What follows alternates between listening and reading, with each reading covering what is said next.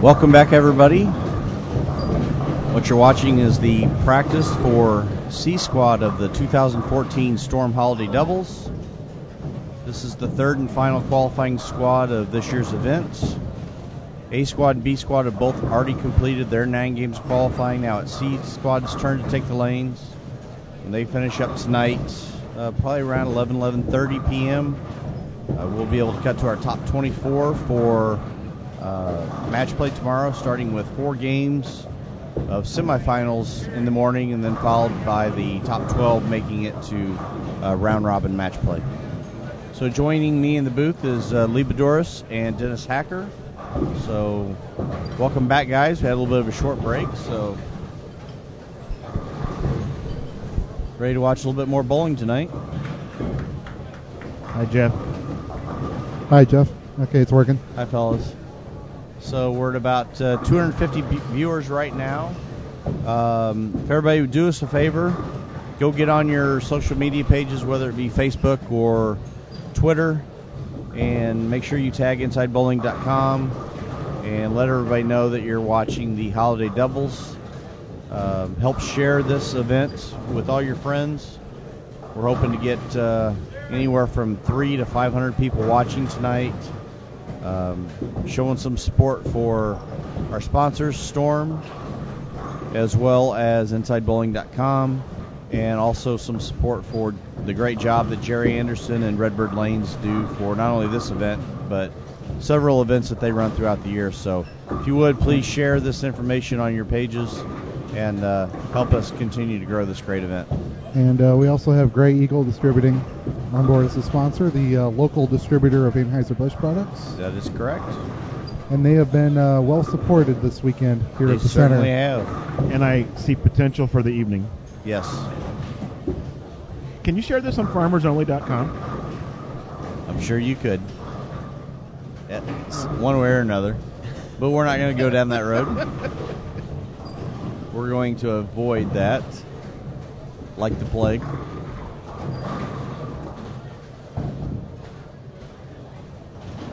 So for those of you that have been watching all weekend so far, welcome back. For those of you that have not been watching, welcome to Redbird Lanes in Cahokia, Illinois, just outside of St. Louis, about 10-15 minutes away. This event features 108 teams. It's been sold out for several months. It actually filled in about 35 days once our host Jerry Anderson first posted about it that he was taking entries. So this event is in quite a bit of demand. So it's great to see a very, very talented field of some of the top amateurs in the country, as well as several professionals here as well. So a lot of talent filtered in throughout all 3 squads. We saw 9 games last night, got done around 2 o'clock a.m., I guess, by the time we got out of here. Started at 9:30 again this morning with B Squad. The scores were much higher today than they were last night. I kind of expect that trend to continue tonight. We have a lot of very, very strong teams, a lot of high rev rate players, quite a few left-handers that could definitely skew the number tonight. So just anxious to see how things all shake out tonight. We also have a couple of little graphic things that we're going to debut tonight. So you guys will be the first ones to get to see it. So stay tuned for that action. Got a lot of notable bowlers on this squad. Jeff, start with the low end. Talked with them last night. One of the, I guess, the newest PBA national titleist is Anthony Pepe. He's going to start on 3 and 4 with our friend George Gohagen III. We actually had both those guys in the That's booth right. this We had weekend. George up here earlier. Derek Oaf is on the same pair of those guys with Rob Gotcha. Derek Oaf, one of my former doubles partners. I bowled with Derek at several regionals and other events, so one of the most talented players that has not joined the PBA Tour. Over a couple pairs, Eagle winner Zeke Bate is bowling with Aaron McCarthy. Our defending champions are on 11 supposed to be on 11 and 12. It might help if I looked at 11 and 12. What do you think? Tony Lambert, Derek Roseberry. You know what? We talked, not to cut you short there, Lee, but we did talk a little bit last night on who our favorites were. I think Lambert and Roseberry are my picks to win. I'm going to say it right now. That's my pick to win. I was talking off air yesterday, but some people would remember it. They're going through the list. We'd realized we'd talked for 20 minutes before we had mentioned Brett Shepard and Mike Wolfe. I'm like, okay, we missed them for half an hour. They're going to win the tournament. And what do? They qualify about as well as you can. Yeah, they basically averaged 500 a game today. 13-14, we have Matt McNeil and Craig Nidifer. We had Matt up earlier.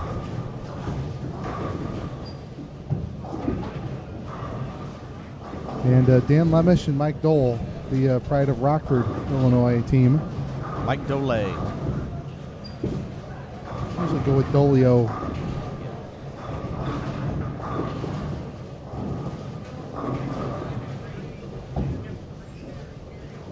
Did you happen to mention Chief and Jody down there? So they're down there on 5 and 6. That's right. Well, it threw me off because Chief's name is different. Yeah, spelled wrong. But they're starting on 5 and 6.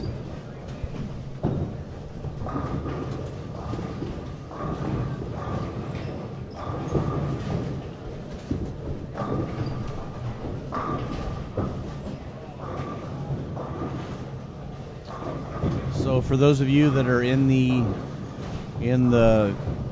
chat room, feel free to throw the booth any questions that you guys might have. We'll do our best to answer them. We have a couple of our trusty IB assistants, Ricky and Matt, wandering around that can help us get some questions answered if we need to. If you have any questions for Lee, Dennis, or myself, feel free to ask. We'll do our best to answer them the best we can without lying to you, maybe. We got Batman in the chat. We're all set.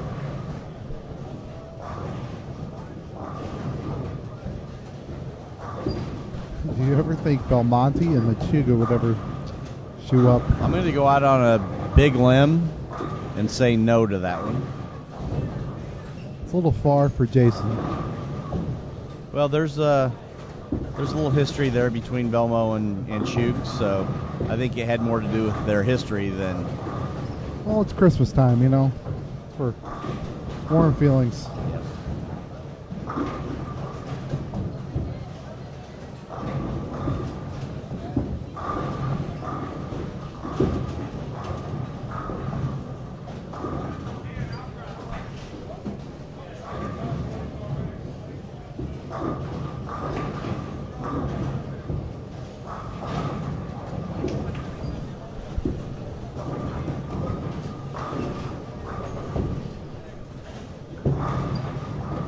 Like we've got a Greg Thompson Jr. sighting in the chat asking what color shirt am I wearing today. Well, technically I just have a black t-shirt on, but I do have my trusty black, white, and blue Storm Van Halen jacket on, so thanks for making me fashion conscious. All right, the bowlers just got their 2-minute warning. Which means step up and throw 10 shots after Jerry cuts practice off.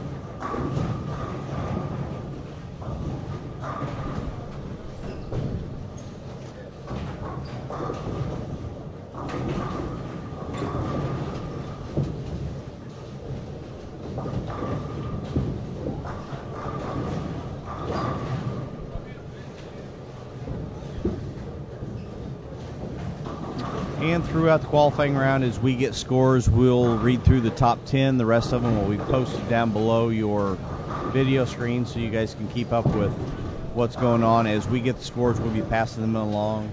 Another thing to mention is, the bowlers are bowling on a house pattern. That's been kind of a topic of conversation over the last couple of days.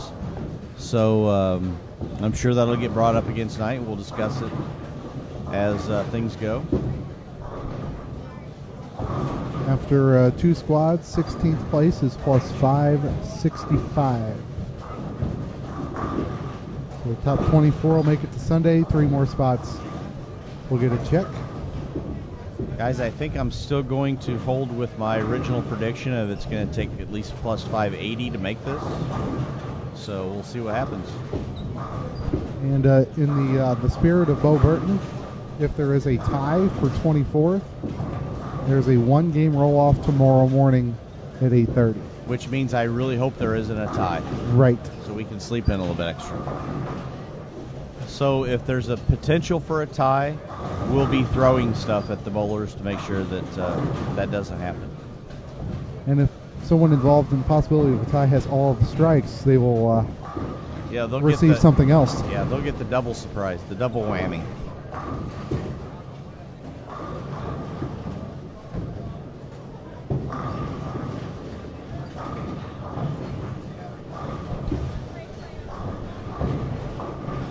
You guys said whammy.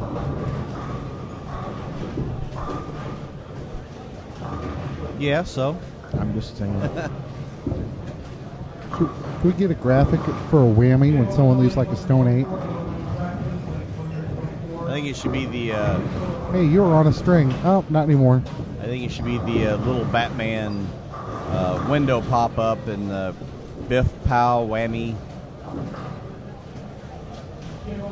No, these are totally wood lanes, to answer your question in the chat.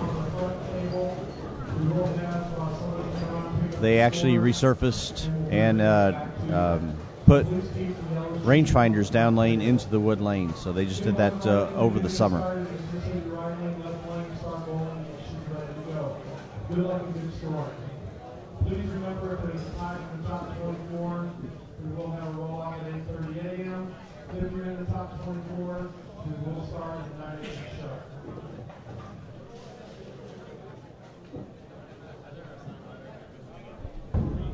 All right, we're ready to go.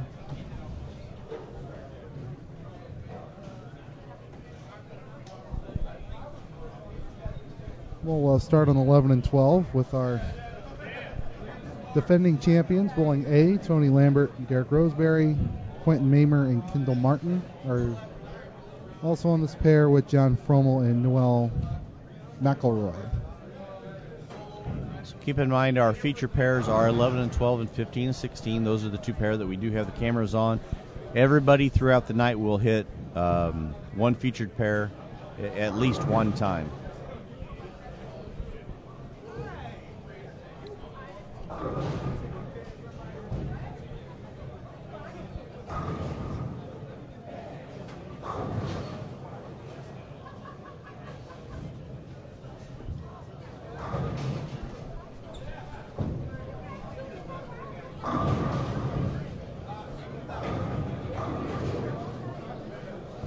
If you're watching to the right here, you'll see Matt McNeil's first shot on lane 13.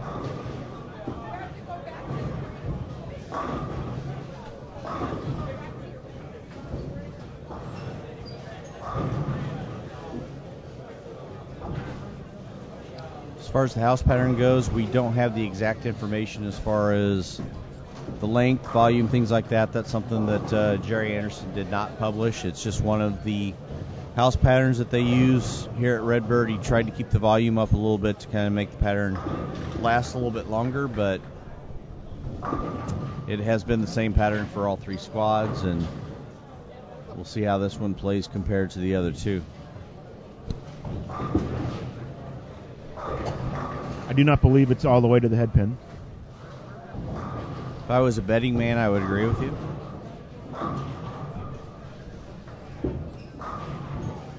There's Joe Labatt who just threw a shot on lane 13.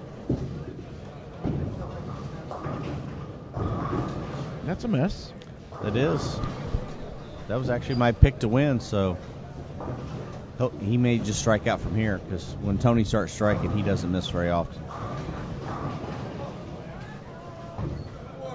For those of you looking for lane assignments, if you scroll down under the event information tab, you can see the squad list.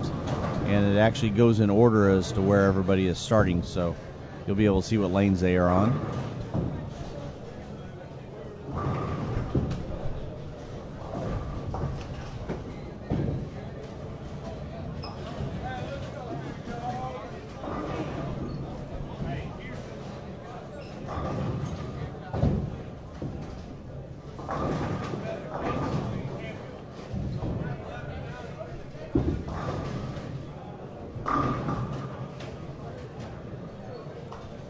Not a combined standings list yet. We're going to kind of handle that for you for the first 6 games or so tonight. I would imagine they'll probably put something together for late in the squad.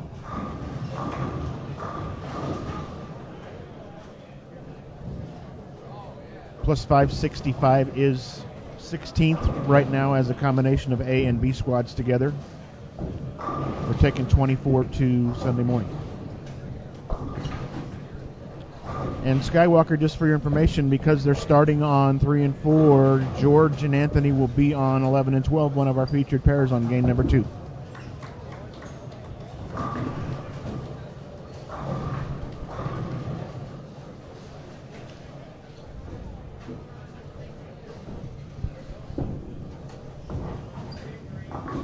Queens will be on 15 and 16 in game 8.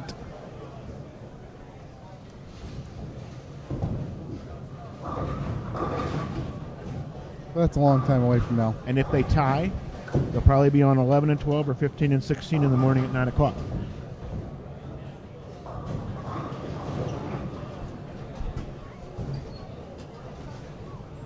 That was Kerry Davis on lane 14 that picked up that mess that was similar to Tony.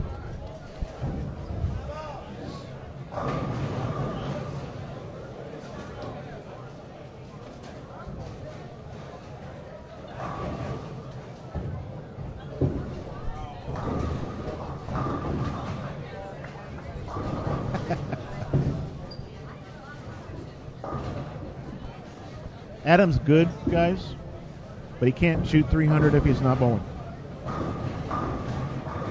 I guess if anybody could, it would be Adam.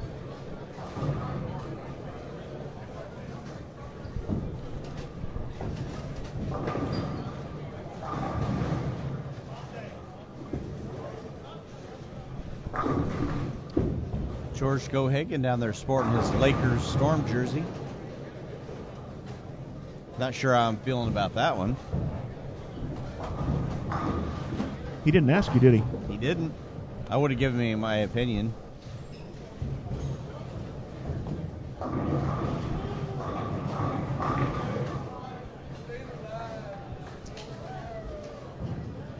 Iggy, if you look under event information, it's a blue button directly below the video window. You'll find all the standings for both A and B squads. To drop down, you have to click on it, and you'll see a squad list for both those squads.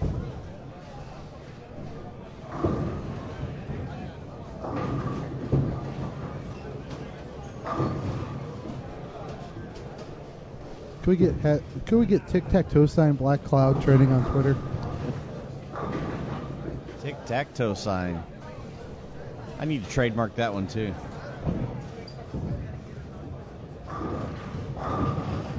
Quentin Mamer on a left lane there on 11 and 12. Pretty nice shot there for, looks like to start the game out with 2. Technically, dude, the left lane on 11 and 12 is actually just 11.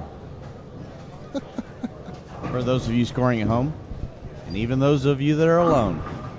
Steal a line from Keith Olbermann.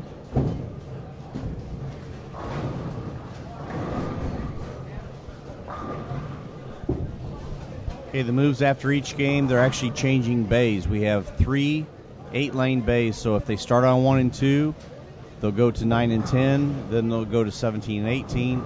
Then they move a pair on each bay, so they'd go to 3 and 4, 11 and 12, 19 and 20, and so on and so forth.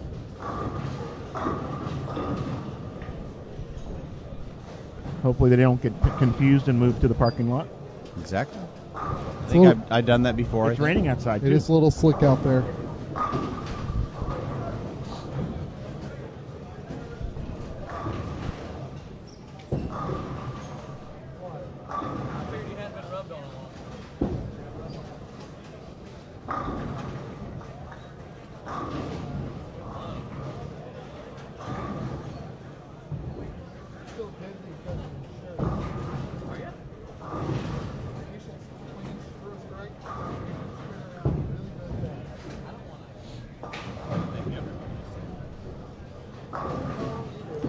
almost up to 300 viewers so far, so keep it coming.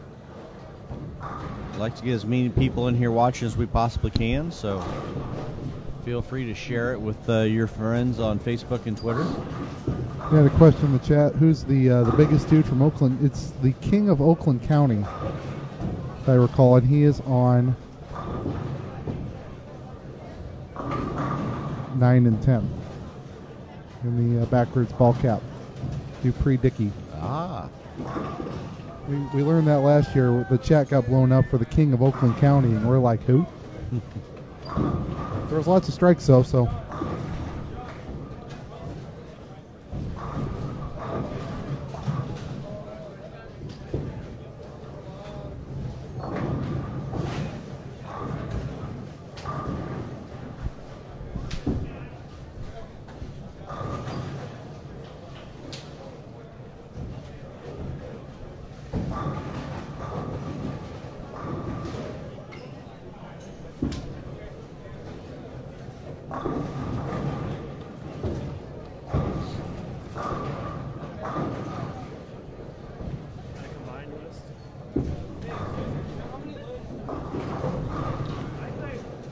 So it looks like it's taking a little bit of time for some of the guys to get matched up a little bit. The pairs that are right here in front of us aren't off to the blazing start that we saw the last squad, but Some designs yeah, to start out with. that could definitely change in a hurry. That was Kendall Martin that you saw on lane 11. Does he still work at the shop down for the team event for Greater Ozarks? I don't know for sure. He used to, at least. Yes.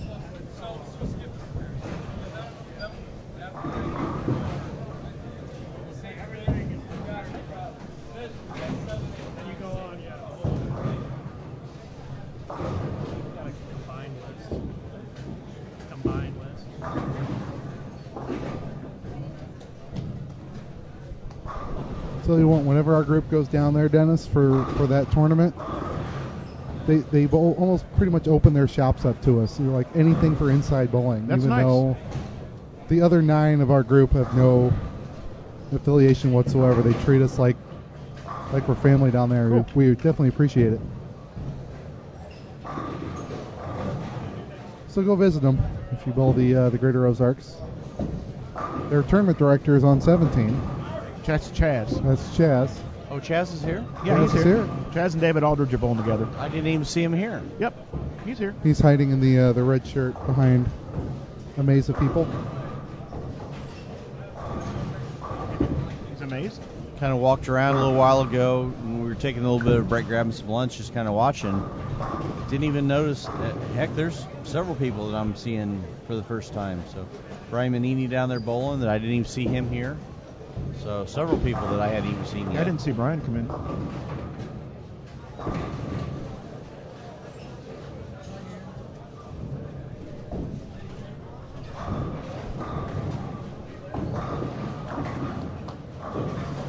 Watch Kendall throw a shot here.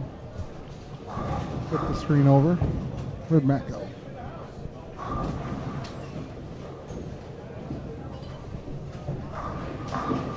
Good shot there.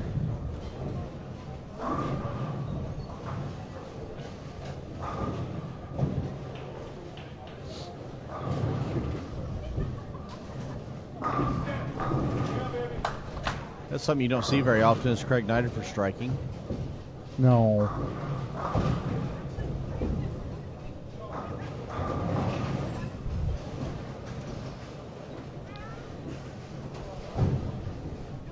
Can't answer any questions specifically about the brackets. I don't know anything about how they've got it set up back there, and don't know why they do what they do.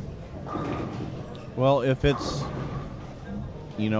based on my experience with tournament coordinator, is you have options when you set brackets up, especially over 9 games, to where you can either choose what games you start sets of brackets, or it can be randomly done. So if you sign up for brackets on a 9-game set and you don't actually have the option to choose which starting games, like say games 1, 4, and 7, if you just get in 100 brackets, then it randomly puts you in different starting games all over the place. So I have a feeling that that's what it is, but I don't know that for sure.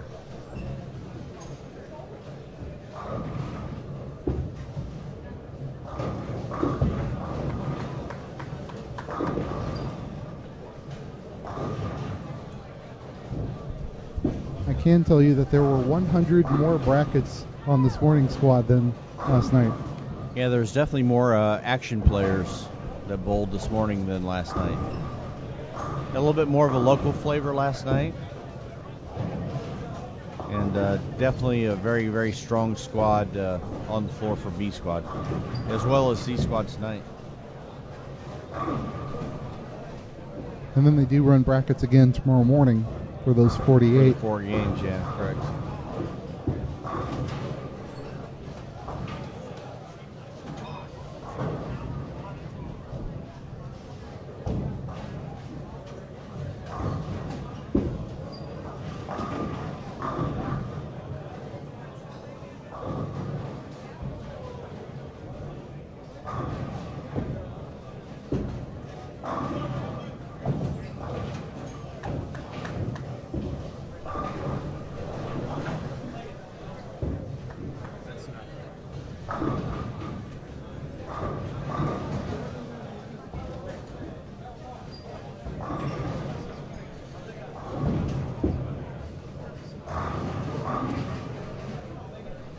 So at least 3 or 4 teams on the squad of all left-handers.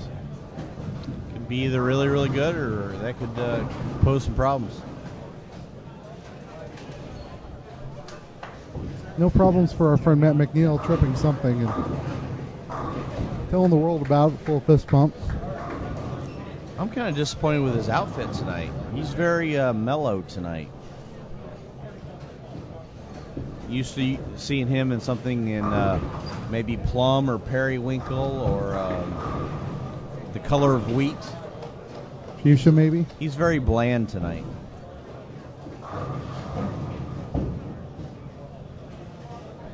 Mellow yellow. Quentin Mimmer now up on lane 12. Hi, Mike. Just when we think that Mike's not paying any attention to us, And there he trips pops a 4. up. Nice. Nice break.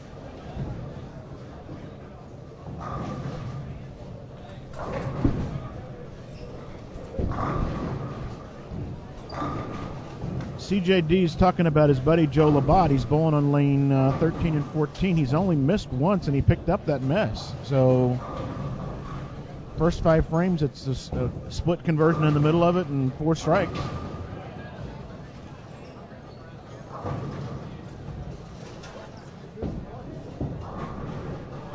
I think he's talking about how he looks physically, and I'd have to agree with that. Who said that?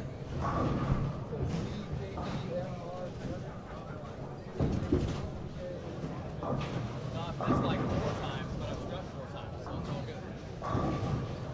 Well, Jeff, Joe says he's missed 4 times, but he struck 4 times. But as we've learned here this weekend, That's pretty typical for him. only good shots strike.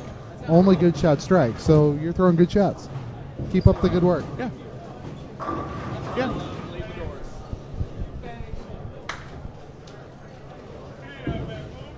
Is Mike Flanagan a two-hander bowler as well? Yes, he is. Right? Is he still? I have no idea. Is he a bowler? We think. I know what he says. He's got 2 hands. Technically, majority of people are two-handed bowlers. Some just happen to use one of them. When that other hand comes off is personal preference.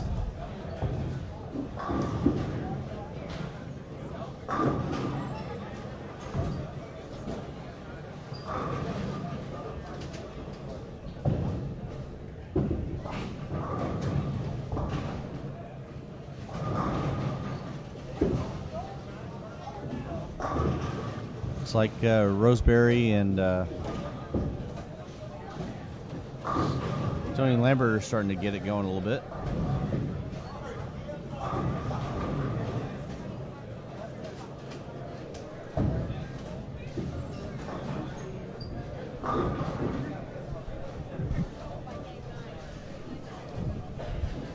Snyderfer is just boring, Dennis. I know. He's boring to watch. I know. He just ho-hum, strike, ho-hum, strike. Striking is fascist. He needs to mix in some spares. Oh, look at this. Yep. Look at the group we're with. Wait a minute. Why'd he list me first? I'm offended. And it's not alphabetical. You shouldn't be offended. You can't. It's not. I would be like third or fourth on that list if it was alphabetical. Quentin, you might as well carry Brooklyn if you're going to trip a 4. So obviously, it was a good shot because it struck.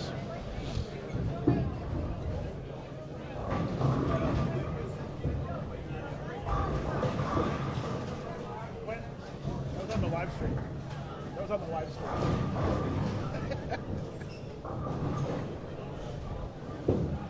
I think it was a rack adjustment. I still think the key is going to be to see if this squad stays a little bit further right than what A squad last night did. Kind of like what B squad did earlier today. They can stay a little bit farther right and break them down the right way. Games 4, 5, and 6 will be the crucial games for this group. So what do you think is going to be the difference, considering that when we came in this morning, the lanes had been sitting for a while, and we start bowling on them right after they get done oiling today? Well, I mean, that's a consideration. Yeah. Well, it also depended on how long they sat. How would you know? You got here late this morning, dude. I didn't get here late. I got here in time.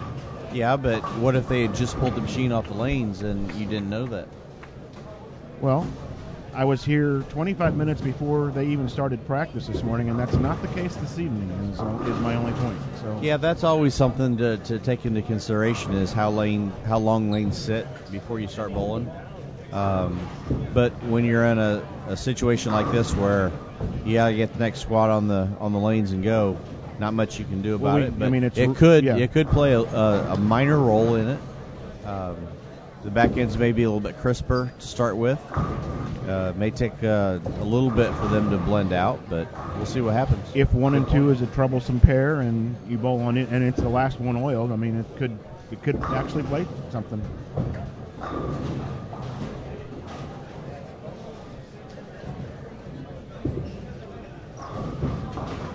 So is Kendall getting real strikes and Quentin's getting, a couple of...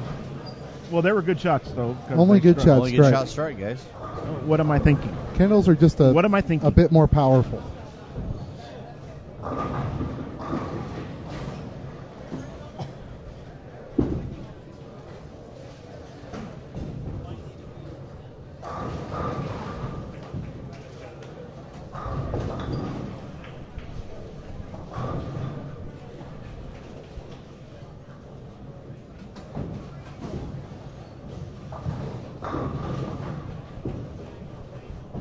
Nice shot by Kendall. That was awesome.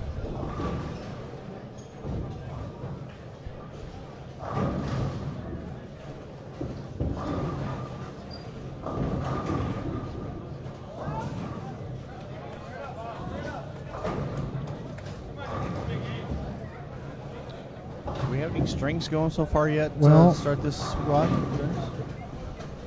Right as you say that, Quentin Mamer had the I 10 see pin on the front I see six. a front 6 down there. Yep. 3 strings broken in the past minute. Right.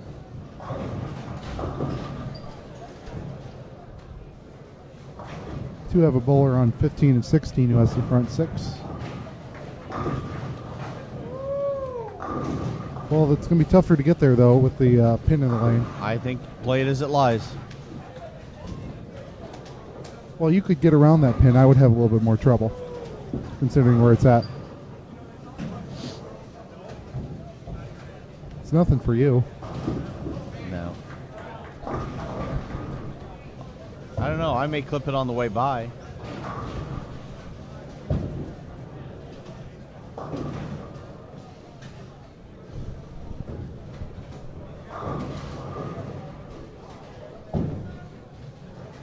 Kind of trying to look down there on the low end where my would-be partner's down there bowling, Mike Peters. Haven't really seen much from down there yet. You dumped him. I didn't dump him. I regrettably had to decline.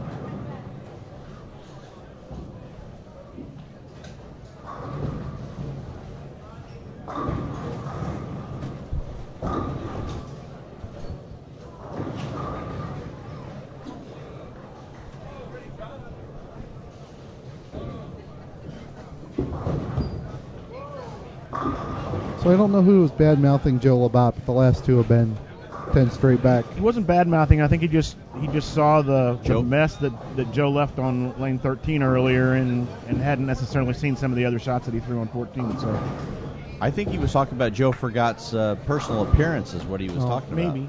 Okay. It could be that.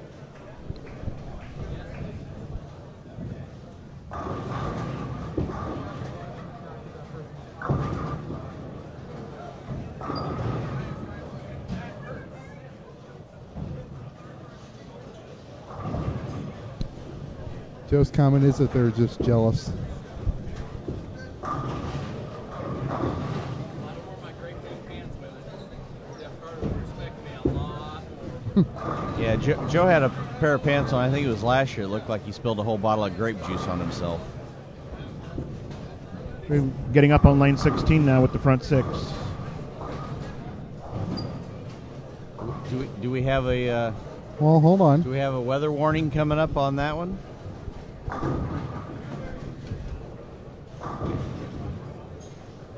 That was a We have great the shot. front 7. Very nice. So, I think it's time to rake it out, Lee. well, hang on a second. Mr. Turek is playing with our computer here. So we've got a new enhancement to our live stream. We're going to break out here for the front 7.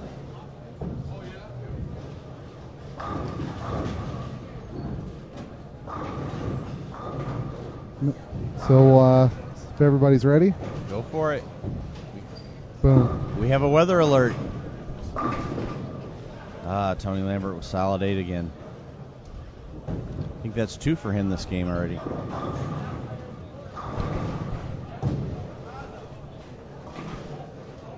Lee, do we have a name to put with that front 7 over there on 15 and 16? Well, that is either Alan Femley or Tony Carson. Be the If it's Allen, he's very powerful. I saw it in the chat earlier. So Well, his partner had the front 5 with 2 9 spares, so good start for that team.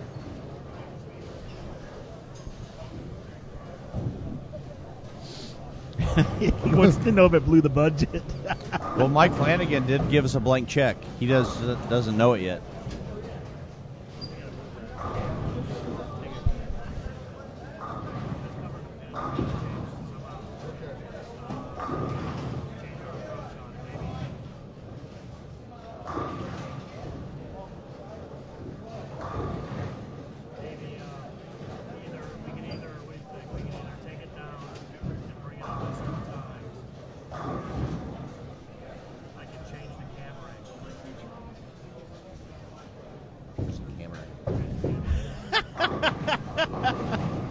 Flanagan says we got to cease and desist from the Weather Oh, Channel. no. Come on, Quentin. Not Quentin. Come on, Kendall. Very nice. Good shot.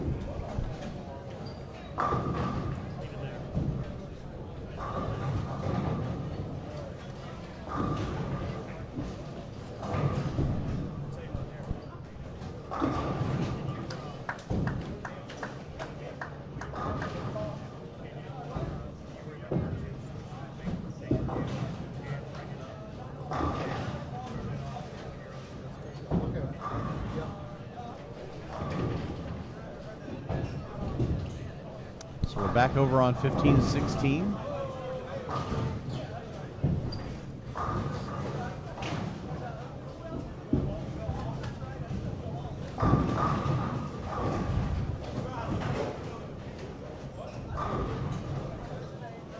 So just to make Michael happy, for those of you joining in, we've become kind of famous for black clouding anybody that has the front 6, 7, or 8. Every time we start to talk about it, they seem to catch a bad break here and there. So we created a little graphic showing that there is a weather alert. There is a black cloud sighting out right now with the gentleman with the front 7 on lane 15. And it worked. Oh, my. So are you ready for this part?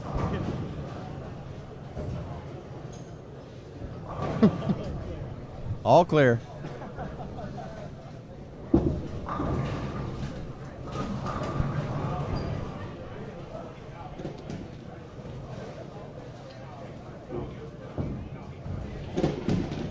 Oh, it's a wicked storm that just came through.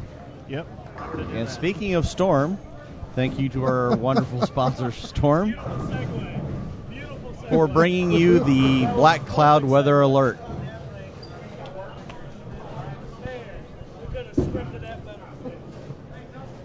We got a front 8 on the Sea Bowlers on lane 5.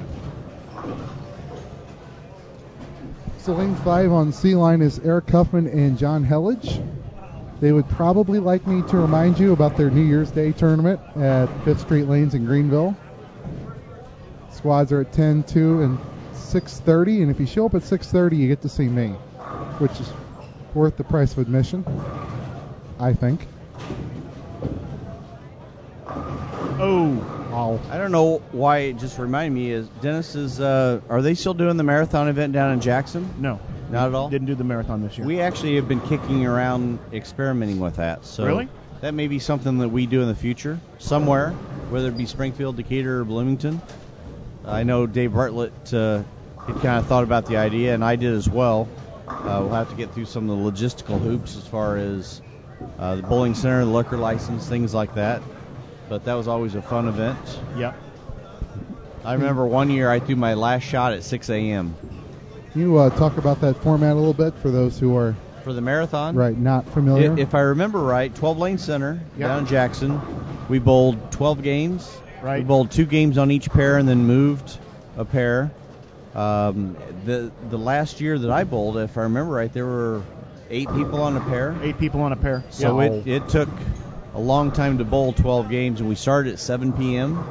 Is that right, or was it later? No, I think it was probably, well, it might have been later that year. I know that that year it they might used have started later, like around 10 or 10, something. yeah. Yep. So 10 pins, that's a good point about how many games do you have to bowl to call it a marathon, but what made this a marathon was exactly what Jeff just said. You put 8 people on a pair, and you're bowling 12 games on a house shot that lasts all night, starting at 10 o'clock at night. So that's what makes it a true endurance event. Yeah, and like I said, I threw my last shot at 6 a.m., and I know the restaurant was started off serving cheeseburgers, and they ended up serving omelets by the time the tournament was over. So on 19 and 20, we have Alfred Daniel with the front 9. So our storm cloud has reappeared. We have a weather alert brought to you by Storm Bowling Products. And there's also one on 19 and 20, Jeff. So that would be, 21-22. That would be either Dave Lubinsky or Ron Wallenkamp. Know either of those gentlemen? I do not. Fortunately, I do not either. Well, we're 0 for 3. But Lee, you know everyone. That's what I'm told. I don't buy it. So it looks like my pick to win the event, Derek Roseberry and Tony Lambert right here in front of us on 11 and 12, they're going to start off with around 470, and they certainly didn't bowl a very good game, but they still bowled 470 out of that. So there's actually another one on 17 and 18, Matt Ogle with the front 10. Another 2-hander. Which necessitates a different graphic. So that was Black cloud alert. That was rather interesting what I just saw on lane 11. We are still under a weather alert. We still have 3 300 game possibilities going right now.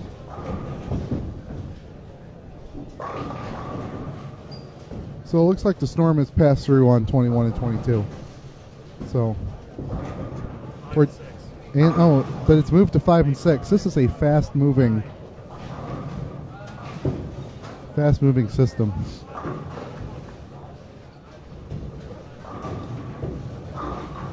Matt Ogle has the front 11. If I remember right, he bowled pretty well down here last year. He did.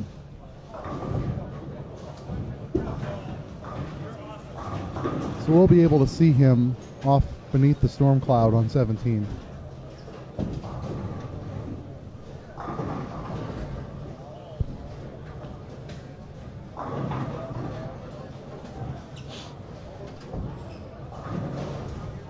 Craig Knighted for up right in front of us on lane 13.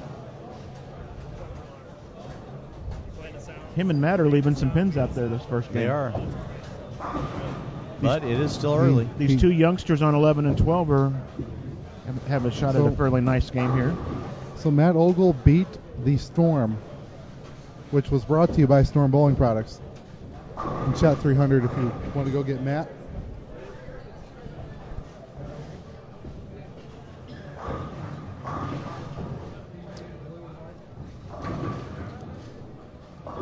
See if That Quentin, would be our 9th 300 game of the event. Yes, Quentin.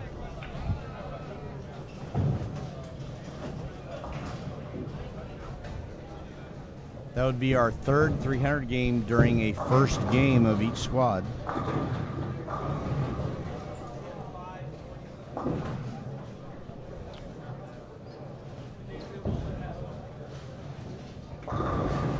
We are still under a weather alert where we still have 4, 5, and 6. for lanes 5 and 6.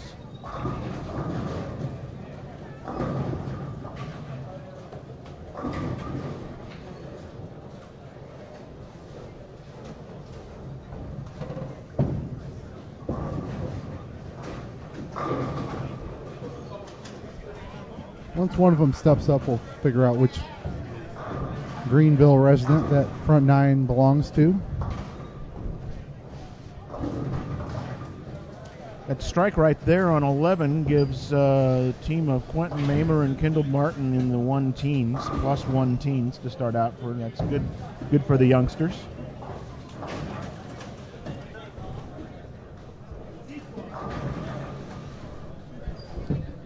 All right, we have a special guest, Jeff. Merry Christmas, Matt.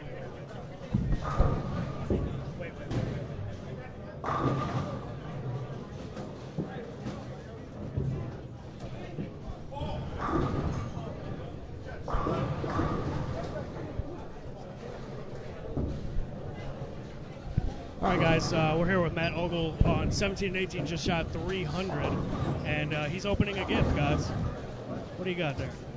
Hopefully it's not the ham. Oh, how about that? That's one of the nicer ones. What is it? Yeah, it's a nice one, I guess. It's open. You might want to take it back. Make sure it's in there.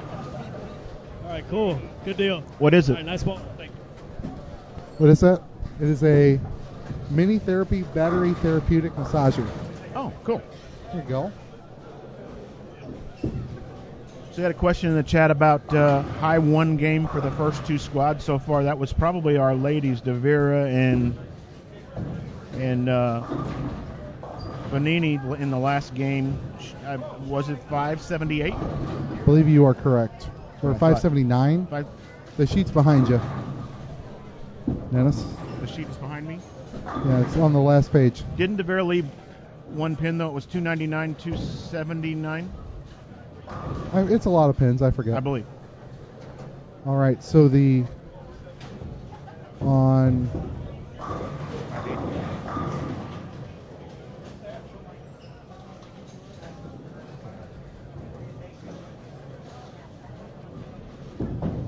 trying to look down there on 5 and 6.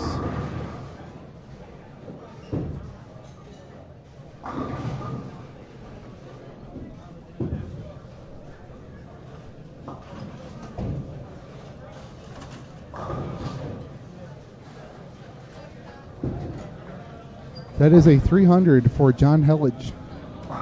We got a nice little Deadwood action coming up here all the way back to the mid lane. It's very live action, live wood. Not anymore. It was live when it was moving. Now it's currently dead. It's still moving. Could be the crosswind. So that clears our storm warning because everybody beat it. We'll get John up here. John, the proprietor of 4th Street Lanes in Greenville. It's probably about an hour from here, give or take.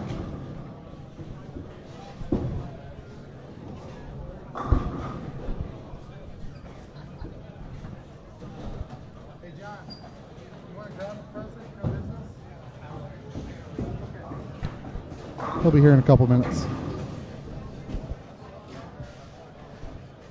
John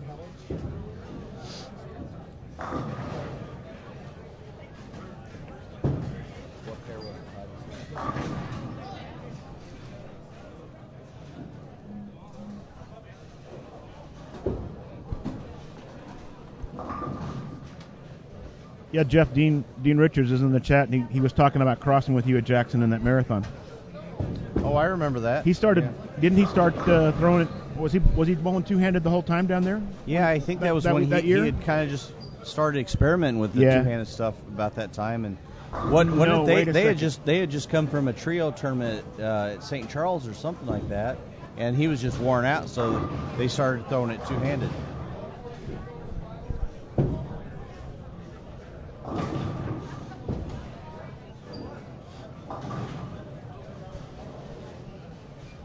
Couple good starts on 15 and 16. The team of Sean Laverice-Bear and TJ Thomas had 5-10. Hey, we hit 300 viewers, guys.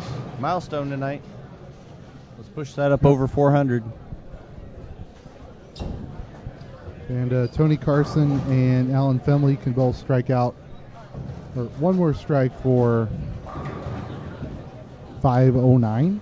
I think we need a talent thermometer or something like that to put up, because take a look at the group that is on 11 and 12 in front of us here. Did you just say talent thermometer? Yes, one that we could put on the side, that would show. See, normally I would say it depends on where the thermometer is going to go, but I'm going to avoid that. Okay, you do. JD, I'm actually sitting up in the booth, so I don't have the ability to go down there and talk to the guys right now, so we'll have to get that information at some other time.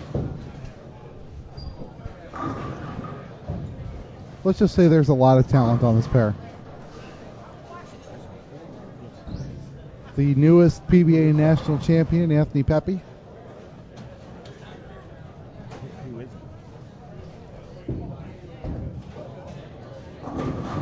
Saw that a couple times on television. 10 knocked down. We only saw it 11 times. Saw it a lot. He bowled 2 games. Yeah, good point. I haven't seen the show yet, so.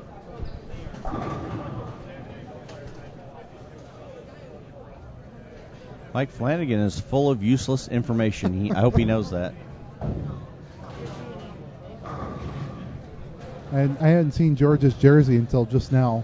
He's got to avoid the deadwood at 30 feet. The only good thing about that jersey is the number. That's my favorite number. That's actually how my son got his name, Trey. So, pretty impressive.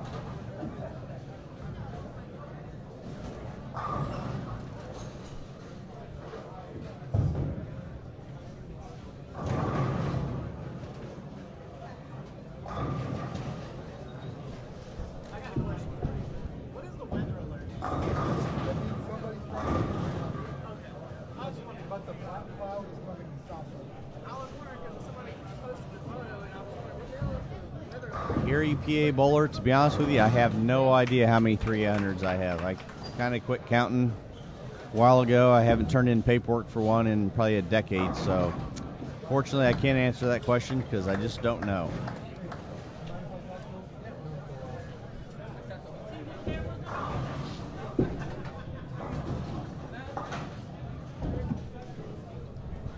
I do know it's over 130, but after that I really don't. I quit keeping track. All right.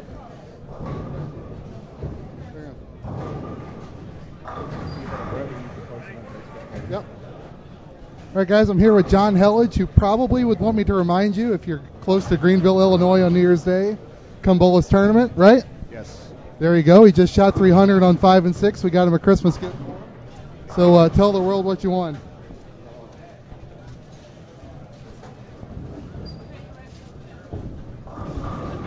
A cool bowling set. All right. Show the camera real quick.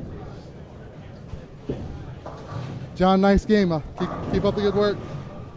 There's my doubles partner right there in front of us, Mike Peters, throwing an outcry, striking on lane 12. And another one of the very, very strong teams here in the field on 11 and 12 here, Derek Oaf and Rob Gottschall. It would be hard to bet against them in this event. Looks like Derek's throwing an IQ Nano. actually bowled. I bowled doubles with Derek several times over the years. Bowled some regional doubles events with him, and unbelievable talent. Maybe one of the most talented players to never go out on tour that I've ever seen. So It's like Rob's got his Twitter handle on the back of his collar there. You can follow him at rgotchel. His tic-tac-toe board handle. So I got a Facebook message from Scott. I'm not sure how you say his last name. Hunick, that's right. He's watching us from a curling club in Wisconsin.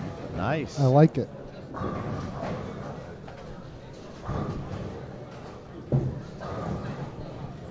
That's a very interesting sport. Find yourself watching that for hours in the Olympics every 4 years? I don't know if I'd say hours, but I have watched it a little bit.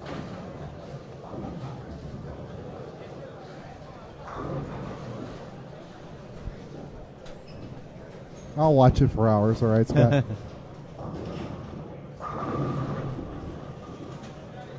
So pretty strong pairings here on 11 and 12. Now we get to see Anthony Pepe and George Gohagan III.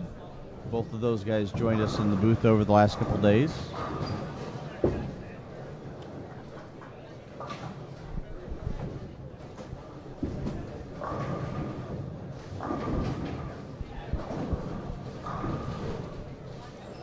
JD, I answered that question a few minutes ago. I don't have the ability to go down there and talk to the players. I'm up in the booth. We'll have to get that information from them later, I guess.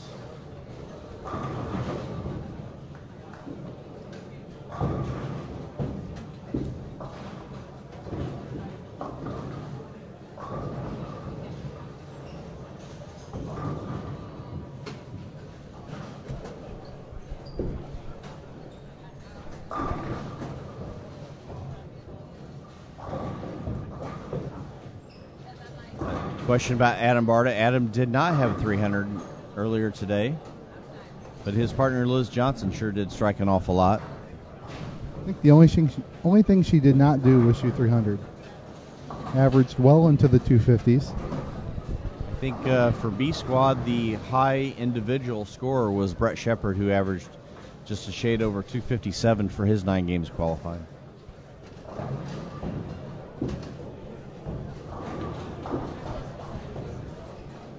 Get a good look on lane 11 here at George Gohagan, who left a 3-7 split in the first frame and made it.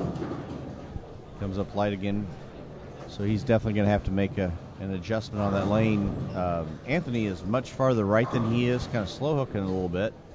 So that was something George and I talked about a little bit earlier. He's a little bit more speed dominant, so he may have to make some sort of angle change or equipment change to be able to get into the right zone.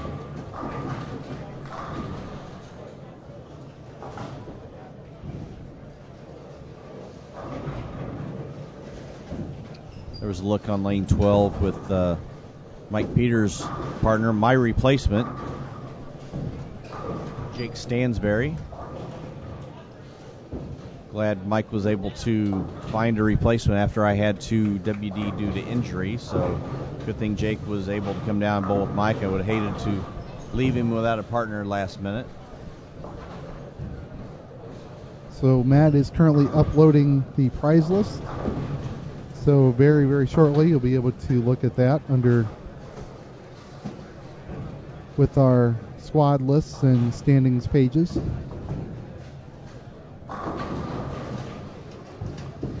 So that age-old question got answered finally, or not? Which comes first, the chicken or the egg? Was that it? No, that wasn't the age-old question. Okay.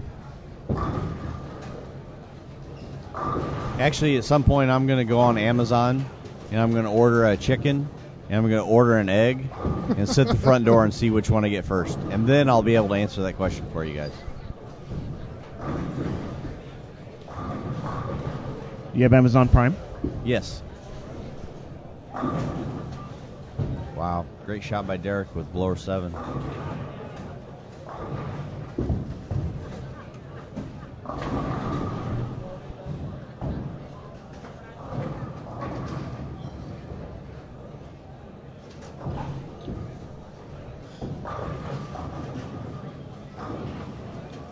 So we should be getting standings for Game 1 soon. As soon as we get standings for Game 1, we'll go through the top 10 on this current squad. Once we get through about 3 or 4 or 5 games, we'll start combining everything and seeing if we can't start to put together an approximate cut number for you guys as we go.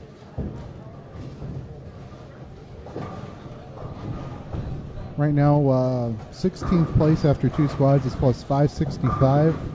It's an average of 231.38. So you're probably going to want to be at least in that ballpark, if not higher. Yeah, I still think by the time it's all said and done, that number could jump up a little bit. So we see Chief over here, Brian Himmler on 13-14 bowling with his partner, Jody Westner.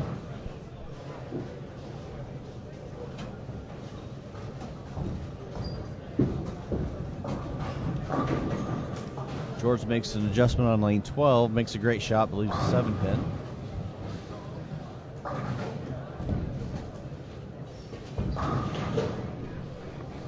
It's looking like that, Mike. We looked at where they're standing right now. Brocklin and Orff are 18th and 19th currently after 2 squads have bowled, but you know, anything could happen. You know, we sat here last night thinking the squads or the scores were going to be higher than what they were, and they actually dropped as the night went on. So literally anything could happen. So it's just a matter of how this squad breaks down the pattern, how pair-to-pair plays, so on and so forth. So I wouldn't say that they're out of it by any means, but they may need some help. There's Livewood on lane 12. It's Deadwood, dude. It was live when Gohagen was bouncing it out there, but It is now currently dead.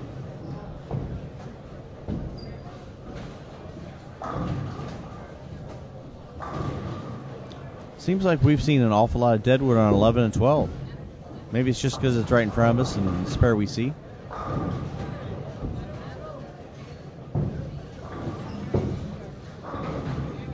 you guys, Flanagan asked, do you guys think that we should do a Mystery Science Theater 3000 version with PBA telecasts? I think Mike has way too much free time on his hands. Somebody call Kim and tell her to take him to the sushi joint there in Layton or Ogden. I think they were there Christmas Eve. She can take him again.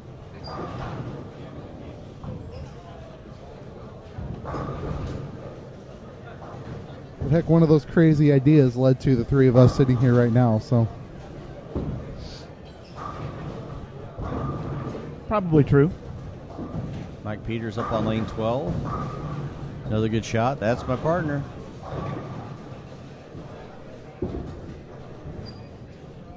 His partner seems to like 9 right now.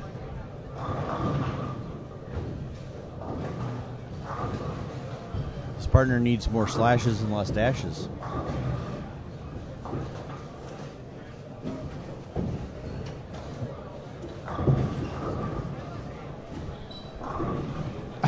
Wow. you know, if you could see me right now, Mike, I'm motioning with my hands. Here's a bus, and here's me, and that would be me being under the bus right now. Yes.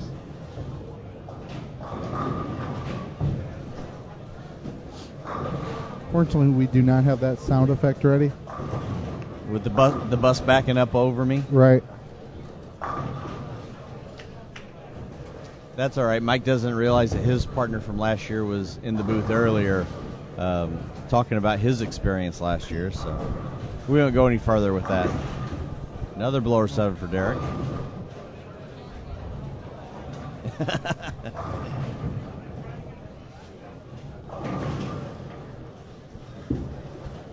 Jody Westner on lane 13. Looks like she's throwing a crux. Another 7-pin. I think Rob Gottschall might be the only bowler in the field with his Twitter handle on his collar.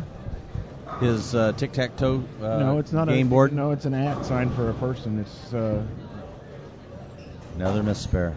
That's rare for Derek. Derek's usually a very, very good spare shooter. He looked like he's stuck both times as he's going across lane there on those spares, so I don't know. That's what it appeared to me earlier.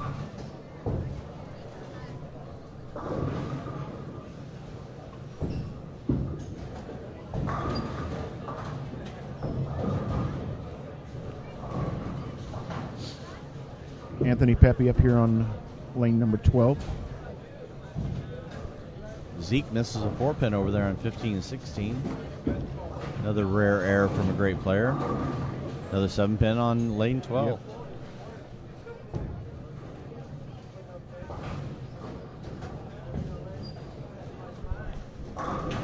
So far, the pairs in front of us so far tonight definitely aren't scoring as well as they did earlier today. Not today, so, that's for sure. You know, anything can change, but wow. But we said earlier, too, how important are these first 3 games to get pins, because George makes the ball change to an Asylum. Stuffs all 10 back. Scotty Raines misses a 10-pin over there on lane 10.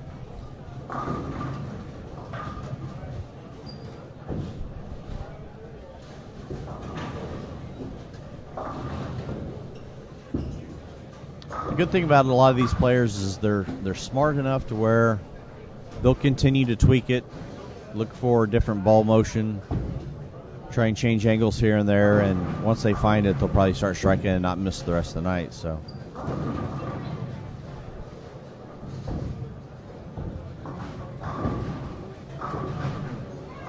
Mike Peters with the opening ham bone.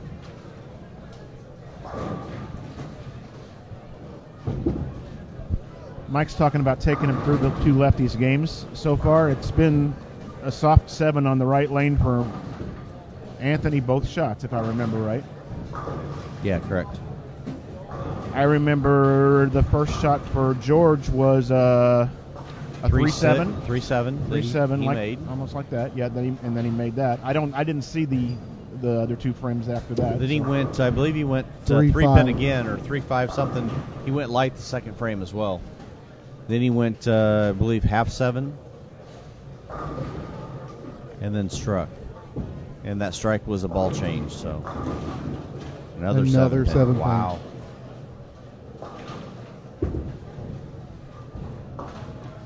Did you know that in the dictionary under redundant, it says C redundant?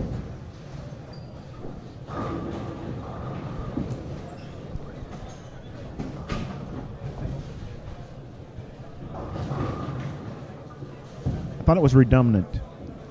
Well, as long as I don't have to say feminine. What was that? What? Exactly. Shut your mouth when you're talking to me.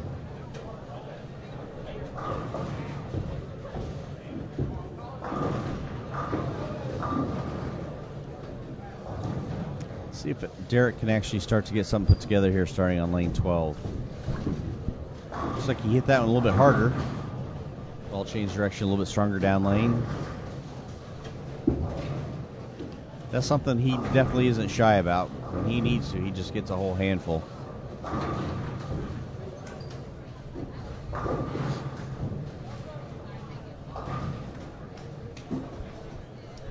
What does shy have to do with that?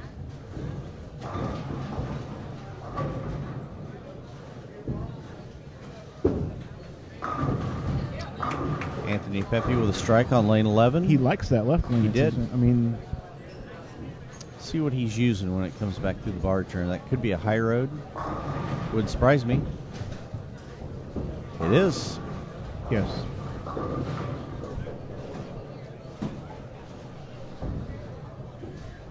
Might be interesting for when the bowlers check in to give a list of what's in their bag and then come up with the most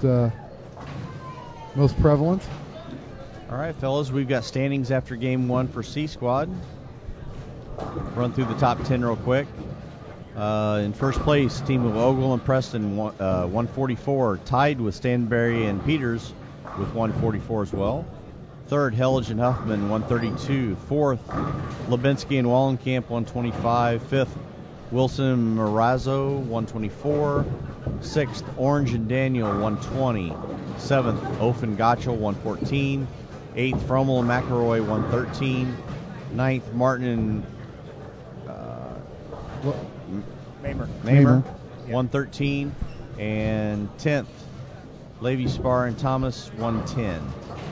And there's 3 more teams that shot 500.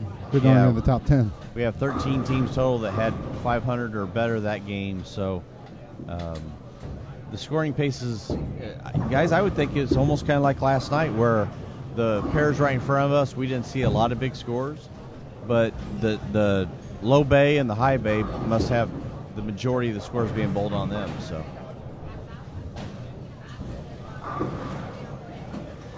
Jerry needs to talk to you for a little bit.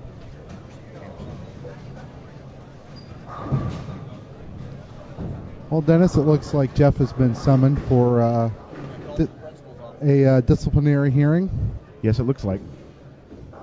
We thank Jeff for his service this weekend, but it looks like we'll be looking for a replacement if Jeff is suspended or expelled. He's got to go see Jerry Anderson, so I don't know if Jerry can suspend him, can he?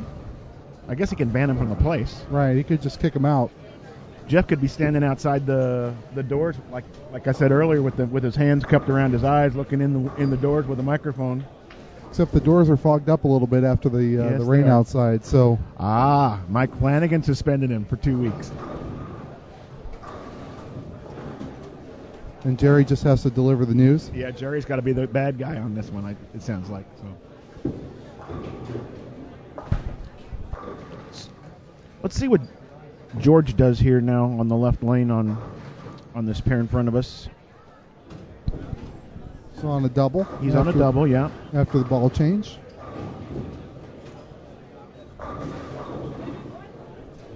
That looked like an asylum he was throwing.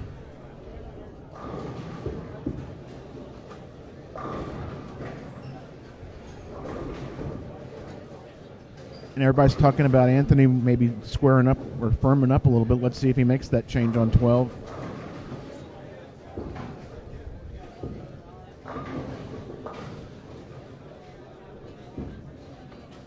He still went away from the pocket, but that one did come up high. So thought his break point moved right just a touch. Yep. It's a good move.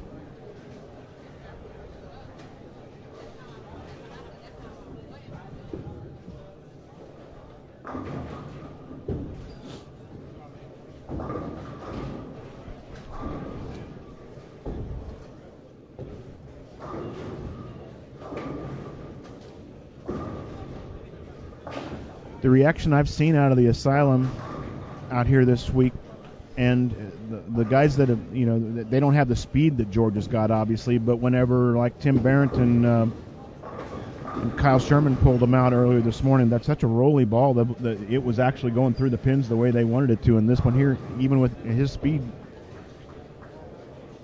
just absolutely flew down the lane.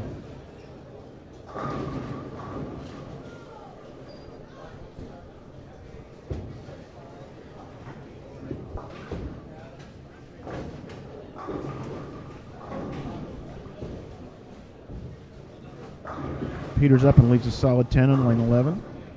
So after Jeff's suspension, someone needs to make a sign for us that says, "Now hiring."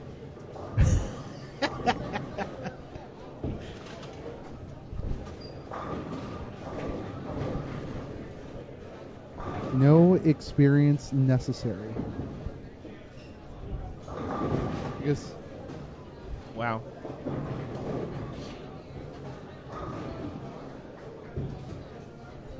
It's difficult to see players like this in front of us struggle like they are right now.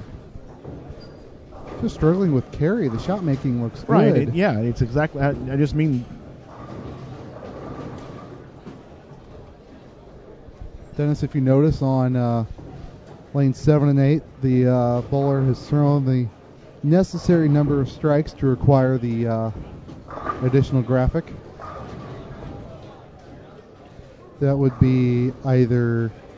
Is our arbitrary? Did that just who made up that number? I think we kind of decided on 7, but I missed it until it was 8. Gotcha. But that would either be Tom Barnwell or Mark Stenger. I don't know either of them.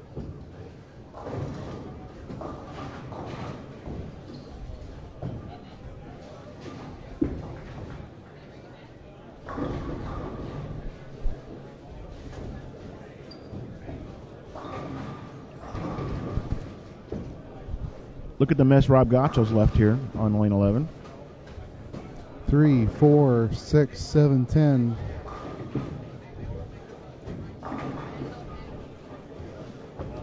George splashes out the 7-pin on that one, but that one also didn't face up for him. Maybe he wasn't wanting it to, but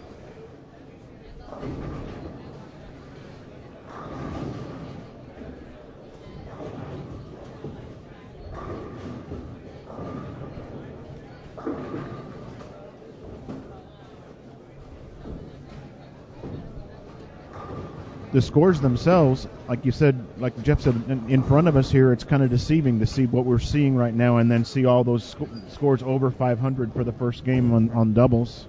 I certainly wouldn't have guessed if there would have been 13 Not me 500s either. based off of what we saw. Right. Not just what we saw. I mean, obviously we could see pairs that aren't bowling, aren't scoring very, very well, but the reaction that I'm seeing, I just don't see that reaction out there for everybody else. But we'll see what.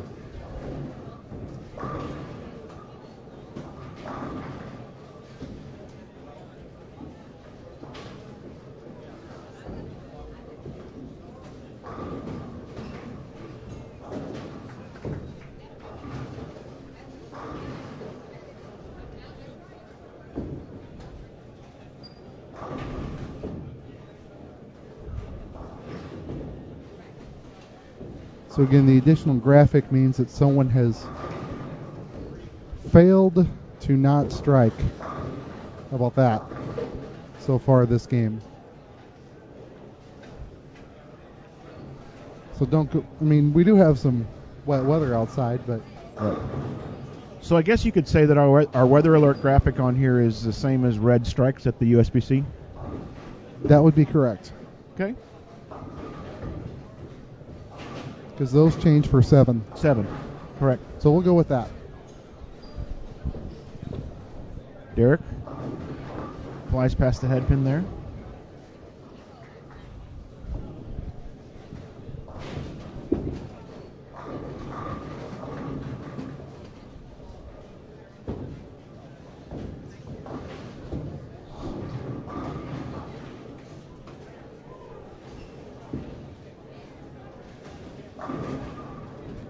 Strike for Gottschall on the right lane. He's got 90 in the 6th right now.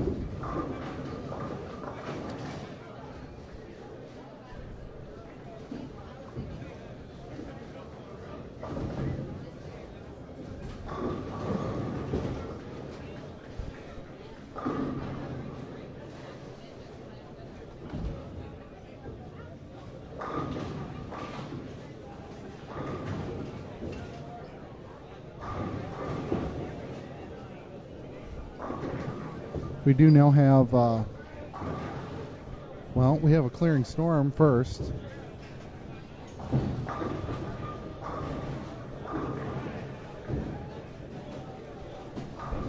We do now have standings below, Dennis, for A and B squads combined. Okay. If anyone wants to look at those, all 72 teams that have bowled their 9 games. Oh, Anthony got that one out a little bit too far, but brought it back. It's the national titleist carry for you. You can get that now.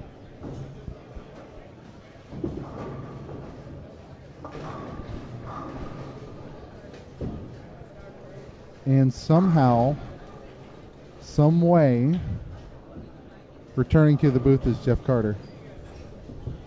I thought he was disciplined for something.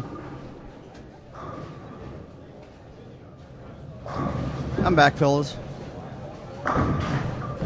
So Flanagan advised us you were suspended for 2 weeks for something. Ricky, what hadn't you heard of before? The red strikes?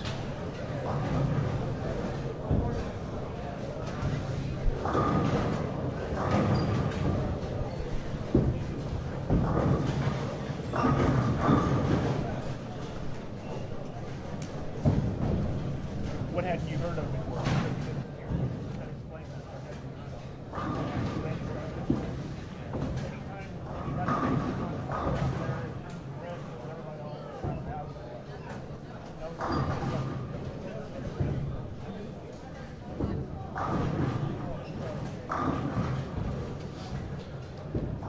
Mike Peters up on the left lane now and carries that one.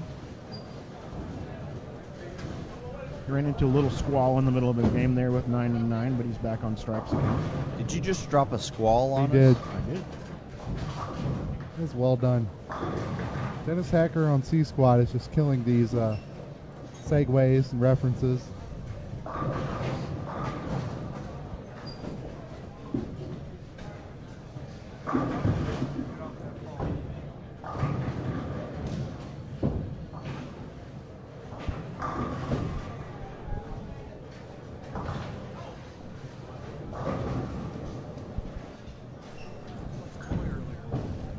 This is a big shot on lane 11 right now for Rob Gotcha. He's got 90 in the sixth with a strike up. This one paced a little bit better for him and carried, so there's a double. It's still safe 210 here.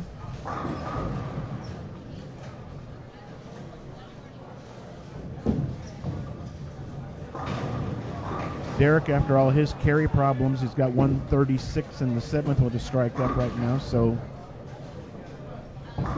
they've got some work to do for just 30 over this game, and it's kind of early for those kind of numbers to be showing up.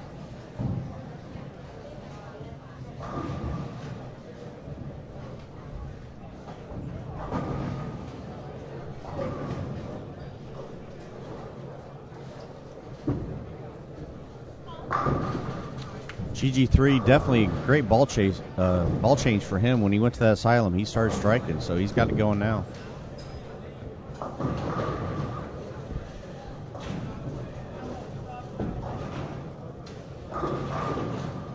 He's definitely got the speed to make that ball go down the lane. Well, he talked about that earlier, that that was the big difference between him and Anthony, is George is definitely more speed dominant, where Anthony's a little bit softer at the bottom and rolls a little bit more. So even though they're both left-handed, they're going to be playing the pattern totally different. So nice shot there by Anthony. Big recovery here for these two guys. So when you're bowling in an event like this with a doubles partner, if you can, and you can get two guys that match up pretty well together, play the lanes the same, you can get a good read off each other, that's always a bonus. That was, one of the reasons why, Mike Peters and I always bowl together and bowl well together, is we play the lanes the same way. We use sort of the same equipment. We're both between the Storm and Rotor Grip lines, and we can feed off of each other when one makes a ball change. It's nice to know that, I can do something similar to what he's doing or vice versa. So just because two lefties are bowling together doesn't necessarily mean that they're going to be playing the lanes the same, as we can definitely see by George and Anthony. So if one of you gets suspended, does the other one get suspended too? Hypothetically, yes.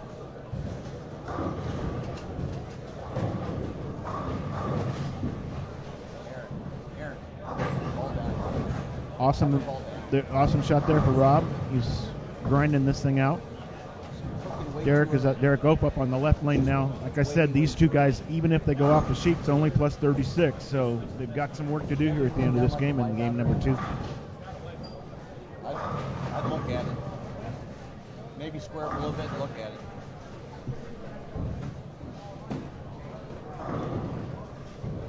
Trying to help Jody out a little bit. She's been struggling a little bit this game. I think she's fighting some early ball reactions, so just talking to Aaron, trying to get her to maybe ball down a little bit, maybe go down to a wipeout or something like that, and just square up and keep it in play, because right now the crux that she's using, I think, is just way too much, way too soon.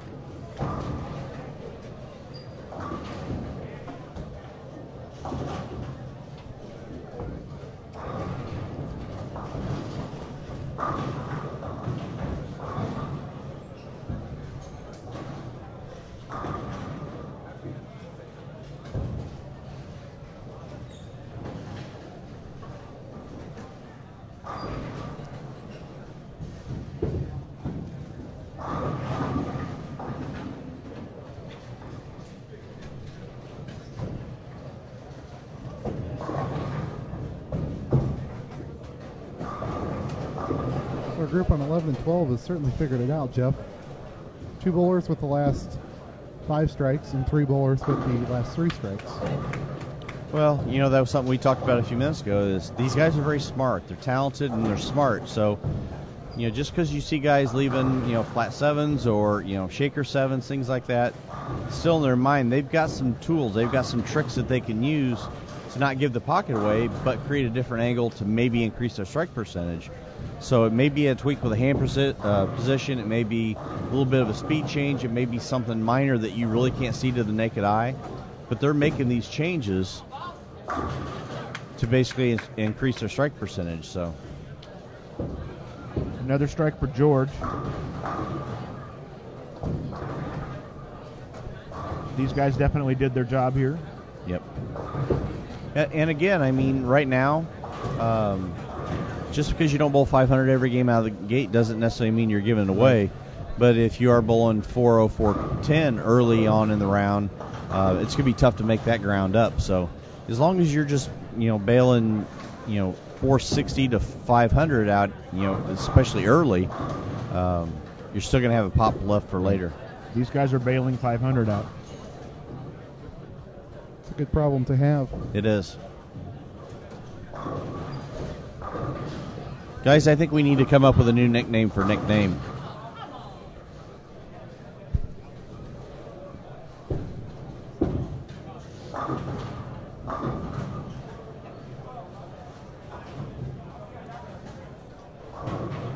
I think they'd be interested to know how many people were so worried about him in the first 4 frames of this game. Exactly, and I'll be honest, I mean, it didn't look good. I mean, their first few frames were definitely not pretty, but again, they made the adjustments and off they go. This will be 495. Yep. I'll take that. Absolutely. I'm sure they will too. Now the bottom pair here is another story. Derek maxes at 194. Rob Gottschall, if he goes off the sheet, can take them to +6, but that's a lot of work to do in the 10th frame. Yep, but the one thing that is going to help them is they're both really good at playing in. So I'm sure they're not dreading having to move left as the round goes on. I have no doubt that they can make up a lot of ground in a hurry, but this is definitely going to be a big shot over here on lane 11 from Mike Peters. He just went and grabbed an IQ Nano, so he's ready to make a ball change. He just kind of tapped me on the shoulder a second ago, and we chatted about it a little bit, and he said it was a little bit too much on the fresh, but now that the pattern's starting to blend out a little bit for him, he may be ready to go from that outcry, which happens to look really good right now, and go to the IQ Nano. His partner is Jake Stansberry. Jake Stansberry, who had 53 in the 4th with an open and has yet to miss since. Following the lead of the left-handers in front of him. So do people need to tap you on the shoulder before they can talk to you? No. You don't have to raise your hand or anything. You can just talk right to me. Okay. But since I have the headphones on, I may not be able to hear you. Okay. These are some of the issues that were resolved, Dennis, after Gotcha. Jeff's hearing, if you will. Reds, are you asking? Is that Abe Froman that you're asking about? The Sausage King of Chicago?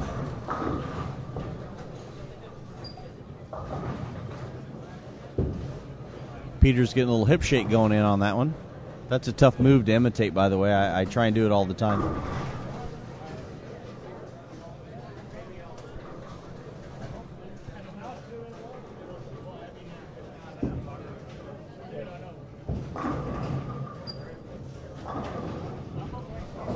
He is from Chicago.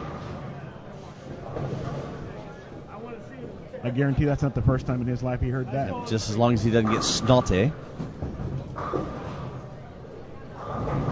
So Jake Stansberry bails out 233 that game, and Michael's going at 260. So they're going to shoot 500 in a game that didn't look too good to start with after they had 544 the first game. 233 with a 50, it's like they're 500 on the nose. Yeah. So those two are 244 over after 2. Steve Arlen.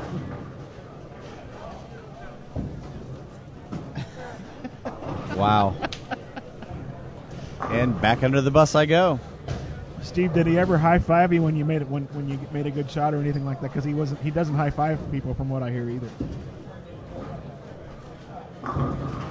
Hot dog knows I love him. Looks like Jody made a move on you.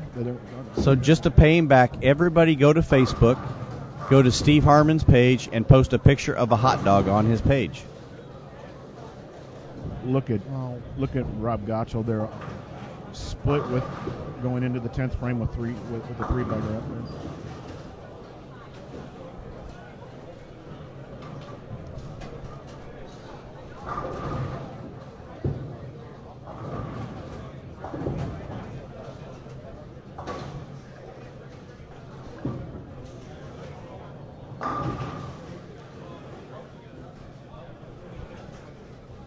That's definitely going to be tough for these guys to overcome. You know, a couple of guys that we thought might be, among the favorites to win, right now are staring at 366 if Derek strikes right here. So they're definitely going to need to put together a good string of 500 games to be able to make up for that. Father John in the chat talking about that ball reaction looks more like last night. Derek went through 3 balls that I saw that game, so he's definitely searching right now. Right.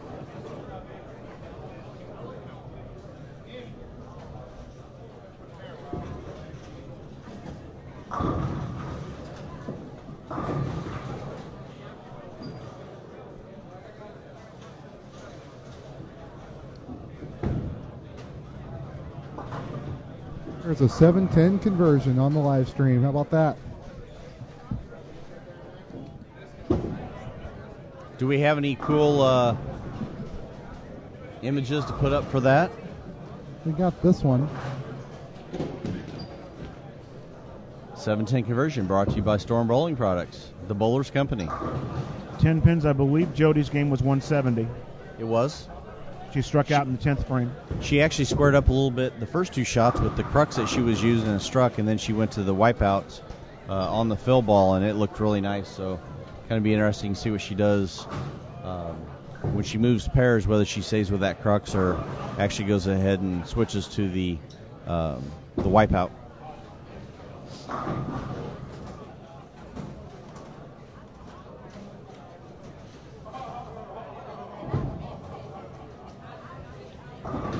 So Lee was kind of looking across and looking at some totals earlier.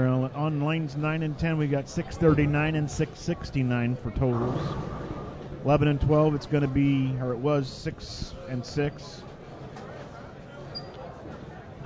We did have one earlier where the 3 bowlers on one side was around 850. I think it was the game where we had the 300s down there. I believe it was. So definitely a different scoring pace at this point of the night. And in that last squad, guys, on 15 and 16, there were back-to-back games about this point of the squad where each group of 3 bowlers had no lower than like 719. This game we're looking at 16 or so and a 650. It's Al Brindley with the strike there. Shot. He's got one more for 226, his partner tonight. Once I find it.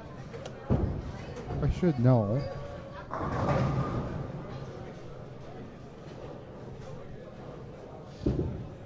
Is Jim Wagner, 231.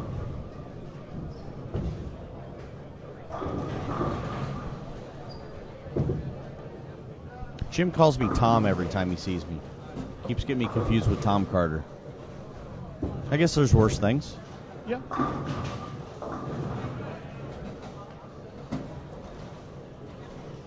Except that puts you on PBA 50. And we both know that's not going to happen.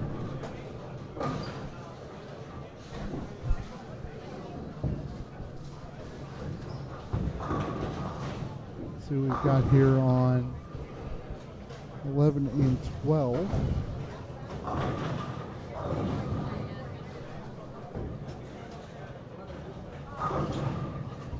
A lot of local bowlers, Dennis, on 11 and 12 now.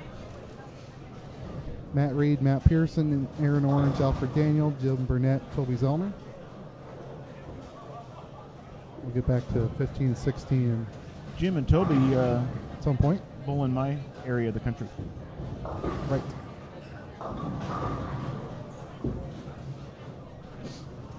And Cool Papa is asking for Daniel and Orange, so I don't know what more we can do for Cool Papa. Except for just put them in just front of them on the big screen.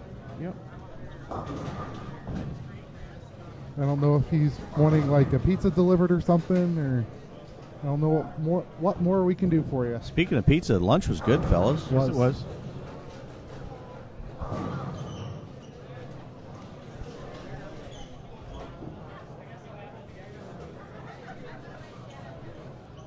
Let's see how this group tackles 11 and 12. That'll work. He did say thank you. Thank you. Cool Papa was appreciative in the chat. Was that Chris Barnes? No. On lane 12? No, it was not. It wasn't? I think he's a little taller than Chris. Okay. Unless there's a late change, no. See Matt Ogle on lane 10 kind of off to the side a little bit. He had 300 in game 1. Down on lane 17 and 18. Toby Zellner now up on lane 11 with the hammer shirt. And the gold ball. And the gold ball, And the right. gold ball. Trey wants a gold ball bad.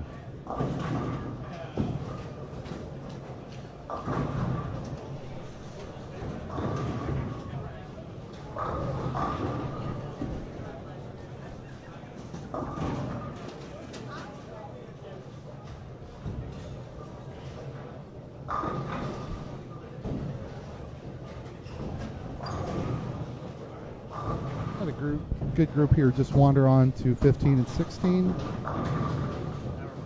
All right, we've got Tom Barnwell and Mark Stenger. We have Ron Lives and St. Louis Kurt, Mike Dole and Dan Lemish. Mike Dole's got his USBC's jersey on. Jeff? Yeah, he does. Which one is that? That's not one of the Power Ranger shirts that he's got on, is it? I know that his USBC team had, all of them had Power Ranger jerseys made that were pretty cool. Right. If I remember right, did they do Ninja Turtles or something else too? They had a couple different ones made. I think this was the other day. I saw Mike on the first day he was there, and I'm like, what the? I had no idea about the Power Ranger shirt until I saw it. I just want to know who was the pink Power Ranger. Might have been Mike, if I remember right. Mike Flanagan? No, Dole. Oh. So, guys, I'm I thought going to show he you. was red. Show you a picture here that Toby's pretty proud of. You see what he looks like right now? That's 2 years ago at Christmas time. Yeah, I remember that, yeah. Lee, take a look at this.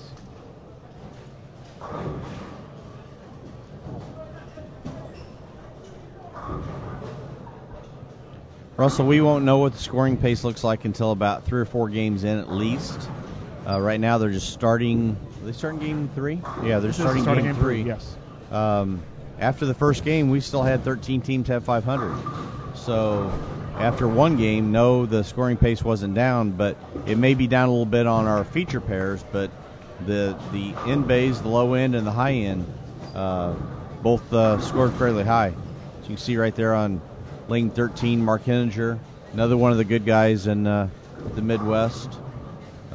Done a lot of stuff with Mark over the years, both some PBA regionals. Mark's a really good guy. Enjoy being around him. I think that was Tommy Barnwell up on 13, 14 as well. So I think he's down here bowling with. Is he bowling with Stinger? Yes. A lot of lefties on this group. Mm-hmm. At least 4.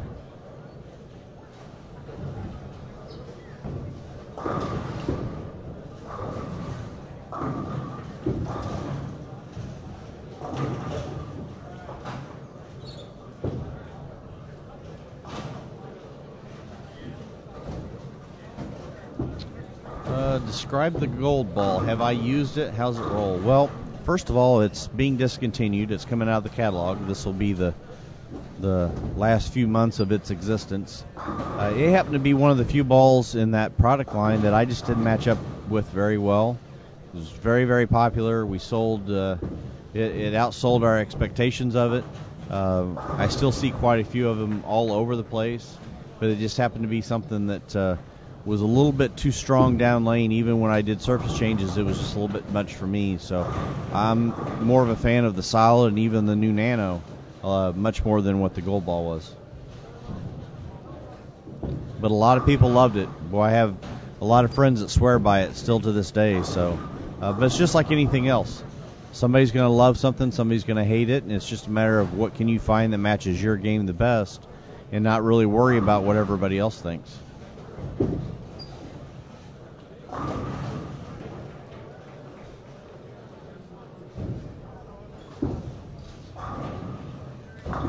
Kind of the same way with the Fusion for me, Jay Bowler. I mean, I was such a fan of the Solid that it was hard for me to give some other things a really good try. But so far what I've seen out of the Nano, it's just as good as the Solid, just a little bit more motion.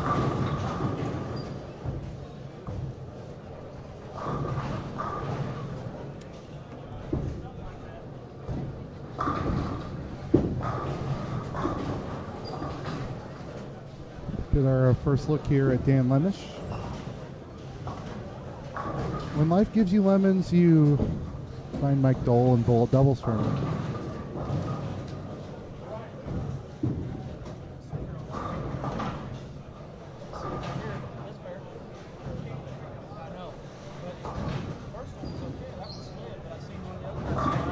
Hot dog, you're definitely going to like the Nano. Just for as much as you like the Solid already, the Nano is going to be very impressive, and I would be willing to bet that you're not going to leave very many 510s with it.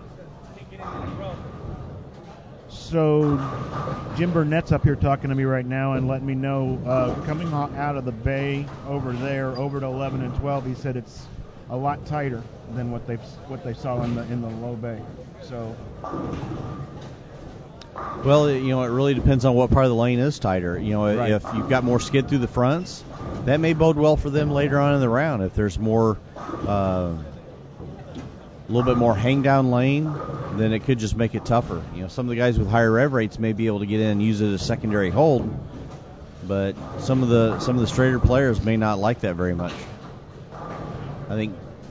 I think Cody hit it on the nail on the head for me. The high road, the original high road, and the IQ Tour Solid are probably two of the better balls that I've ever thrown, along with the Agent.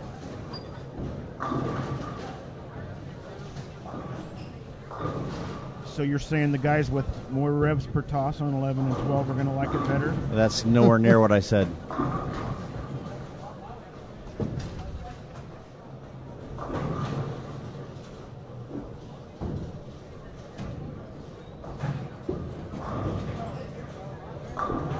Jay, if you still have 4-second dimensions, we might need to talk, buddy. I think I've got one blank one left.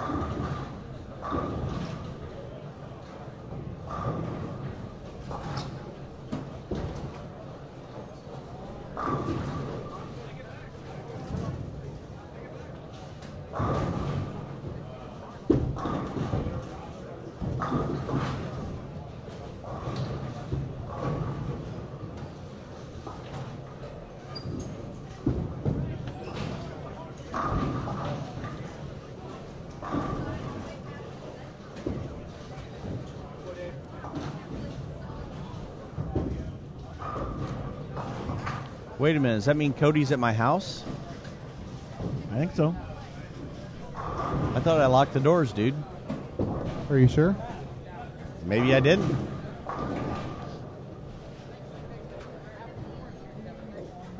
Mark Henninger back up on 13. Definitely gets him a handful on that one. And then wipes himself off.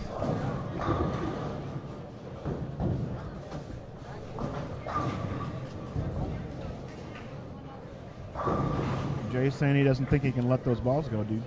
I don't blame him. I've got some relics in my possession. I still have a undrilled original first batch fired up.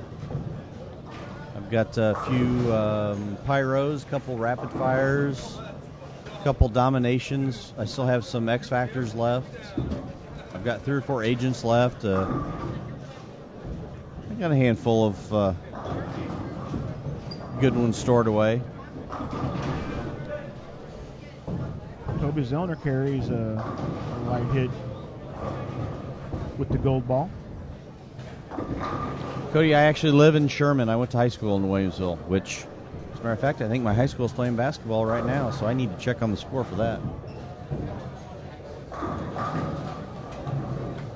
Very proud of my high school, by the way. We finished second in the 3A state football state final game this year, so very proud of Waynesville High School. Do I have an El Nino? I have a couple of El Nino 2000s that are drilled, but that's it. I have a bunch of stuff that's old and drilled that has virtually no games on. I've got a couple special agents and ace and some other stuff, but they've got holes in them. I like the secret agent. You're one of the few, dude. I know. It was another one, kind of like what we were talking about earlier with the zero gravity being a little bit misunderstood. The secret agent was one of those balls that the design intent was to be very smooth, controlled, predictable, easy to read, good on flatter patterns. And when everybody bought it, they thought it was just going to be the next big hook monster. Right. And it just kind of got a bad rap because I just don't think people really understood what it was. My Prodigy reminds me a lot of that ball, honestly. Yeah, exactly. Yeah. And, you know, the Prodigy was very similar to the Agent as far as shape, but with the mica in the cover stock, it really blended it out. So, Nick, how do you keep the old balls from cracking? Well, if you've got them stored somewhere, make sure you rotate them. Don't just put them on a shelf or anything and just leave them. Some of the oil in the ball itself will migrate to an area, and that could cause that. So if you got them in the basement or the garage or anything like that, and you got them on a rack, make sure periodically you rotate them, turn the ball over. You don't necessarily just leave it sitting static for a long period of time.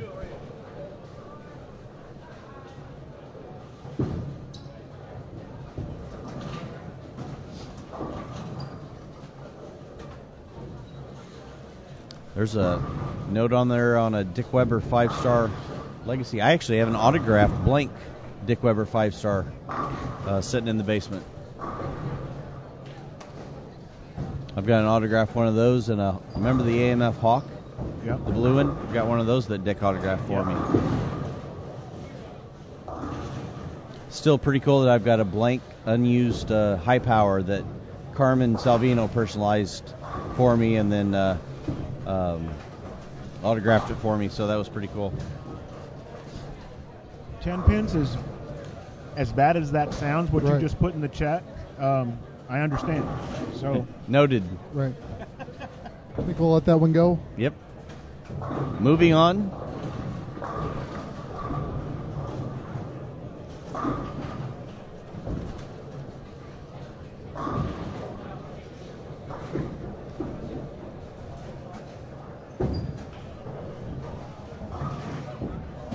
So Jimmy led up on that one on lane 11, and it ran through the nose on him too, so it must be a little tricky in there. Yes, you did. I thought it was intentional at first, so maybe not. I really have absolutely no idea what you guys are talking about. Because you're afraid of getting suspended again. I hate the principal's office. And I will have you guys know I did not get in trouble. We had a little issue that Jerry and I needed to talk about that was a potential problem. We discussed it. We have our game plan in mind if something should arise, and it was more of what was my opinion than me being in trouble. So there, take that. We don't believe that. Yep. Do we, Lee? Y'all can believe what you want. Did you bring a note back for us? No. There we go. We have inside information from InsideBowling.com. You guys just have to trust me. Yeah, Batman, I don't blame you. I would like to have another Prodigy, too. Question, how many lefties on the squad? A bunch? A bunch, yeah. There really are. All right, here we go. You guys ready? Game 2 standing. All right. Stansberry and Peters and Carter in name only. Yes, I should actually get credit for being on that team. Well, I'm giving you credit. How about that? Okay. Plus 244 in first place. Ogle and Preston, 228. LaVerry Spare and Thomas, 211. Martin and Mamer, fourth place at 190. Fromell Wow. and McElroy 187. Big so difference after just Right. 2 games. So Wow. so after one game we had 13 teams averaging 100 over a game. Now we're at 3. Lebinsky and Wallenkamp are 6th, Lemish and Dole 7th, 184, McNeil and Nida for 8th, Pepe and Gohagen 9th, Wilson and Marazzo are in 10th at plus 165, and there's a 3-way tie for 11th at 160.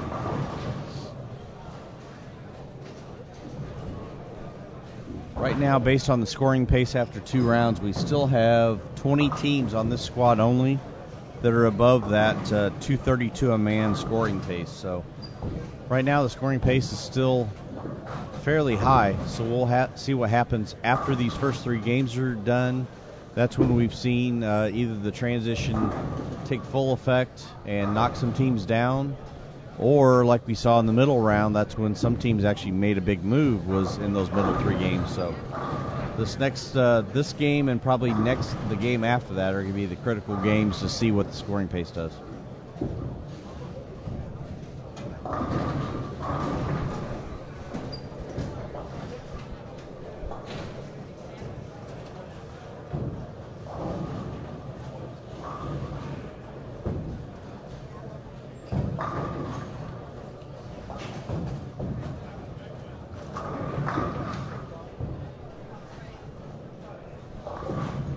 So trying to look around and see, we've got some potential weather moving in.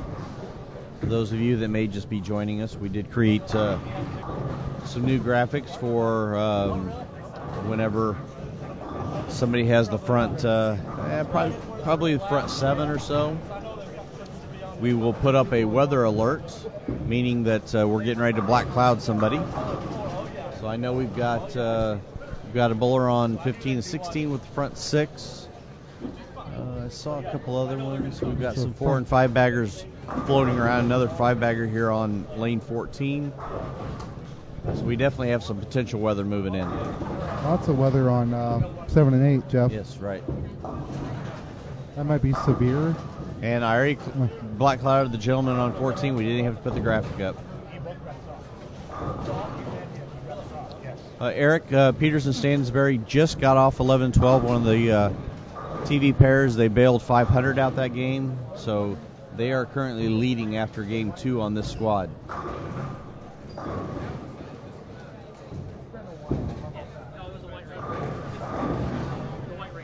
Jeff's boy was put him in a daze. Nice.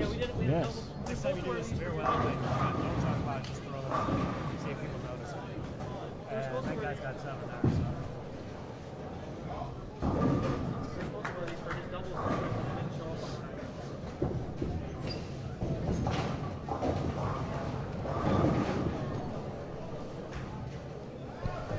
They're asking you a question about the wipeout to the lights out. They both have the same last name.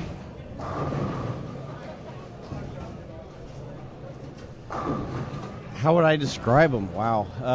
I like both of them. Wipeout's very smooth and controlled. Lights out's a little bit more sideways down lane for me. So both of them are currently in my bag. Of course, my bag's not anywhere near here, but yeah, they both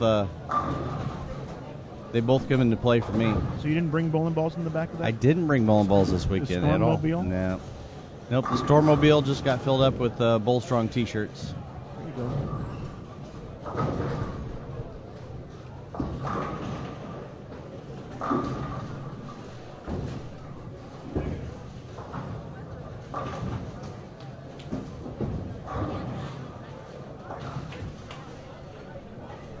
Double D, I haven't drilled a punch out. That was actually something that I didn't think was going to fit very well for me, so I didn't even bother to drill one. There's certain balls that, whether it be the color scheme or I just don't think they're going to fit into my arsenal very well, so I just don't bother to drill them in some cases.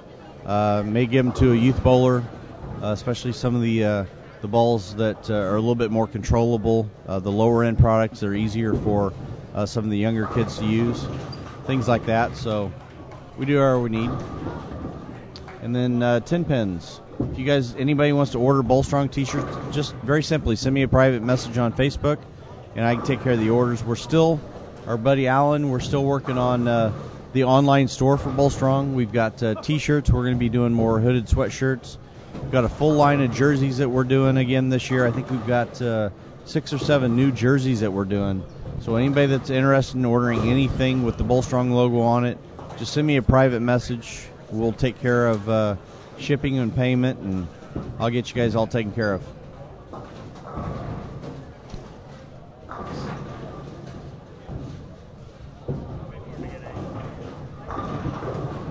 Same thing with the jackets. Those are all special order.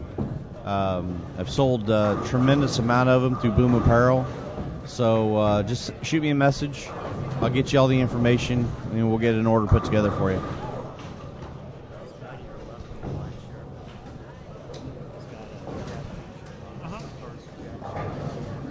He is in charge of all Jet stuff.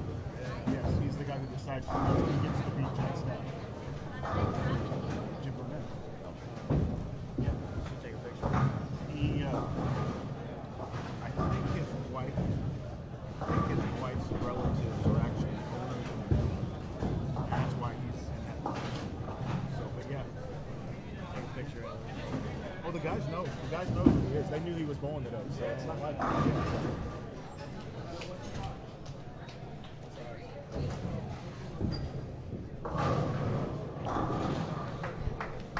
We're up a little over 330 viewers now, so doing well. Yep. Did some quick research on Mike Dole's jersey. That is the White Ranger with the gold ball and a double working.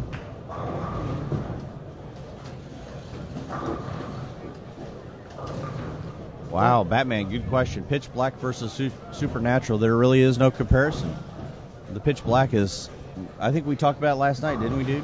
A little bit, yeah. It is very fun to watch go down the lane. Boy, that is a true urethane ball reaction, and a lot of fun to throw. Supernatural just didn't match up very well with it. I think cover was a little bit too slippery for me, and unless I was on just a ton of friction, my ball speed and rev rate just didn't fit with it very well. But boy, that pitch black is really, really cool. I like it a lot, and definitely overseas. We watched a lot of the World Championships from Korea, or not Korea, from Abu Dhabi, and the Korean national team that won the team event. All 5 guys were using urethane balls, and I think 4 of them were pitch blacks. So it's been very, very successful for us, which was a little bit of a surprise. We thought it was going to be good, but I don't think anybody really knew it was going to be as good as it turned out to be. So that was great. You know, this guy is Jeff, who on the black shirt and cowl on his shoulder. Yeah, that is Tommy Barnwell from Peoria, Illinois. He's got the front 8. And we have a weather alert. Weather alert on 7 and 8 as well. I actually see Tommy quite a bit, so I'm not going to tell him if I black cloud him. So his partner is Mark Stenger, whose only blemish is a 9 spare in the second. Going for the high game of the tournament. They can punch out, lights out, wipe out, just not wash out. Doubt Storm will make a ball that's called the washout. No, I hope not.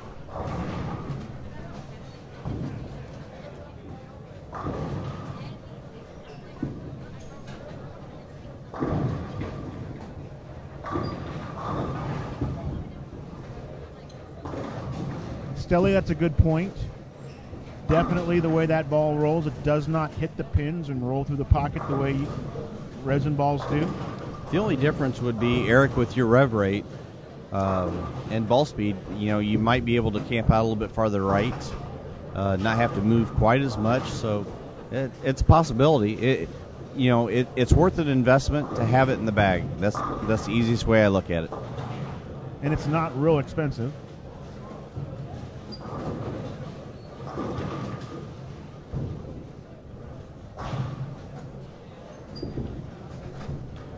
Guys, we have weather all over the place. And it's even raining outside, so that's pretty fitting. It's getting close, Jeff. We have a weather alert brought to you by Storm Bowling Products, the Bowlers Company. So Anthony Pepe, Jeff, is getting up on lane number 20. That must mean it's his turn, Lee. That is correct. So he finished over here with the back 8, and now he's got the front 8. My Common Core math tells me that's 16 bagger. That's just simple math, Lee. That's just simple math.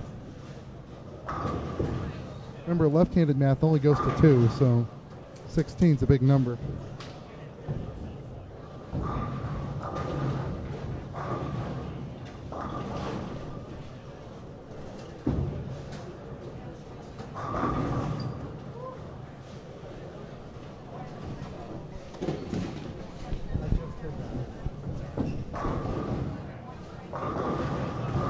Carried again? Yep. So it's a front 9 down there for Anthony. How's George doing? Can you see what he's got working there? Looks decent. He's got a double working, that's all I can tell.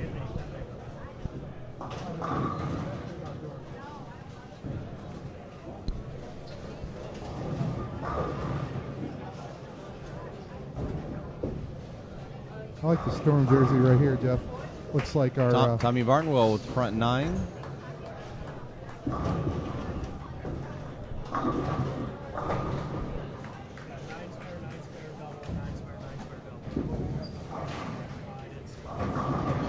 Girl run Deadwood. What's her name? I have no idea. Find out for me.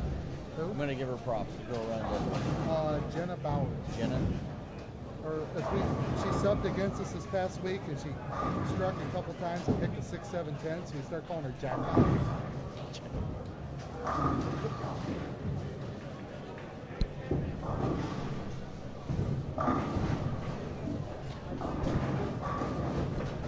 .246 off the page for George. Jenna Bauer. Yeah, BOWERS. So for those of you wondering, our wonderful girl running and getting Deadwood for us, her name is Jenna Bowers. We're still trying to find out if she is actually the daughter of Jack Bauer. That's unconfirmed, but she's done a tremendous job all weekend. We had some banner issues on 11 and 12 last night that she kept running down, taking care of. And then she's been hustling her butt off all day going and get Deadwood. So. Did you say her name was Jenna? Jenna. Jack Bauer's daughter's name is Kim. Well, maybe he's got another daughter that we didn't know about, dude. Or a niece or something, you never know. Yeah, it could be. Pam? Pam. Okay, it's Pam. Lee told me wrong. See? Check the front of Deadwood. Her name's Pam. That's Jared White. She subbed against us this last week. Okay, now I think we're back to Jenna again. Anyway. I go, the chick was right there. There's live wood on lane 8. On Monday night it was Jenna. That one is actually live because it's still rolling. And there she goes.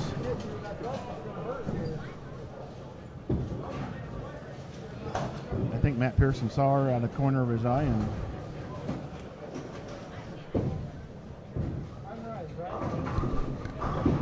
All right, Matt Turk's here. He's going to apologize, Jeff. What am I doing? You're going to apologize.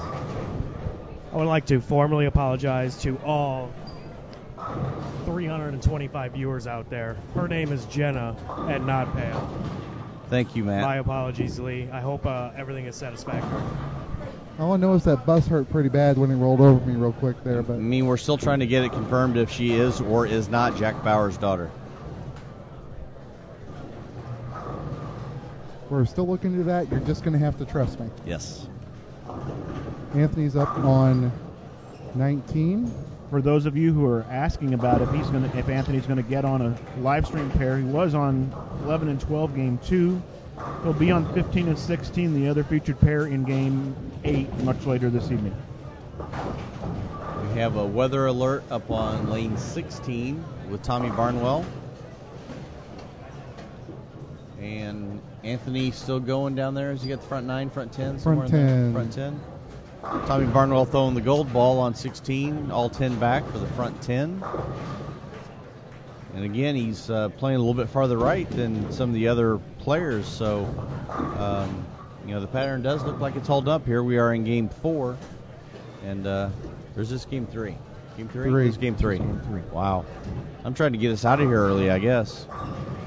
It's Mark Stanger on 15, first one. He's still got 2:45 left. That'd be a nice... good team game. Look and see where those guys were at after 2.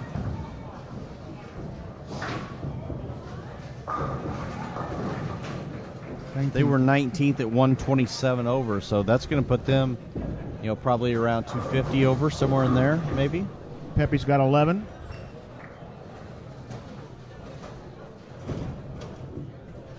And there's a front 9 on 17 and 18. That's impressive. Right. So we're all clear on 15 and 16, but we're still working on Anthony Pepe. Father John asked, just curious what the oil is doing, and if it wasn't you, John, I would give you my normal sarcastic answer of it's just kind of laying there. But since it's you, I will say that it actually looks like it's holding up fairly well on this squad, especially on the pairs away from, in front of us. So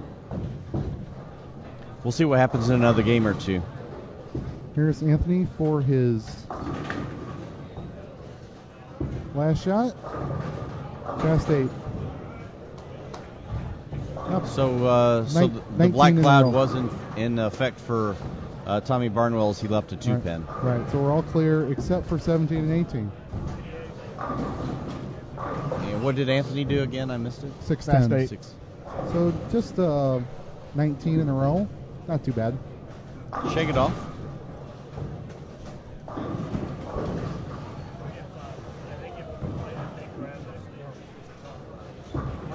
John asked about the temperature tonight. What do you think? Do you think it's a little bit warmer in here tonight than last night? I mean, I'm not uncomfortable, but it's a little warmer than it felt to me last night. I think. I don't know. There's not nearly as many people in here tonight as there were last night.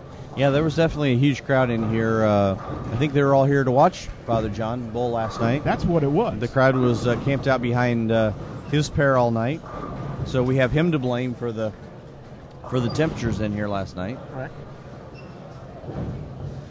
So the Jeff on 17 would be either Joe or Scott, if you could help me out there.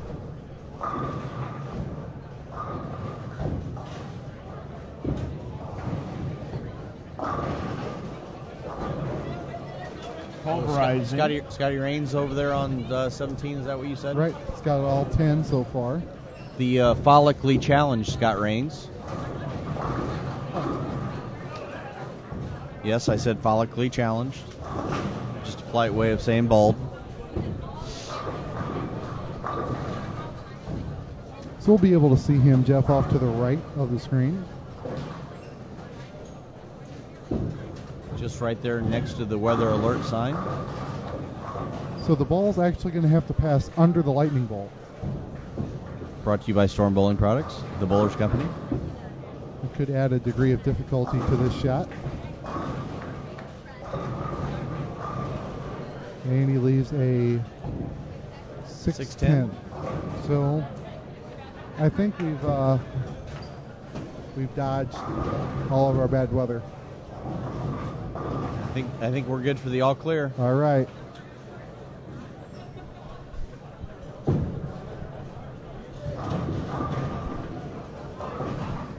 Sunshines, rainbows, and lollipops. You're not going to sing, are you? No.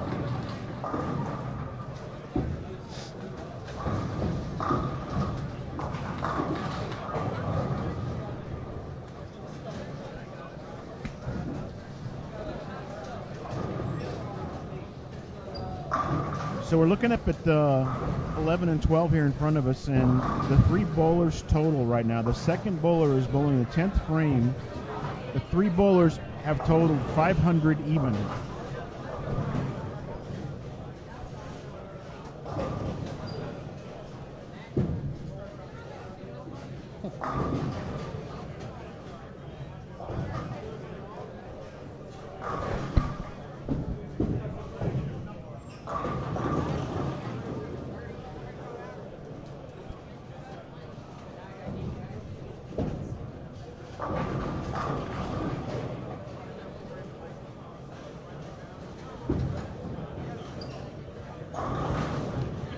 See that shot on lane 13 with one of the two-handers.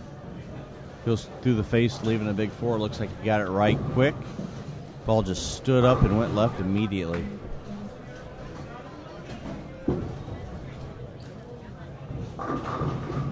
So still had a big game here on 15 and 16 from Barnwell and Singer. It's 5:33. You are correct, sir. And a good game here for Dolan Lemish, Team Rockford, to put them in the 490s. Nothing wrong with that. Nope, I would take it.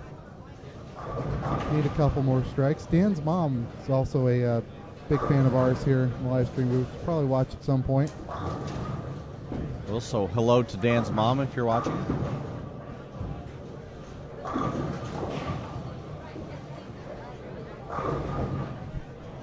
I just want to keep all the presents. Most of the presents are left over from last year. So nothing wrong with that. We'll keep using them until we don't have any left.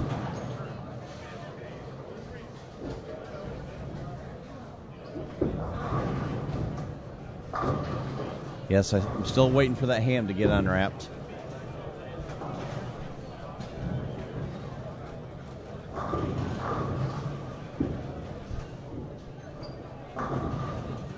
Toby can't get the ball to roll through the pocket.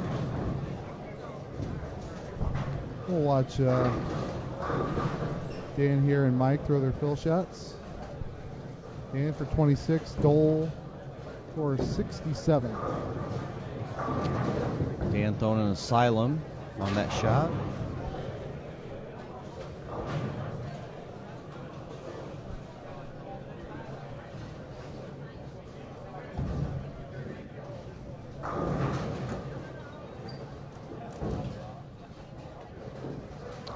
Eric, as far as the over-under 200 average doubles, the plan is possibly the first Sunday in March, I think was the day we were looking for that tournament for Lane and Lincoln. So I know I've got a couple events that I'm working on for Dave Bartlett in Bloomington and Corey Kistner in Decatur. I'll probably be working on those events next week, and then I'll start putting together the entire schedule, hopefully, for Lane and Lincoln tournaments within the next week or two, and get all that information posted on the Lane and Lincoln Tournaments Facebook page. So should have that information out soon.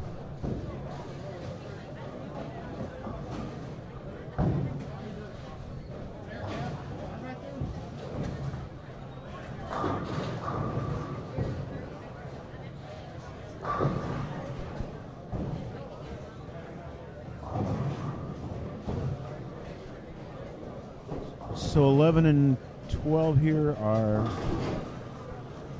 still putting up a little fight for these bowlers. The three bowlers on the lane 12 side of the scoreboard, 557 total for that game.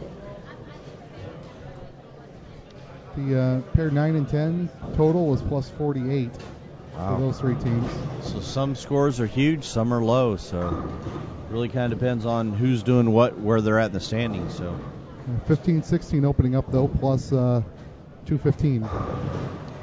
Father John, we're still working on our plans for what we're kind of tentatively calling the Bull Strong Super Week. We've got the possibility of doing 2 to 3 different events throughout that week, possibly with the PBA 50 Tour being involved. So we'll see what happens. We're still kind of discussing which direction we want to go. It depends on the added money. And then Eric, as far as what am I doing for DB, Dave's been running some monthly sweepers at Pheasant Lanes in Bloomington that we're using Lane and Lincoln tournaments to help him promote them. I'm just kind of helping him create entry blanks, things like that when I have time. And then he's doing some work for us for Bull Strong at his event. So we're trying to help, all of us are trying to help each other cross promote, do some things in Springfield, Bloomington, and Decatur, Illinois. So we figure the more work we do for each other, the better things are going to be in the long run.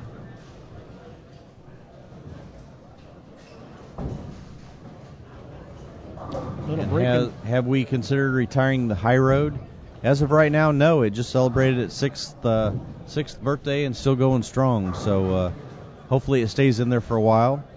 And John, Labor Day week, the week leading up to Labor Day is what we're looking at using for our Bull Strung Super Week. So thanks for asking.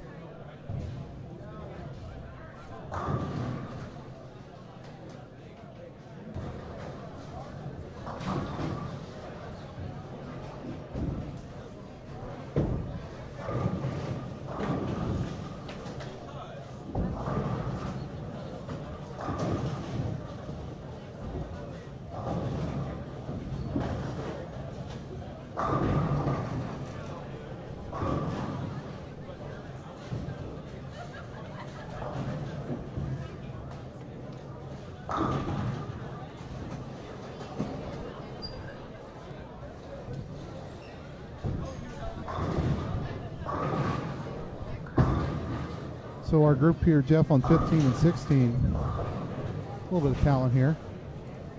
Yeah, they're above average. Don't you think? Matt McNeil and Craig Nidifer, Sean LeVary Spare and TJ Thomas, and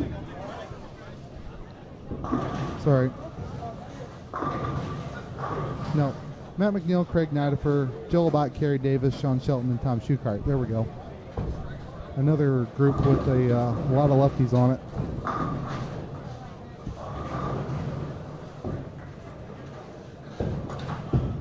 What's the over-under on a lot?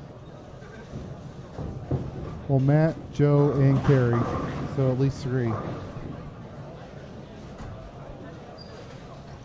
General population's what, 10%? This is half.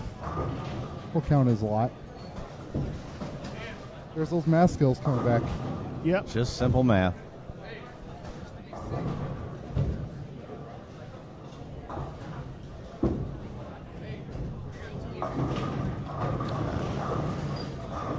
Six, 7, 10 for Derek Roseberry on lane 13. So, not sure what those guys had in game 3.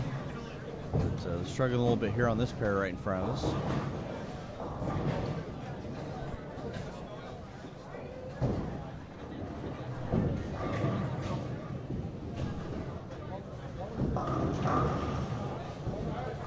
Nice shot by Kendall Martin on lane 14.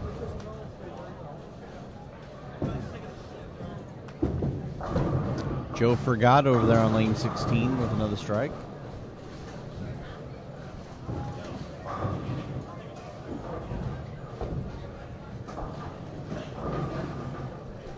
I told Joe to throw a strike and then spin around a bunch of times so everybody can get dizzy by his shirt, and it would give his team a competitive advantage. So everyone else would be too dizzy. Still better than his grape juice pants from last year. Gave himself a low bar to jump over.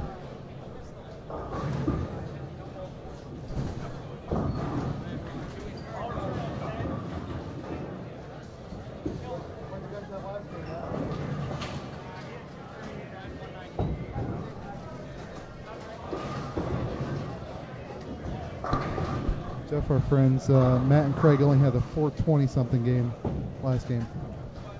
But again, we talked about this earlier. If all of a sudden you put together a 540, 550 game, get you right back in a hurry. So, and those guys definitely have the talent to do it.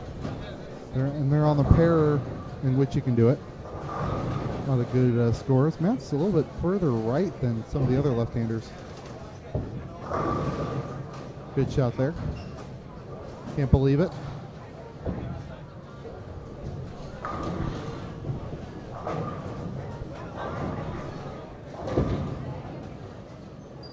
I bow to the greatness of Matt McNeil.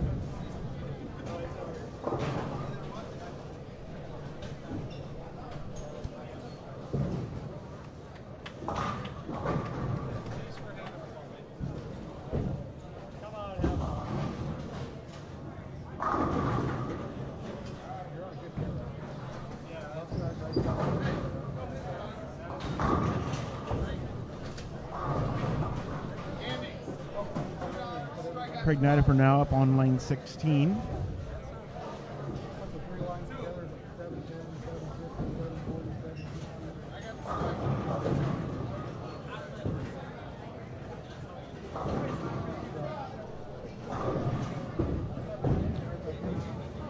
Dino, how's things up there in the Pacific Northwest these days?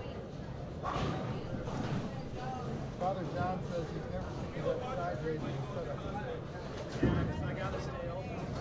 I gotta stay on my right shoulder, or else my swing gets so I swing so jacked up. No. It's like I'm like one of those crack addicts that are at a methadone thing. You know, they're not fully clean. They're just all That's probably why I don't come up that direction very often. It's raining here. Of course, it was 50 degrees when we walked out of the hotel this morning, but Right. It's like 34 now, if I saw right. I could handle 50 and rain all winter long. Just keep the snow away.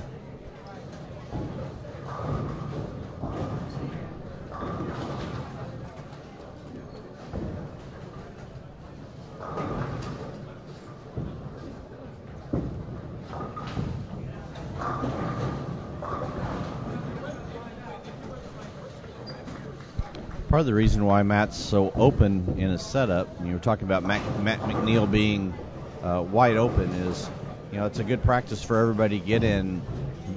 When you start to move deeper on the lane, if you actually set your setup angles with your hips and shoulders to mirror what your launch angle off your hand is, we call it presetting your launch angle, it actually allows you to have a natural swing plane to your secondary target, and you don't feel like you have to force the ball into a certain direction. So if you're going to play a little bit more, in his case, right to left off of his hand, then you're actually going to set up that direction so that way your swing plane's already in that direction.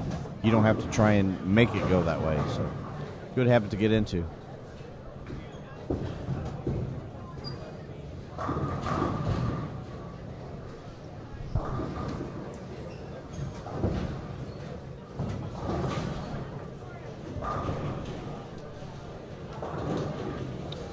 Jerry, we're kind of guessing that the projected cut's going to be somewhere right around you guys. So, How's that for a? Sure, you love that. I know you don't like hearing that, but unfortunately, that's about the way it is.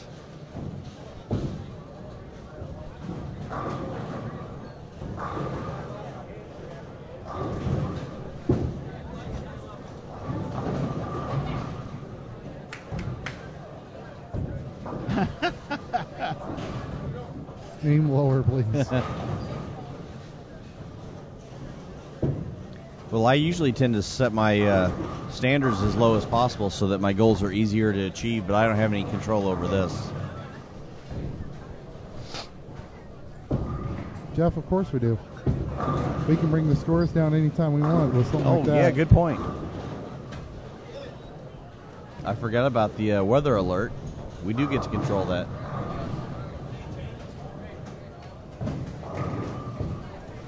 We just can't make people's scores higher. We can just bring them down.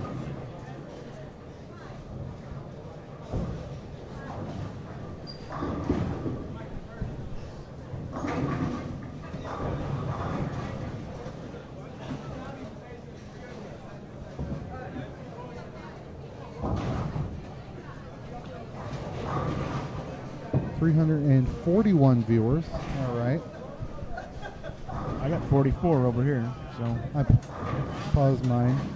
No fighting, fellas. Don't make me get in between you. Oh, wait, I already am. Yep. See, if Dennis's number is higher, we're going with his, and if my number is higher, we're going with mine. How about that? Try and keep Mr. Flanagan happy. As long as we're not trying to discuss the square root of pi or anything like that. Here we go. Jenna Bowers actually subbed for Jerry Dwiggins' team Monday night, so probably knows her a little bit. Not Jack Bauer's daughter, but a third cousin to the late President Heller. All right. Got it. That's interesting. President Heller was my favorite president on 24, by the way, even though I really liked David Palmer.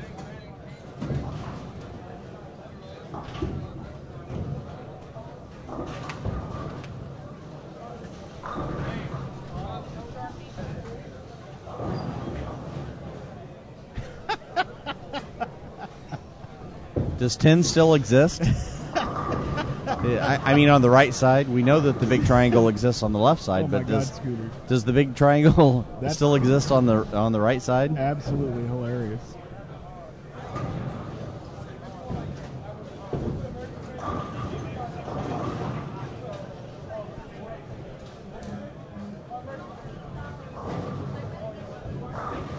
I have a better chance of playing 10 on the left than I do on 10 on the right.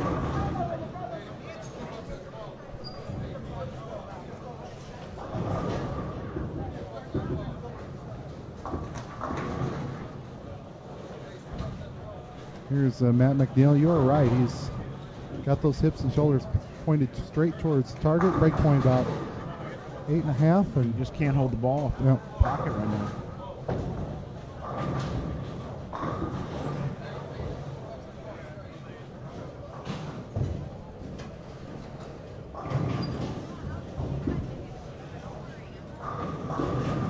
No matter what pattern you're bowling on, whether it be a house pattern, challenge pattern, sport pattern, whatever you want to call it, still one of the main keys is getting the ball to your secondary target from wherever you're at on the lane. Being able to get the ball to the right spot down lane is so much more important in today's environment than it is being accurate in the front part of the lane. So if you can control where the ball is at the back of the pattern, you've done your job. It's not as important as where it is up front. It's more important about where it is down lane.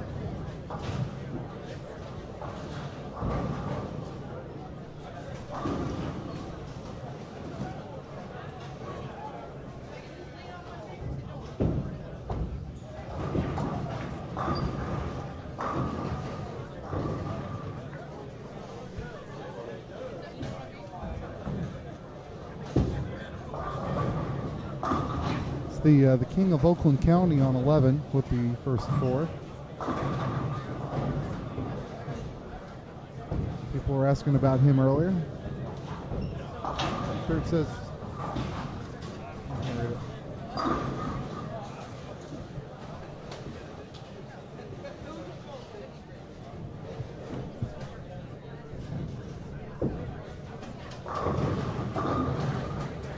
We've had multiple balks here on lane 12 recently. We have no shot clock, so.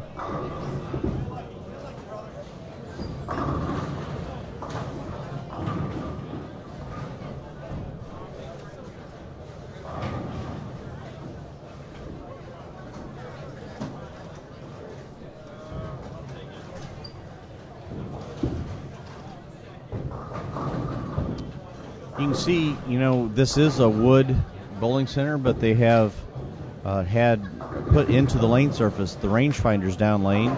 If you guys watch closely on our 2 feature pairs, 11 and 12 and 15 and 16, especially for the right-handers, the shots that actually split that back rangefinder, which is the 41 to 43 foot mark at 10,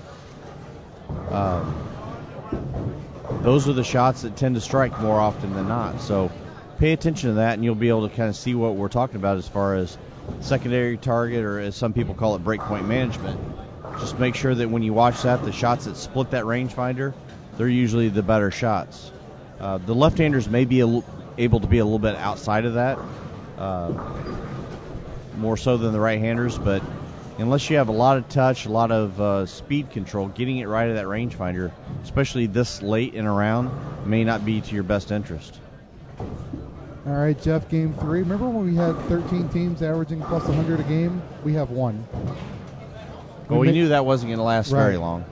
But Pepe and Gohagen plus 311 leading this squad. Shocker. LaVerry, Spare, and Thomas are in second. Lumish and Dole in third. Stansberry, Peters, and Carter. How about that? Plus 275 in fourth. Babinski and Wallenkamp in fifth at 270 over. Barnwell and Stanger in sixth at 260 over. Ogle and Preston, Martin and Mamer, Shimmer and Aaron O'Brien making a nice move up to ninth. Hellige and Huffman in 10th at 233, which for 9 games would be 699.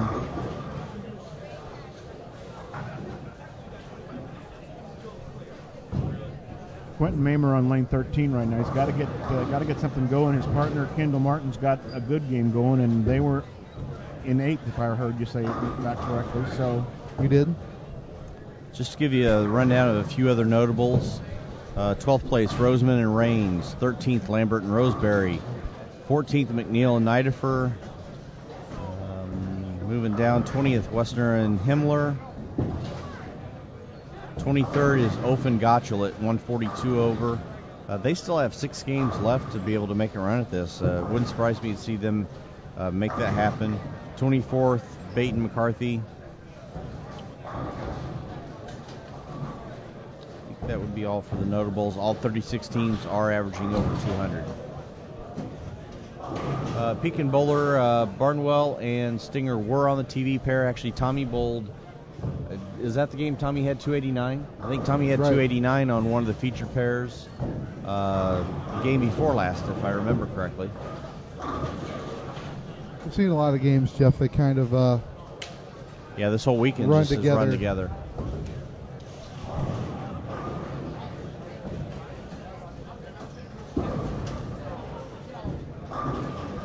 This is game 4, guys. I'll keep you on track. Thanks, dude. Thank you. That's what you're here for. Yep. Stability. Kendall Martin up on lane 14. You'll see his ball coming down the lane. Strike, spare in the next 4.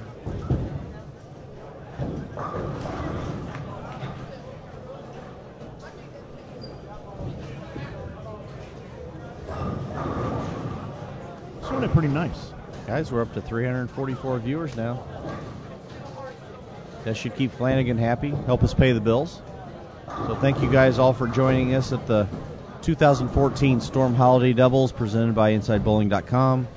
We're here at Redbird Lanes in Cahokia, Illinois, just outside of St. Louis. So thanks for joining us.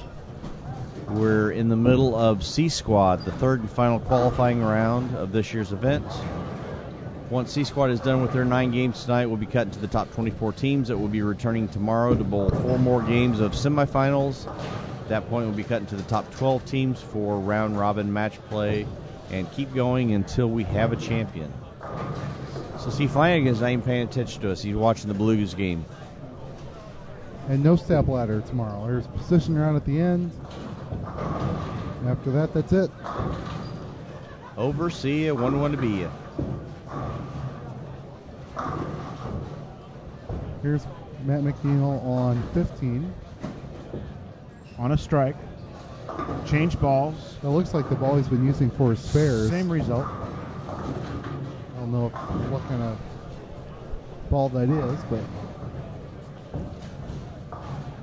Doesn't appear to be a strike ball. Tony Lambert with a messenger.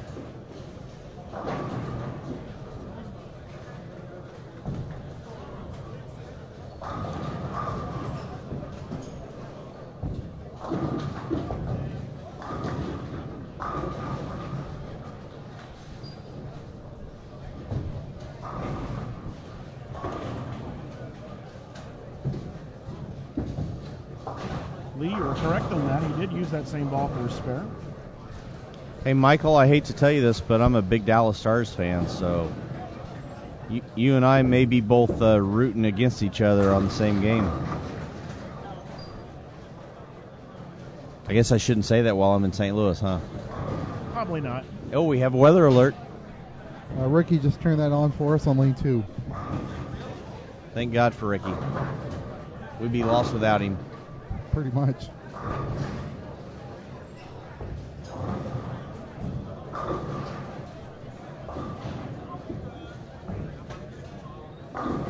Nice shot, Kendall. If I'm not mistaken, Jeff, that would be Aaron McCarthy. Aaron McCarthy, front 8. We actually crossed with her and Zeke last year, and for somebody that has softer ball speed, man, she can get her ball to face up in the right way almost every time. It was amazing to watch her play the lanes the way that she did. There's not very many young ladies that can do what she can with a bowling ball.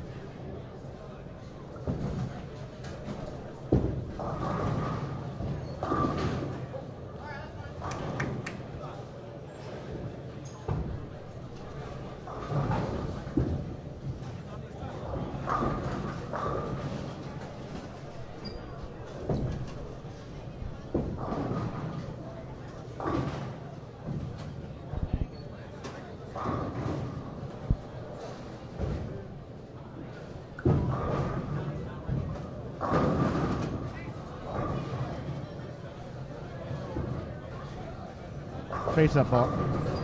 Quentin couldn't carry.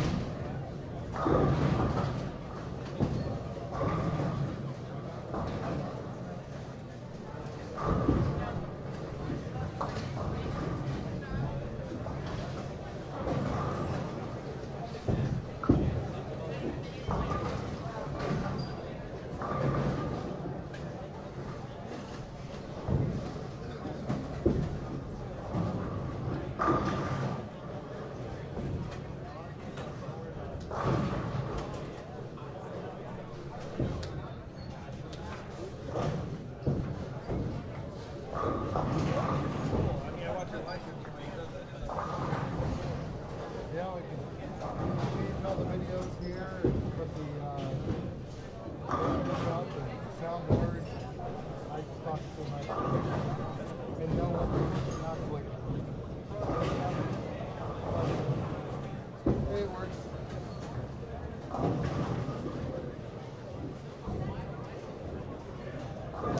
Kind of looked around to see if we have any more strings going or big games, and see a couple here and there, but looks like things may be leveling off a little bit. Here on 11 and 12, Jeff, this would be the folks who start on 9 and 10. Anthony Thompson and Dupree Dickey, both at the front 5 before falling victim to the storm here. So, even though it wasn't aimed at them, does that count? Yeah, we do. I mean, they're close enough to the booth that we don't even have to do anything. Right.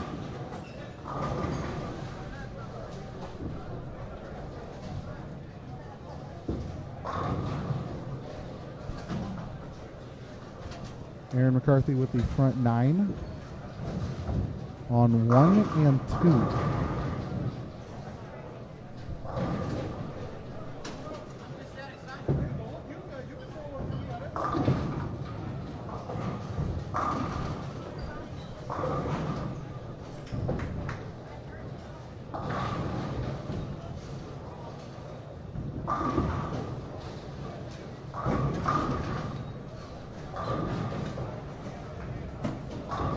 Was a better shot for Matt. Yep.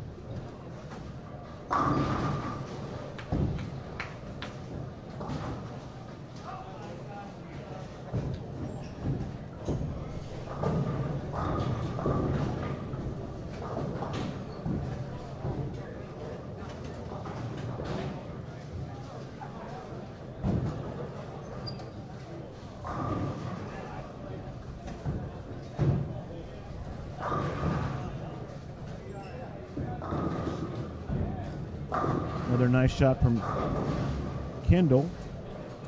He's doing his part here.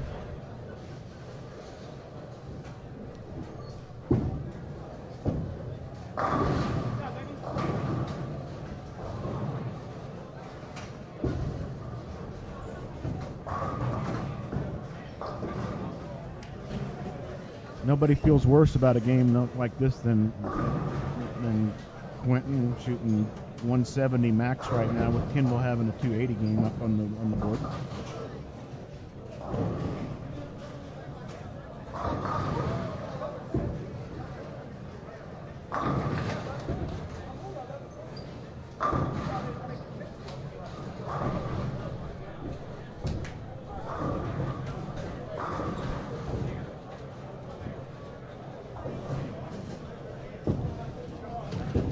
You know, I think, in order to attract more viewers, I think Mike needs to spend a little extra money, and let's see if we can't hook up like Kate Upton to do our intro or something like that. I think maybe we can pull that off, and maybe that can bring in some more viewers. Maybe not. I don't know. We have a weather warning still. Aaron's up on 2 with the front 9. Make it 10. So I guess we get this one here then, right? Whoa. Whoa.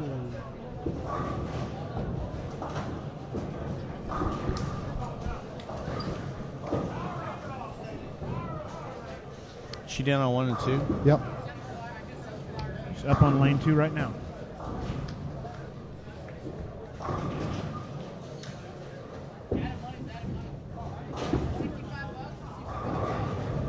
Looks good. People are clapping. We're going to go with the strike on that.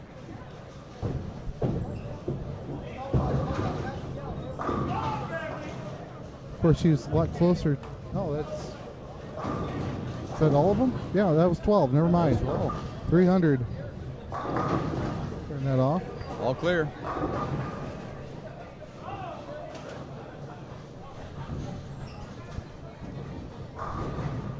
Nice job, Aaron. She's, of course, bowling with Zeke Bate, the Eagle winner. They bowled here last year for the first time.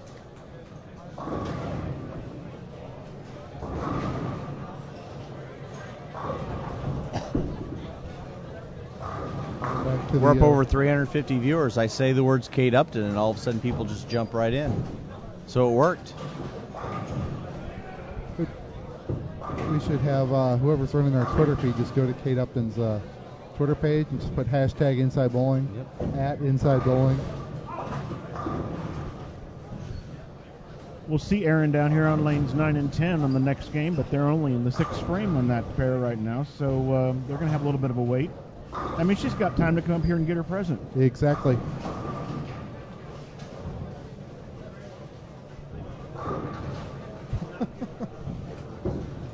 That would be Tom Hale. Yes, Tom, I did mention Kate Upton multiple times. I may have to just buy that video game because of her.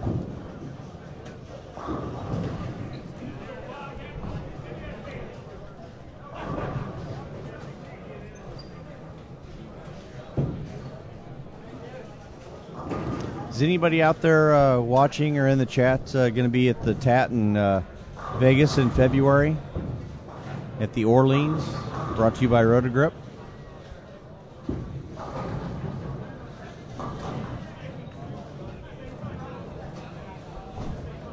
No 10 pins. Nobody can chase pins like Jenna. Third cousin to President Heller. Well, for those of you that will be out there in February at the TAT, make sure you come by and say hi.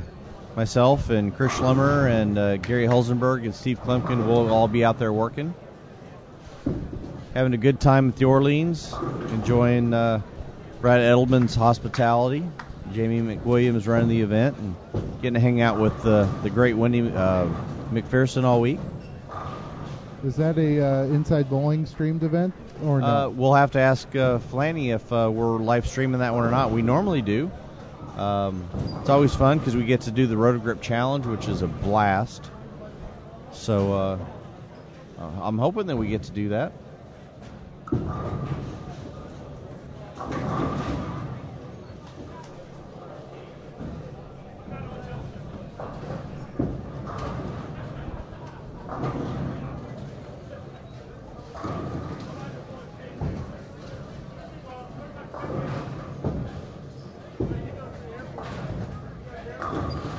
Your picks are finishing this game out fairly strong after stumbling a couple of times in there. They're at 70 over, 72, right?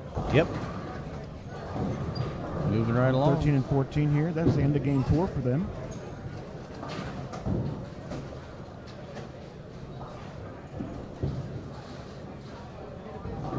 Kendall Martin now up on the left lane on 13. You'll see it on the side of your screen where his ball goes down the lane. He's got strike spare and everything to the 10th at this point.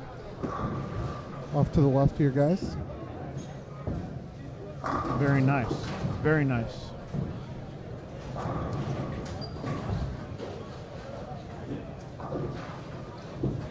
There's a Mike Wolfe sighting. This is Mike Wolfe sighting doing ball rep duty at the moment. Hi, Mike Wolfe. Hi, Mike Wolfe.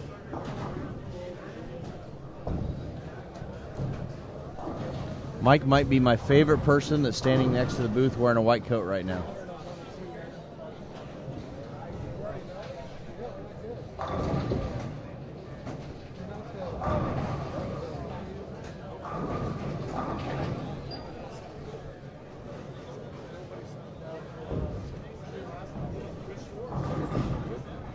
Like I said, if nobody says anything, don't do it.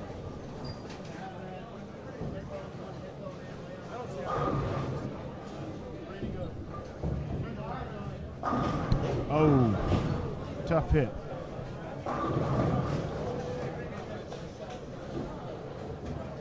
We got it.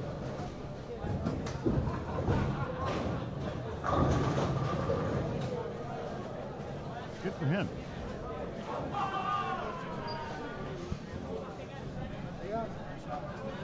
Come up here if you would. Aaron's down here.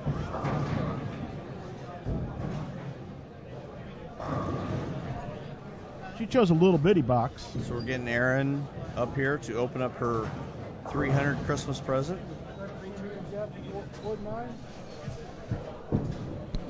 All right, Jeff and Dennis are here with Aaron McCarthy, who on the end pair near the door there shot 300. Nice game. Thank you. All right, let's see what you won here. I know it's not a blue tarp. Just won the iPhone mount. All right, keep up the good bowling. Very nice. Very nice. No ham again. Still waiting to see if there's a ham down there. So Kendall Martin with 279. He sent it the last one wide and left a 2-pin, I believe, and his partner Quentin strikes in the 10th for 161. I think it was an iPhone mount was with the gift that. Right. Yep.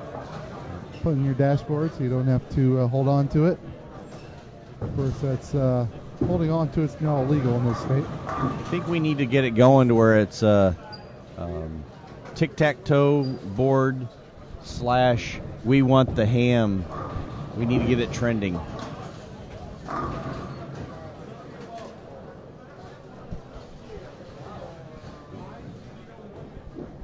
We'll watch Craig Nidifer here. Flight 10 would put him at 206. Matt McNeil's got 207 left with just this fill shot. So a rough game for them, unfortunately. Jeff wants the ham. I love it. And Tic Tac going ham for ham. I like it. Ham bone for ham. And Tic Tac toe board.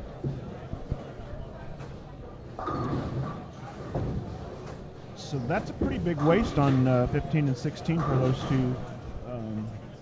The pair's been typically giving up some scores, and they go maximum plus 13 on it. Right.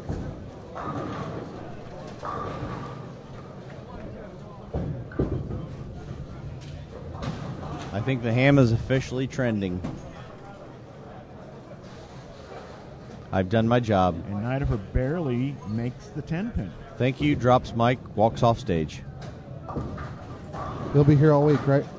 Tip your waitress. Try the veal.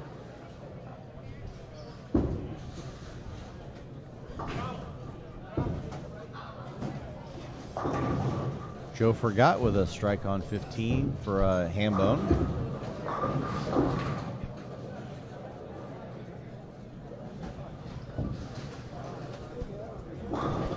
What?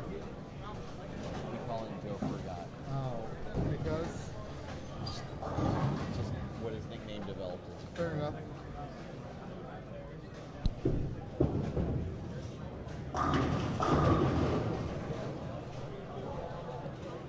So, folks, we're winding down on game number 4. 5 more to go on the block tonight.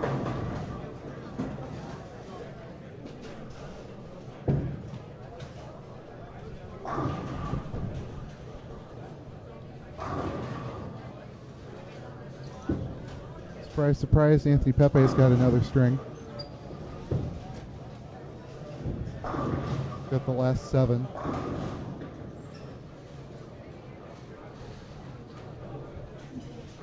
Probably just need to talk about him whenever he doesn't have a bunch in a row.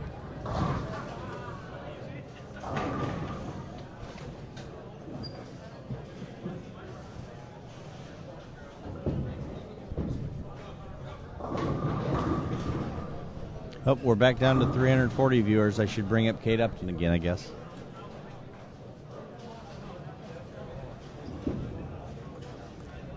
Looks like another outcry on lane 12. Seen a few of those balls going down the lane today.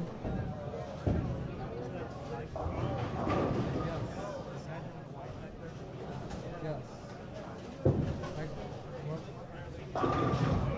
There, somebody wants deadwood down there on lane 19. There goes Jenna. We need more deadwood in the middle so we can give Jenna some more airtime.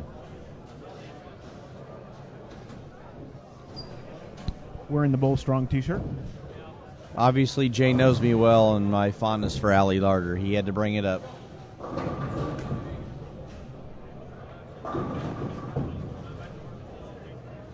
Bowler 300 lane surface is wood. This is an older wood bowling center. And it definitely curves in this building quite a bit.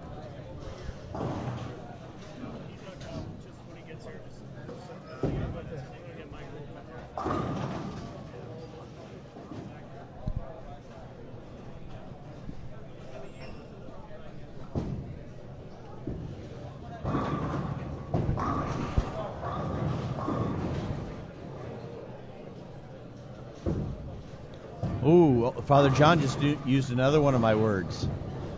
Wow, I hate to tell him that he owes me a quarter for that one.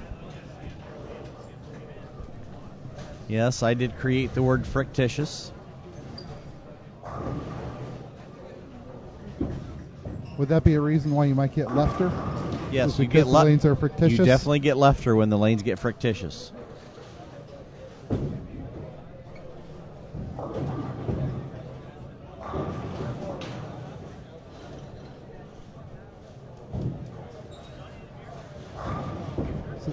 Second triangle says Father John has quite the vocabulary because he's stealing it all from Jeff.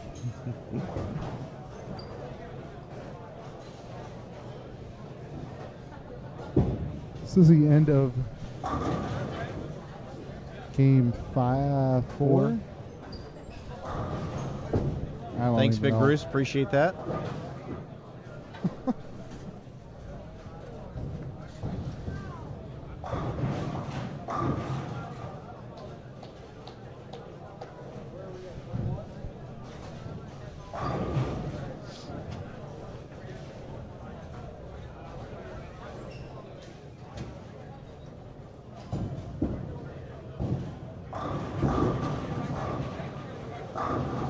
Nice game here for the team that was in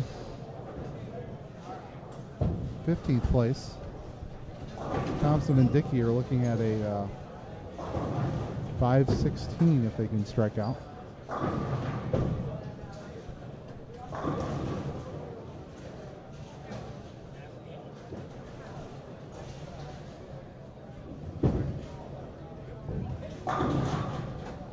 Ring 10 on lane 11. That brings them down to 505. For a tricky pair like 11 and 12, that is a very nice game. Right? Absolutely.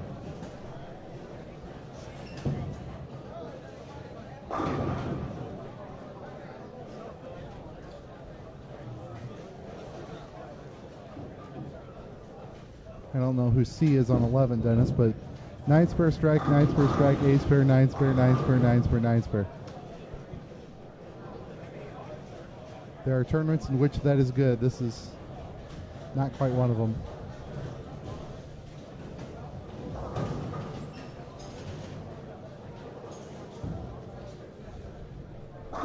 Jenna with more deadwood.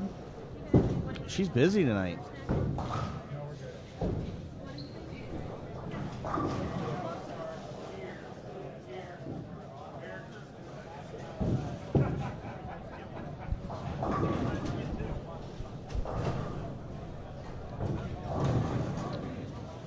So I would say here within the next game or so, we should be starting to get a good idea where the scoring pace is, so we can start making some rough estimates on what the cut for the top 24 are going to be going into tomorrow.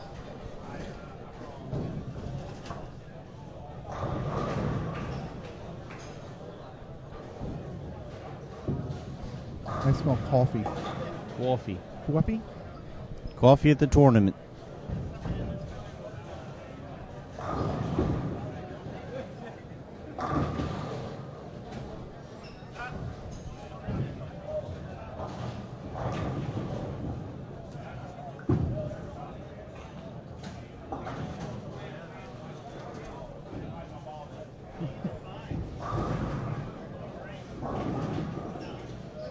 Father John, the Semifinal round starts at 9. Unless there's a tie. And I heard that. The tie would be at 8:30. I heard the word sharp whenever it was Right. described a couple of times today. So.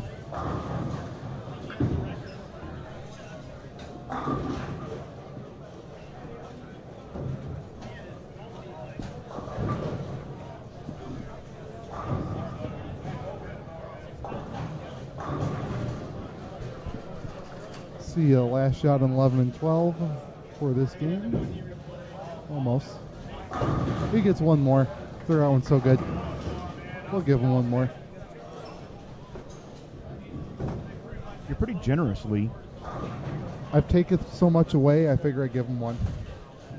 Big Bruce, you're pretty negative out there, buddy. Have some chocolate milk. Just be sure to send your complaints to mike@insidebowling.com. Our performance reviews are next week, so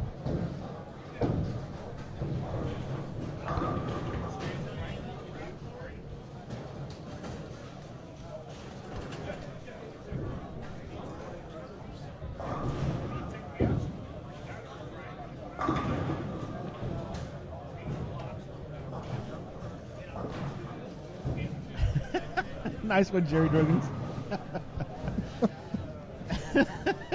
That's useful.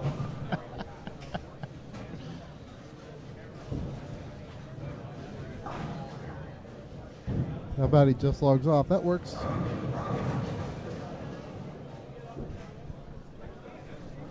You have to give you credit, Jeff. Your presence in the chat and in the booth at the same time as Batman. Just trying to throw everybody Right. off. All right, you guys have a special guest. I will see you in a little bit. How about that? I thought you said it was special. I did. Was I mistaken? Looks like we're going to be joined here shortly by the one and only, the legend, Special guest, and then I was corrected. I thought you were, but four-time PBA titleist. I'm left-handed, so first I hope this thing's reinforced up there. I didn't even see you, man. And we have a John Weber sighting, too. John so Weber standing behind us here. joining us in the booth is four-time PBA titleist Mike Wolfe, one of my best friends in the whole wide world. Hi, Michael. How are you?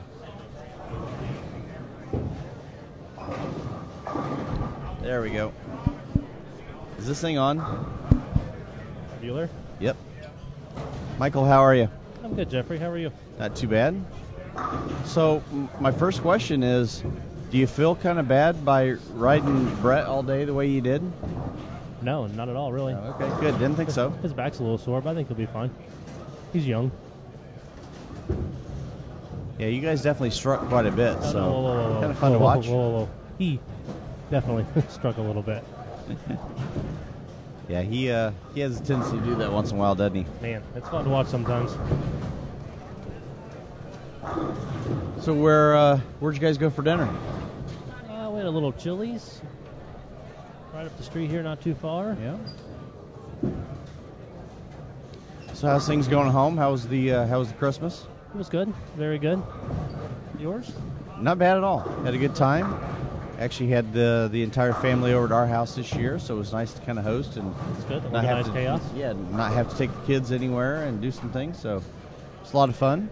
So how are things back home in Louisville? Shop's doing good? Yeah, very, very busy. Christmas is always kind of the kickoff. Obviously, August kicks it off for the winter season, but then you've got Christmas comes through, and then fairly busy until February once the tax returns and everything else goes. And wind it up before the summer leagues get started. So What's been selling well? a little bit of everything. It's kind of hard to keep. Having a hard time keeping outcries in the building. Really? Yeah, that one's been unbelievably well. That ball's kind of sneaky good, isn't it? Yeah, it's actually. Well, all the ones that we drilled the first batch with probably 5 or 6 guys bowled 800 with it about every time they used it. Wow. So then it just kind of kicked on. But yeah, it's kind of the normal people that they don't want anything fancy. They don't want to invest a whole fortune into something, but they still get the performance for a great value. So That's kind of the first ones there. The colors look good. You shine them up a little bit because we still got some of the wood like here, so a little more friction, a lot of shine, and yeah, that one's been flying off the shelves. Cruxes and IQs, they kind of speak for themselves. Anytime Storm has a high-performance ball, it's always got the curiosity, and everybody can relate back to all the good ones back in the days, the virtual gravities and balls like that, so they always take a second look at the Storm high-performance balls. So it's been good. So what did you use today? Oh, we bounced around between Hysteria for the first few games until they started to really kind of break down. They hooked a little bit more this year. So once the Hysteria started getting a little bit too quick, then basically an IQ tour solid for the rest of the day. Brett bounced around the same way. He made it a little bit easier than I did. He had Hysteria for a few games, pretty shiny one, nothing fancy, 5.5 by 4.5 or so, no hole. Then he went to IQ Nano for probably about 5 games or so that literally sucked high flush for about 2.5 hours. And then last couple of pairs, our crosses were a little bit weird, so we bounced around the building quite a bit, and then he ended up throwing a high road pearl. Yeah, I did see him use that for a little bit. I think about the last 2 games he threw that one a little bit. That one did like the other 2. It split the 8-9 for a little while. You know, it really seems like certain people just match up really, really well in this building, and no matter what they bowl on, no matter what tournament, what balls they're using, whatever, they just seem to strike, and he's definitely one of those guys in this building. Well, he's got a unique ball roll. It's a lot like Wes Malott. It's a lot of heavy roll, doesn't really bounce off the dry, so he can get away with throwing it to the dry a little bit quicker than a lot of people can. Yeah, we talked about that a little bit last night with the fronts and the mid lane hooked a little bit more last night than what we've seen so far today. And the guys that actually could get the ball, to spin up a little bit quicker, could actually get it to the dry and get it to roll. Then at that point, it was just a matter of how is it going to go through the pins? Were you going to strike enough to keep up with the pace? So the guys with a higher rev rate could actually do it, but and that's always the case every year. You're not looking to hit the pocket. You're looking to find out how you're going to throw an 8 or 9 bagger, because the reaction's always there. You just got to find a way to get it through the pins the right way. Yeah, exactly. And Brett's done a pretty good job. He bowls good in this building anyway. He bowls good on wood because he likes to throw it to the friction. But just finding it to get it to roll the right way and make sure keeping the pins a little bit lower where they actually fall rather than flying around and looking fancy.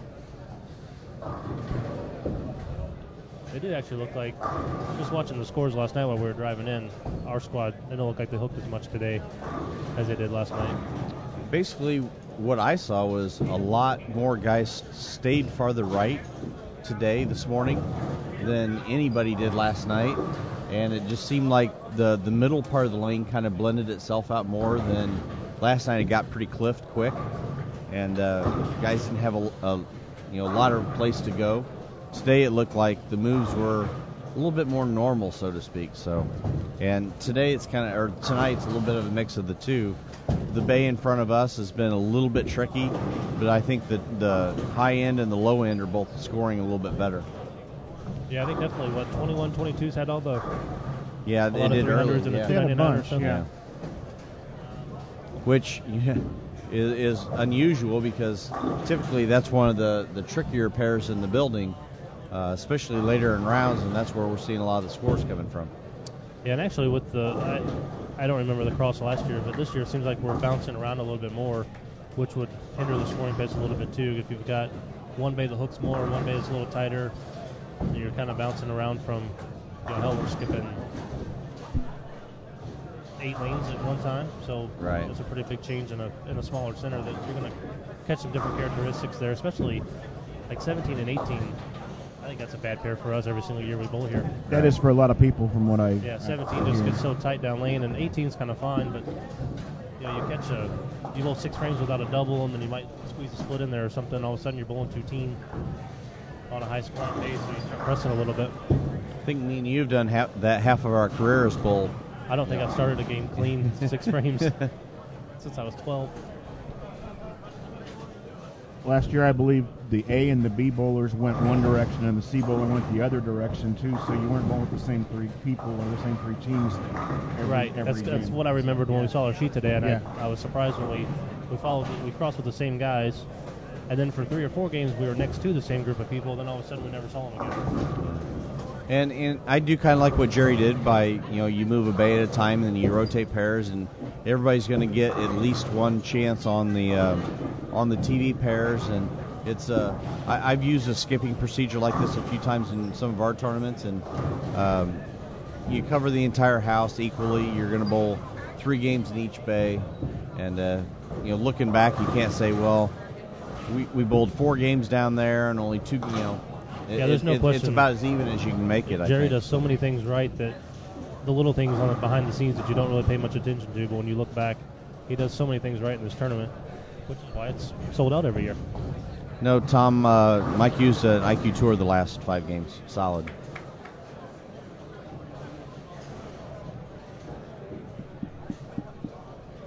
So what else is going on?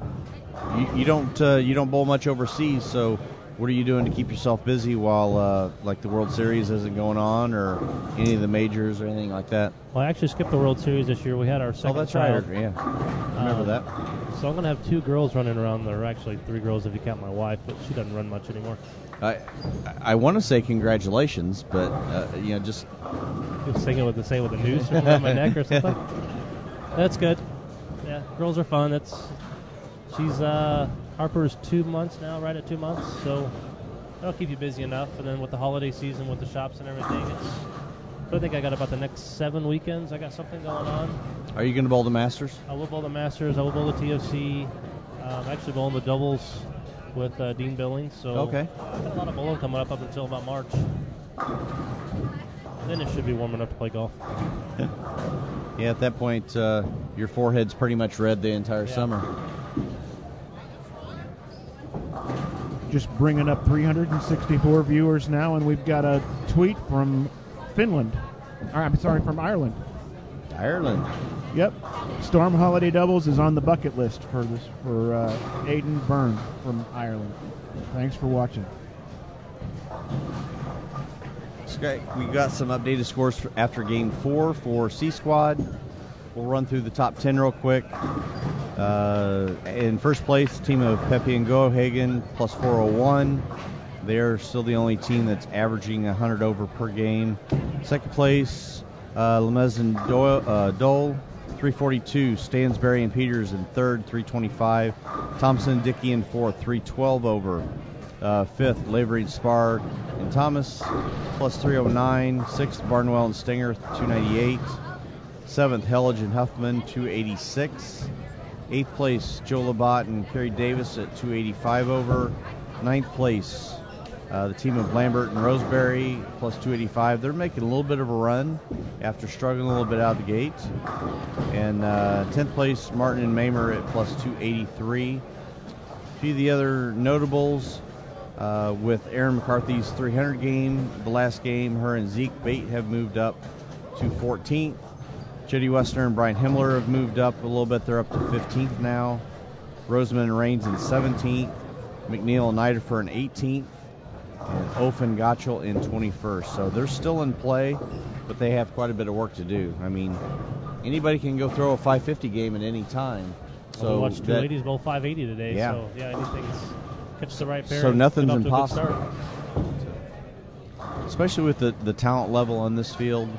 It doesn't surprise me whenever you see somebody all of a sudden pop a big game, and next thing you know, they go from 20th to 7th.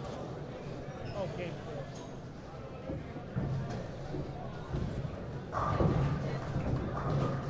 Right here in between the 2 feature pairs, we've got the team of Anthony Pepe and George Gohagen bowling, and George is a little bit lost right now, it looks like.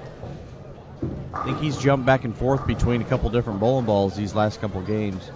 Try and find something that will kind of keep him out of trouble and give Anthony a little bit of help. So we did watch George on 11 and 12 struggle earlier, and then next thing you know, we look up, he's got the back 6 or 7 for 240. So yeah, definitely catching the right pairs. If you don't get off to a good start, as if George in this game has already got basically 2 opens through 4 frames. If you can somehow throw the miracle 6 or 7 bagger and bail out 220 or 230 for your partner, hopefully they got a better look on the pair. and that's the tough thing is when the scoring pace is high and all of a sudden you have a couple opens stare you in the face and you know that you've got to throw a 5-bagger right after that. that tightens the old swing up a little bit. No question. If you're fortunate, like some people, your partner's got the first 8 or first 7 every game. Every game, and you don't have to worry about so it. You can have a double and an open and then a spare and something else. That's why I think that my biggest skill lately has been being able to choose the right partner to bowl with. That's always been my fortune. Yeah. So I think, some people have certain skill sets, and mine is just making that right choice.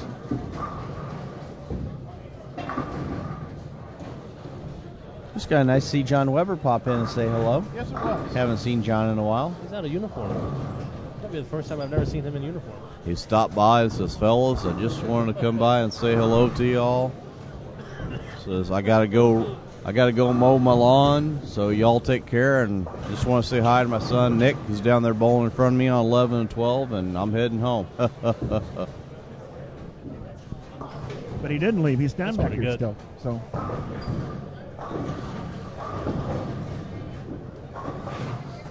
You've either been to a lot of roll calls. Yes, way too many. Actually, I've done roll call for him before. That doesn't surprise me. In his voice? Yes, in his voice. Did you find Pete? What's that? Was Pete late? Did you find Pete? No. I did find Dick one time. It's a very, very cool story. We were in, where were we? We might have been here. It was either here or Raytown, Missouri. And all of a sudden, last minute, Dick decides he's going to enter because he hadn't bowled in months, and they were going to bowl the USBCs, and Dick wanted to get some games in, so he happened to have a couple bowling balls with him. So, of course, he gets thrown down on my pair. So here he comes late, because, again, he entered late. He throws some shoes on. He goes down there. He gets ready to get up on the approach and throw his first shot. He hadn't practiced. And I tap him on the shoulder, and he turns around and he says, "Yeah." I go, "You got to understand, I had a really, really good, unique relationship with Dick." And I said, all that crap you got in your pocket, pencils, pens, all that stuff, it's not PBA registered. I'm turning you in. So I went and turned John in and made him take it out of his pocket. It's just the kind of guy Dick was. He was an unbelievable person.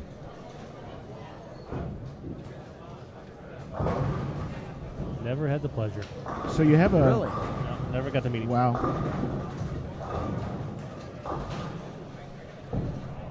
I was living up in the Albany, Schenectady area in New York for about, I don't know, probably 10 years. That's one of the after places having been. That's one of the places Mike Wolfe won, by the way. Oh, really? He got a buffalo for a trophy. At Carol Wolfe? That was Buffalo. I got a that's right. plaque that looks like my local association high average award plaque. That's right. Okay. Now I remember. But I had managed a real small bowling center in Perryville, Missouri, when I was just out of high school, actually, 18 and 19 years old, and got to know Dick a little bit down there. And I had been gone actually probably 10 years. They used to have an event up there in the Schenectady area called Great, Greater, and Greatest, and they'd have some big name guy come in every year as the guest of honor, and one year it was Dick. Well, my friends in New York thought they were going to do something, special for me, and they called me in the bar and brought me over to the booth that he was sitting in, and my buddy Tom Donato from up there, stands up and looks at me and says, "Dick, this is Dennis Hacker. Dennis, this is Dick Weber." And Dick stands up. He says, "Dennis, how have you been? I haven't seen you in 10 years." And Tom's looking at me like, "How the heck do you know this guy?" But that was true with everybody, right? I mean, he never forgot a name. He never forgot a It's face, right? weird. I couldn't believe it. And he asked me about my sister, and I don't know the last time he had seen my sister. So he called her by name. So that was the craziest thing.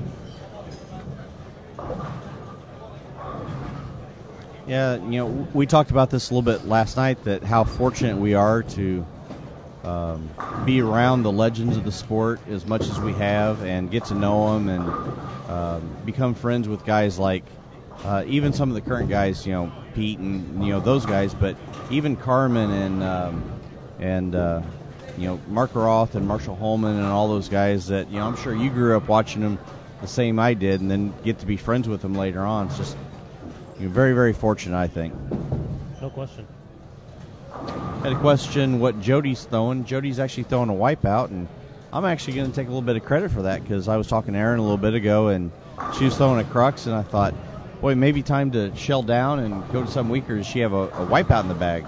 She threw it and looked good, and I think she's been with it ever since. So I think she had 270 the game before this, so her and Chief are making a little bit of run at this. Chief's coming up on a weather alert.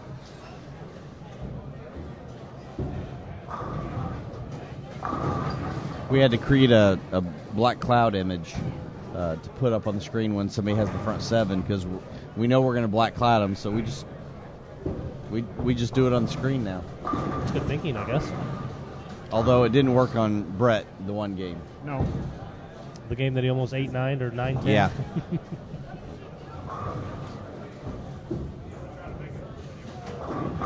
It's pretty bad when your partner's pulling for you to get the first one in the 10th because you're guaranteed 500 and I'm only bowling 220. Been there, done that. And as soon as he throws it, you're like, great, now I don't need this one. Exactly. Why don't you go first? You go first. Why don't you go ahead and throw the first 10 shots, and then I'll catch up. Can you bowl out? Derek's got a little better look this game. Russell, I'll agree with you on PB3 on that comment. Another one that's definitely a great ambassador. He's all right. He is. He's okay.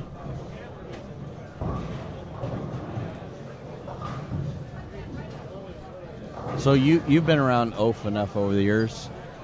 Are there many guys that throw it better than him that never bowled on tour? No, there's probably not going to be many. If I could try to think of any, then I'll. I mean, there may be a couple, I'll let you know, but for the most part, it just yeah. He's another one of those guys that's just kind of fun to sit back and watch. Oh, no question. I mean, it's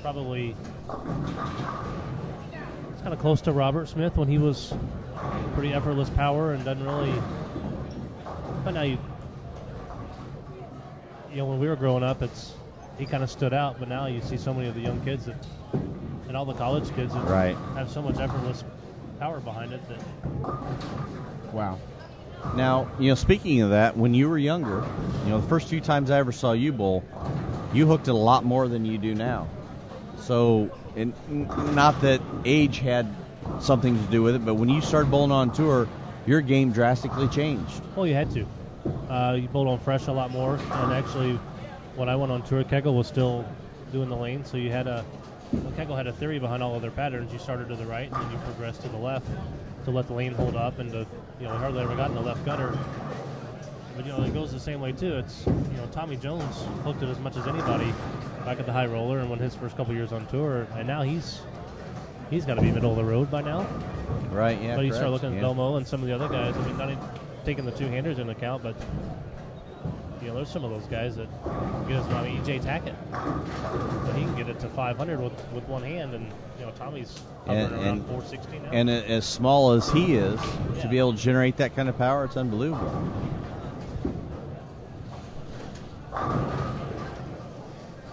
The game's definitely changed. It's not much fun watching it pass you by. Right. 15 and 16 starting to live up to its name this game here. That is. I think we definitely have some weather moving in. I see Flanagan on this little chat thing here. Yeah. Yep, that's Say him. hi to Michael. Am I ever going to get an email, or are you going to fire me?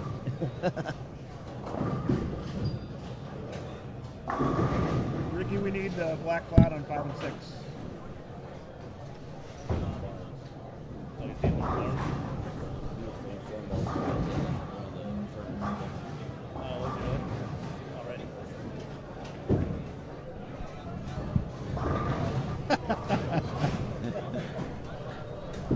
Why is he getting a phone call? I can't even get you to respond to a message from me, and he's getting a phone call? Man, I object.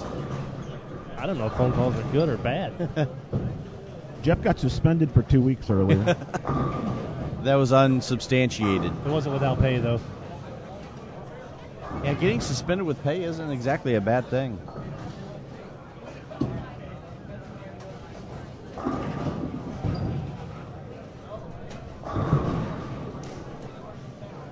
I guess I want the private jet, company car. Call me Monday or I'll call you. There you go. Speaking of Schlim, shout out to Schlim if you happen to be watching or listening. Hopefully you're feeling better. So Scary little couple weeks for the big dude. yeah, I talked to him yesterday, I think, for a while, just to check in on him, just make sure he's doing okay. So love you, big brother. Actually got to see him a couple weeks. He made a couple trips in town there for a couple weeks during the holidays. Yeah, he was. He was always good to see him. Around the Midwest.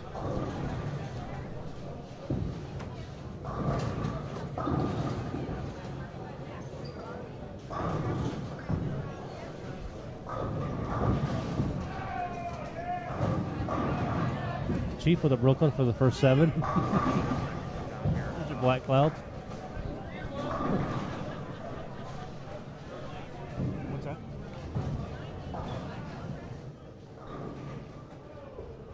Yeah, so now we've got verified weather alerts on both 5 and 6. There's a front 8 down there, and it looks like, well, there's Chiefs down here on 15 and 16 right now, and who's behind him? Who's the next guy up there? That I don't know. Let me see. Looks like there's a string on every screen. Just about.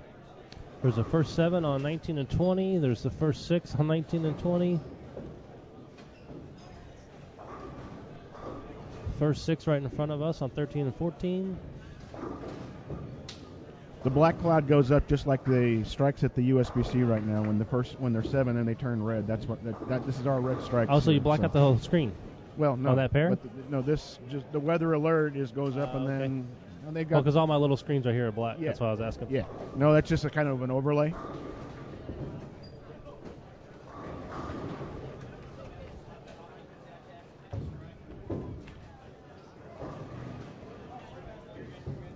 The guys in front of us here. We black clouded whoever that was over there. 4-9. 4-9, yeah. Yep. Well, you still got it.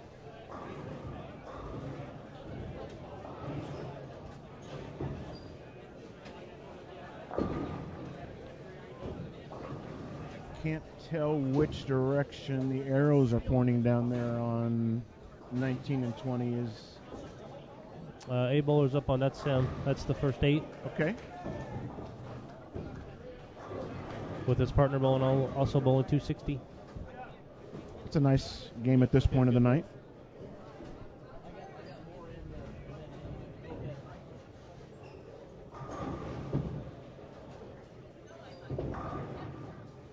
Newest PBA champion on lane 14, Anthony Pepe, having a little struggle this game. Yeah, they struggled on 11 and 12 too in the second game of the night, and then both turned it on toward, after 5th frame basically was nothing but strikes off the sheet for 100 over in that game. It was always nice to turn the game into that. Typical great bowlers, though, they look like they're struggling, and you look at the score sheet and they're 400 over. Well, you should have seen the chat. I mean, watching their first 4 frames that game, everybody who's picked them to win, they were going crazy saying, oh my God, what's wrong with their ball reaction, all this kind of stuff. And then they did what I said, struck out from that point, and everybody was all calm and copacetic. I did make a comment earlier that you smiled.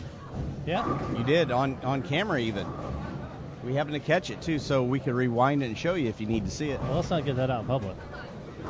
We don't want to ruin your reputation. Yeah. It'll be archived on YouTube this week. Yeah, that's dignity. It's cheap again.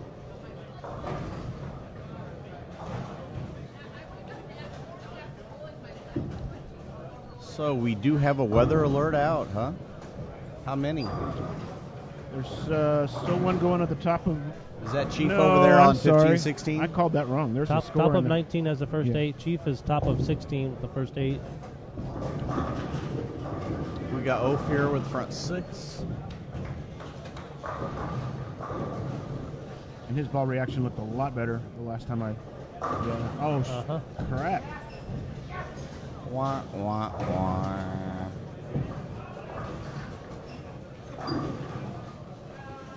Never fails, fellas. Never fails. We saw so many solid 8s last night, but we haven't seen too many, yet today. We've seen quite a few today. Not nearly as last night was ridiculous. Was it? Yeah, there was like 4 or 5 of them in one game on 11 and 12 last night. So we have a prediction in the chat that the cut's going to be plus 342. Jeff, what do you think about that? Yeah, I'm pretty sure that. They might want to double that. Yeah.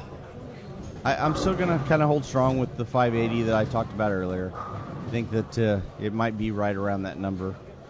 So we'll see. We should have a better idea where the scoring pace is heading after this next game. Right. If that's the case, Brett almost made it by himself. You could have saved a lot of effort and just waited for tomorrow. Could have slept in.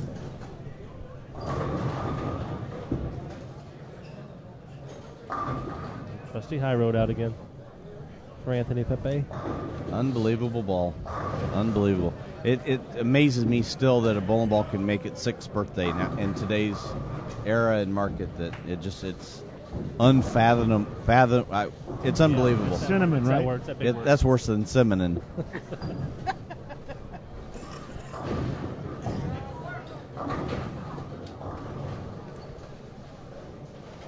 I'd actually like a recount on that ball. I think it was actually 7 years, but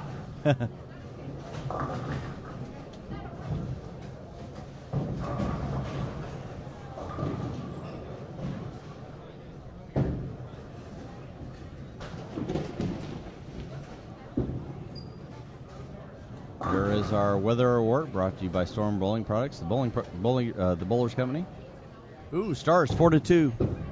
I guess I shouldn't cheer too loudly about that. Joe Roseman on lane 12. That looked like a totally defiant. You're gonna be in timeout again from Mike Flanagan I if know. you start cheering for that hockey score. All I know is Peters has got the hip shake going on, so if I was down there bowling with him right now, I'd just be sitting back saying, Michael, I got 2-0, 2-teen for you. You do the rest. Good work. He is older than me. I'm better looking, so that's why we made such a good team. I think he's older than me than by 9 days, I think.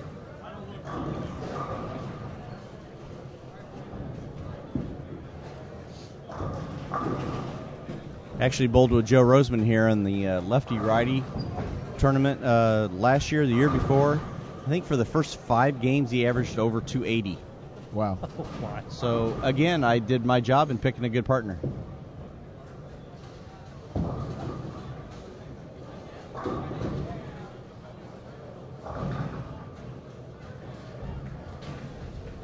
Jody didn't look very happy with that toss. No, she didn't. Girl's slimming down some. She is. She's doing a lot of the bowl fit stuff that right? Heather DiErico's doing. Looks good. Other than that shot.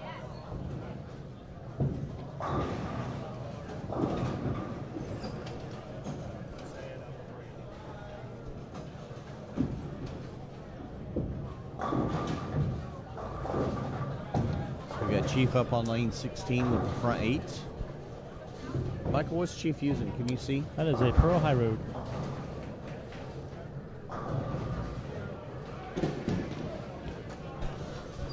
He's giving it the little Chief League Bowling high heater.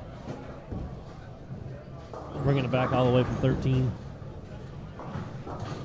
He's got to be one of the funnest guys that you could ever hang out with when we were on tour. He never forgets a place to go. He always found the great little hole-in-the-wall bar or restaurant. He was the best Rand McNally I'd ever seen. He's better than an app. And all you had to do was wait for the, hey, dude. Yeah, we're just going to go over here for like $6. You can get some chicken wings for like $6. And you can eat and drink all night long for $6. They got like all these TVs. They got like 27 TVs, and we'll like sit right here. We'll have some quesadillas for like $6.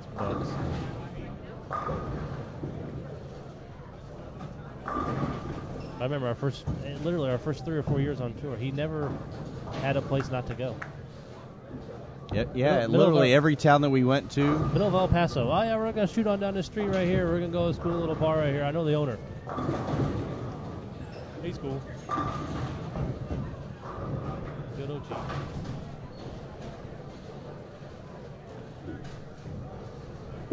It's pretty ugly here in front of us on 13 to 14 for Anthony. Peters with a hip shake again. He gets that little move going, and I know that we're going to make a little bit of money.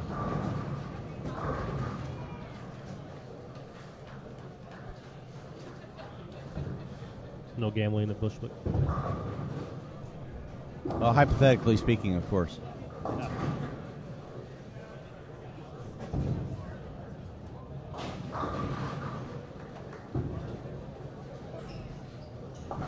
I think we got a front 8 on 17 and 18. So we still have a weather alert. Leadoff bowler has the first 10. Yep, black cloud down there coming 19. on late 19. Okay, 19. Yeah, The 17 first 7 on 18.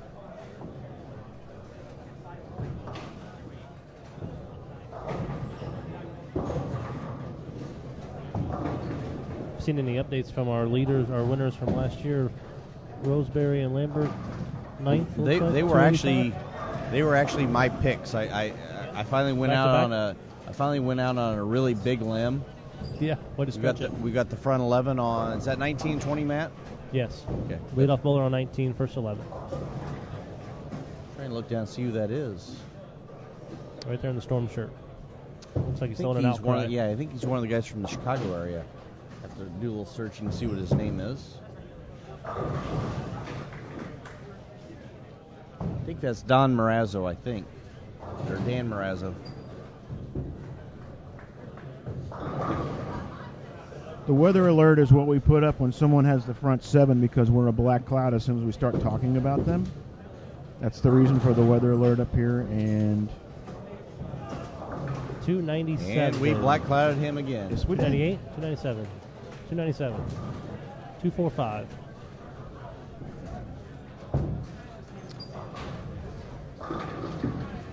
We have had 11 300 games so far this weekend, which is definitely more than we had last year. But normally when in an event like this, everybody's predicting 20 to 30 of them. I think everybody's predicting that Adam Barta would have at least 20 today by himself in the 9 games. Actually, the people were predicting that Adam Barta would have 5 tonight, and he's not even bowling. Yeah, exactly. Well, I think everybody made hats that he'd get to 200 this weekend. He's got 178 or 6 or something like that, right? So everybody had their hats all made like the World Series division champs. Adam Barta, 200, 300s. We black clouded 17 and 18 as well. Yeah, I think we caught them all at once. Nobody is outside of our reach.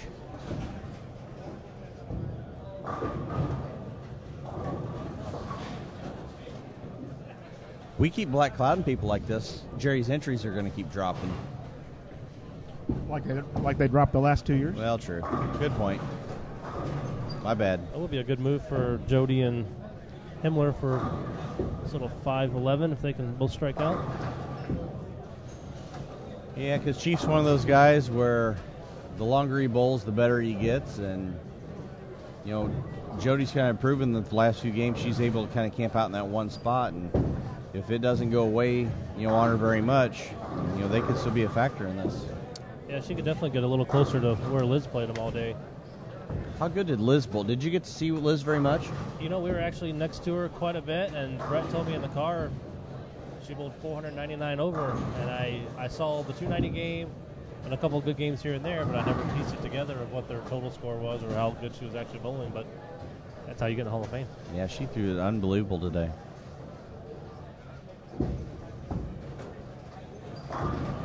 And many congrats to her on the Hall of Fame election. Is she close to the youngest? She could be. And, you know, we talked about that a few different times. Is there anybody that bowls more than her that you know of? Yeah. I mean she bowls everywhere all the time. It doesn't matter what it is. She goes and bowls it. That's just simply what she does. Yeah, whatever she's available to bowl in or whatever the rules will state that she's allowed to bowl in, she's there. But I can't imagine that other than maybe Pete or... How old is she? Is she barely 40? Is she 40? Yeah, maybe. No, she's probably mid-40s. She's probably 43-ish. Well, I don't know. Because she was in college when my buddy was in college, and he's like 42. How long has Rig's been in? Oh, yeah, he's been in a few years.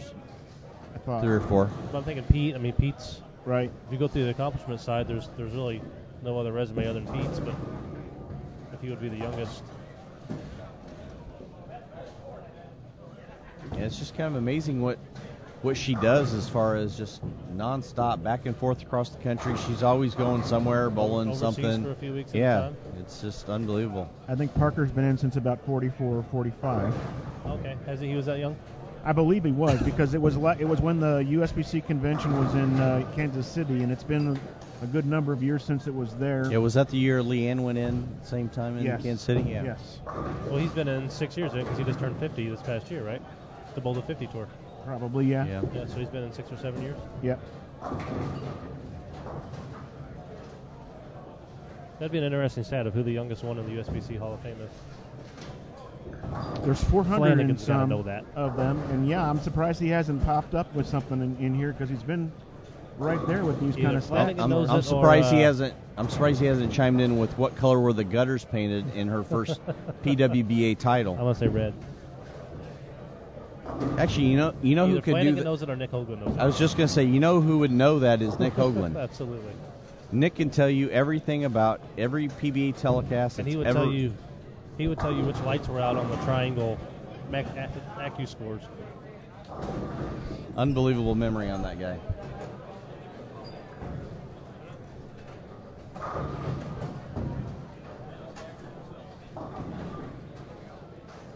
Brett Shepard was standing over here to my left a few minutes ago saying, what's he doing up here in the booth? I'm the one that struck all day. And he ain't lying. Mike wasn't listening to that one, so. No.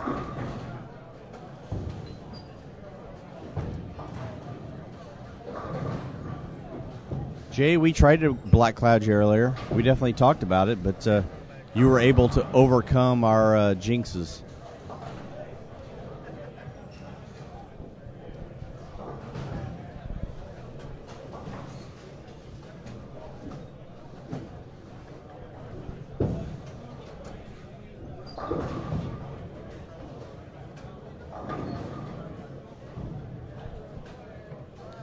Looks like over here on 9 and 10, Aaron McCarthy and Zeke have about 460, 470 that game.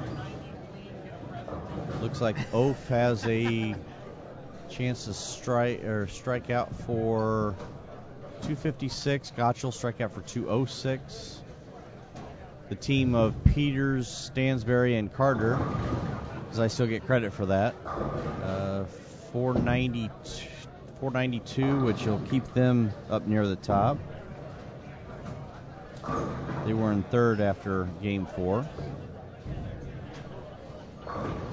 Starting to actually see some fairly decent numbers. 260s popping up all over the place. So Problem is, there's none of them across from each other. yeah, exactly. That's true. Yeah, you look at Gottschall's expression right there. His partner's going 250 and he's going 180. Well, it happened here a few minutes ago. We had a 279, 161 pairing. Exactly. For a doubles team. Mike, while you were on the telephone, Brett was standing over to my left, and he was saying, what's he doing up there in the booth? I'm the one that struck all day. Is he fig jamming? He's fig jamming again on me. He is. He already, hashtag I'm great. Oh, yeah. Enough about me. What do you think my about me? My partner stinks. Yeah. Enough about me. What do you think about me? Cost me a lunch, too. Did you have to buy? I did. Man. And I was up 2 lunches coming in. So we did a 3-game, each 3 games with another lunch. I got slept. Matt McNeil wanted to know a few minutes ago if you got a Christmas present for 90 clean. We're talking about that at dinner. I don't know. Can anybody go 90 clean? Well, I don't know. We were discussing last night and this morning how many single pins we've seen just absolutely whipped out there. Oh, yeah. It's crazy how many. You actually missed it earlier over on lane 8. A guy flagged a 7-pin, and the ball hit the curtain so hard it bounced up and hit the 7-pin from behind and knocked it forward. First time I've ever seen that in my life. I'd count it. I would, just for the sake of just for pure that's talent. cool. Yeah. Gotta make it exciting again. I think you should count double. I think I shouldn't have to throw the next shot. Fair spare? Yeah, exactly. Just 2 spares? Just go ahead and mark it down. I think I should be able to save it for the next time that I'm about to miss a 3-6-10. You should be able to do whatever you want to do. I agree. It's about time somebody realized that. And why you still waste your effort shooting the 3-6-10? You ought to just might as well just reset. Thanks, I appreciate that. I usually do. Just give me the count. Can I go ahead and take 2? We got a buddy that we used to bowl junior leagues with, me and Tony, and anytime he leaves a 3-6-10, It's 1. I've never seen him make it in 20 years that I bowled with him. Oh my God, that sounds like me. I'd rather shoot a If it's a 3, 6, 9, doesn't matter 10. if it's a spare ball, if he hooks at it, whatever it is. I'm to the point where I think I'd rather shoot a big 4. You get same count. Matt Ogle up here starting game 6 in front of us on lane 12. Matt actually had 300 in game 1 on 17 18.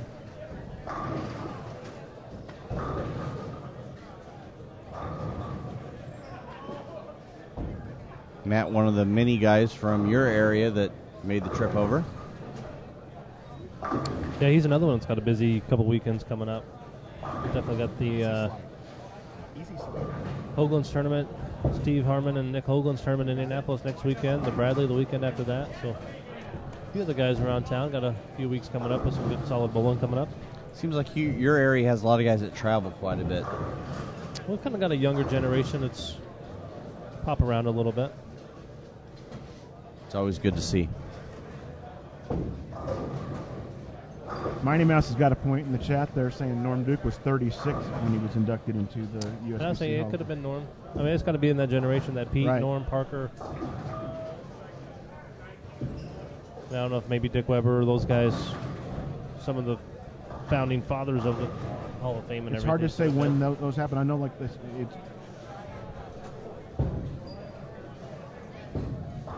I'm sure Flanagan's working on it. We need to get hold of Nick Hoagland, though. He would know it off the top of his head. He probably wrote the resume.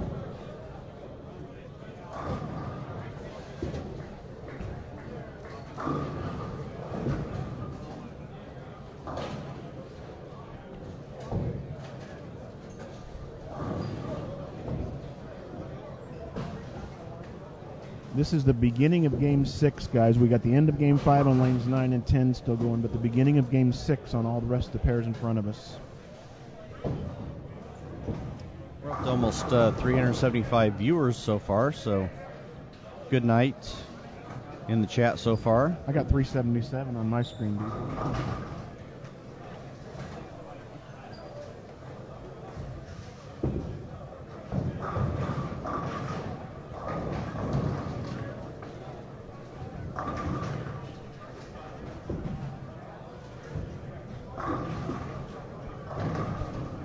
Got a text from John Zerbinski, probably home watching the live stream. Awesome. Hi, John. A little shout out to John there. Should be here, hanging out with us. I think he's making plans for next year if he can get his injury in time or find a partner. He tried to buy Brett from me earlier. How much was he worth? Highest bidder. 3,500. Highest bidder. Yeah, 3,500.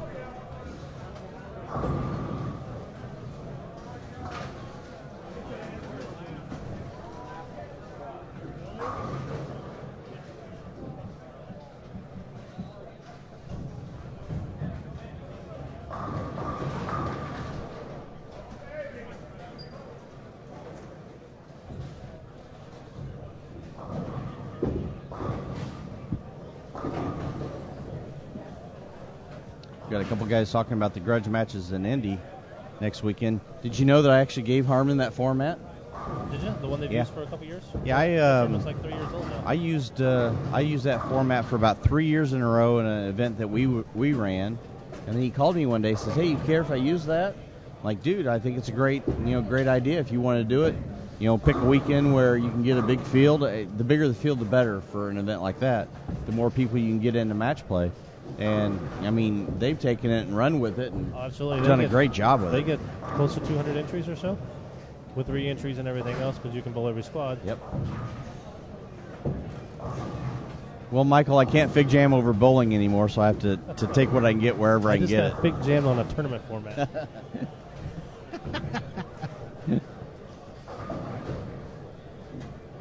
Unless I can somehow figure out a way to fig jam over my 12 games of league that I've snuck in.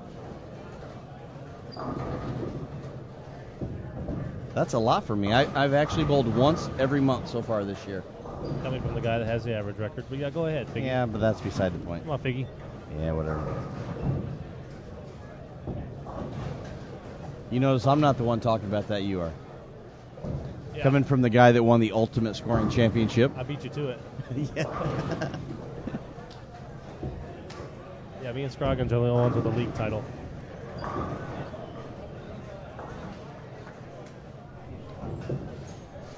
Mike Flanagan, don't people have to declare their real identities before they can be staff?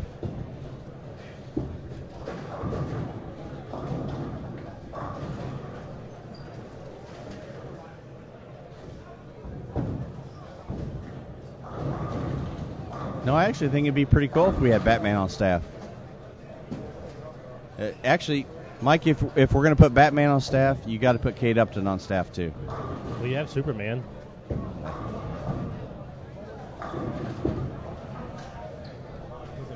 Ahmed Superman. is not going to be the next staffer.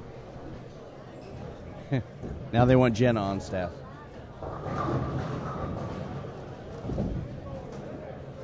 Well, that was fairly sincere right there in the chat in the middle there, Mike. Yeah, what are you doing, Flanagan? You're not even here broadcasting your own website. Maybe he's setting you up for the big letdown. Maybe. And no, Batman Chris Barnes is not on Storm staff.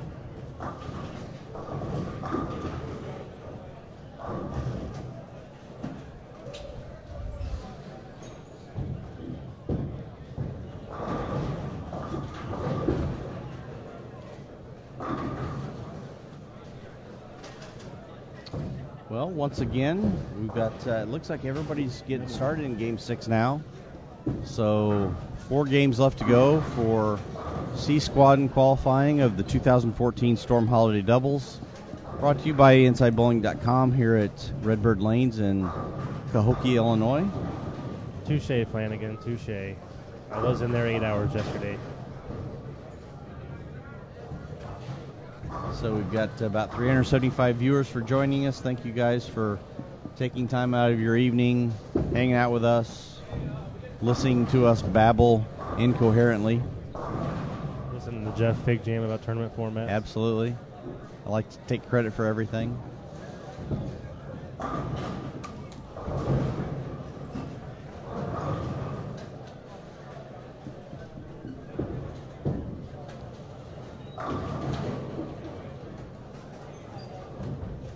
So, Mike, somebody that is follically challenged, what do you think of Zeke's hair?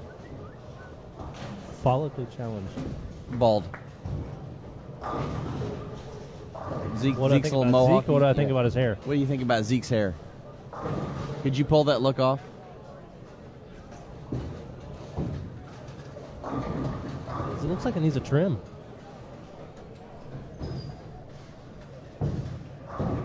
He was very careful earlier when he was wearing the headphones to have them like this, so Yeah, that I mean, it couldn't. that's the worst part. You have a kid with a full head of hair and he does that to it.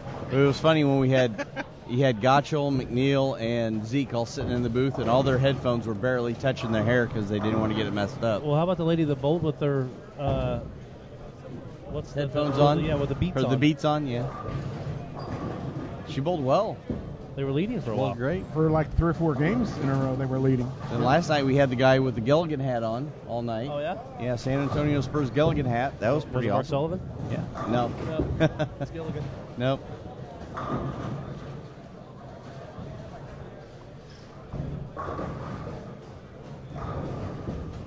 Mike Flanagan, I know. Oh, you just said be right back. I was going to tell him to look at the tweets and see the guy from Ireland that said hi to us a while ago. But he probably already saw it.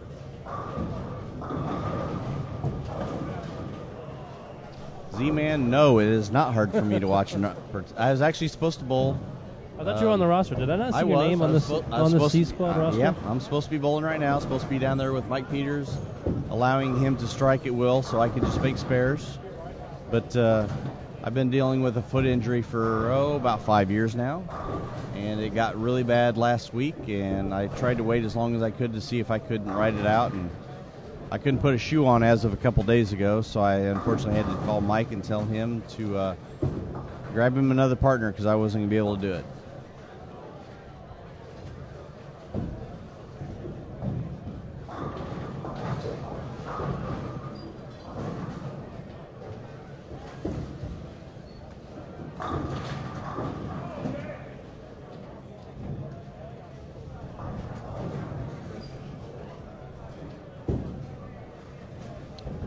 Looks like we're in that transition period right now. The way things, nobody's. Well, we're in, frames 2, 3, and 4 right here in front of us.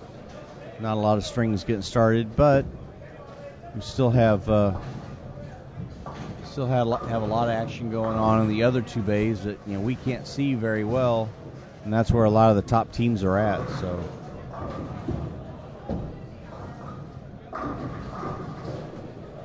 Once we get the updates of the standings after 5, we can actually start to look and see about where the scoring pace is going to fall. Michael, any predictions as far as the number? Well, actually, judging by that game, it looks like it's going to slow down a little bit.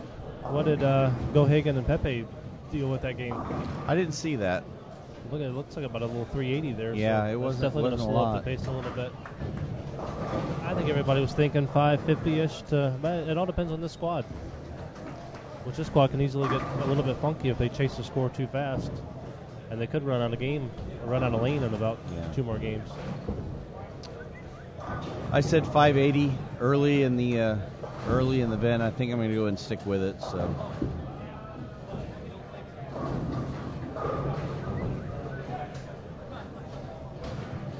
Mike, you think the fact that the oil didn't sit very long this time before they got out there has anything to do with what's going on down here tonight? No, I think it was mostly just B squad getting the scores posted on the board. So it's typical every tournament it happens. The guys chase the scores. They want to get out to a good start. They start playing them probably a little bit where they're comfortable, which ends up being a little bit deeper. And then everybody keeps trying to get their scores, and 4, 5, 6 games in there, you've got them broken down to an arrow more of hook than what the other squads had. So that only hurts you in the long run, especially with 9 games. You've got so much time to get some scores and get it out there when it's there. But if you beat the lane apart, it's going to be harder for you to get to the 470s and the 480s for a bad game. How much do you think the squeeze factor is going to come in the last couple games? Definitely for the guys that, with the pattern being a little softer, maybe it's not so much, but it's, because we had 2 guys on our pair bowl 300 the last game. One of them to get to a pretty decent number, 590 or so. 600. Well, with this being the last squad, though, so at least exactly. It's definitely a factor, no question. Were you always, or I guess I should say, are you one of the guys that would rather look at the scoreboard, know where you're at, or you trying to avoid that? Like if you're in qualifying, are you watching the standings to see where you're at, or do you just kind of look away? I probably look away a little bit more. I remember the first couple years on tour, I think we bowled, I'm not sure what style we bowled, but it was on one of the softer patterns. It might have been cheater or something, or what they might have even been named back then. But I remember bowling pretty good, thinking I was bowling pretty good about 7 games in. I think it's only bowled 9 on Thursday. They cut bowled 9 more on Friday. I think for about 7 or 8 games, I was bowling pretty good. So, everything feels pretty good. And I knew my scores, I was pretty much up there. I caught a run of the leaderboard. And I think I bowled about as good as I could bowl, and I was like in 11th. And I just looked at the names in front of me. I was like, oh, my God. So after that, it doesn't matter how good you bowl, somebody is bowling better. No matter what pattern it is, somebody's going to crush it. Yeah, so. It didn't matter.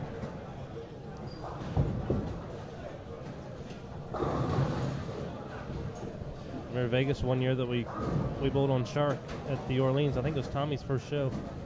That might have been the tightest version of Shark in history. It was a very, very tight version, but you bowled, they're kind of high scoring. I think bowled 720, 730 out of the gate, so you're off and running, you're bowling good. It Pete's ahead of you by 120. He bowled 850 out of the gate. Yeah, we used to see that with Jarris in the region a lot. No matter how well you bowled out of the gate, you looked up and he was still 100 ahead of you every week. And I crossed with the Instrument the year that he set the scoring record in Erie. How'd that work out for you? He beat me by like 300 pins. Speaking of Erie, how awesome was that place as a tour stop? Unbelievable. Probably by far the best one that I've gone to, other than Bedford for just the pure host and the pure experience. But from a fan base standpoint and for the coverage that you get throughout the week, Erie was by far the best. I only got to bowl Erie once. It was the last time we ever went there, and I'll never forget it. It was just, you couldn't walk through the building. You knew it was a big deal when McDonald's welcomed you to the Erie PBA tournament. The news did their live cut-in updates right there behind all 35 week and long. 36 Yeah. or 31, 32. I don't know how many lanes the place was. You know, you remember Philadelphia, how small and cramped that place was? You know, the And crowds the power came went in the year the power went out. We still tell that story all the time. Yeah. But yeah, that was another one where there were so many people in that building you could barely even walk around. We have a score update, dude? Yeah, let me do a little look in here and see where we're at.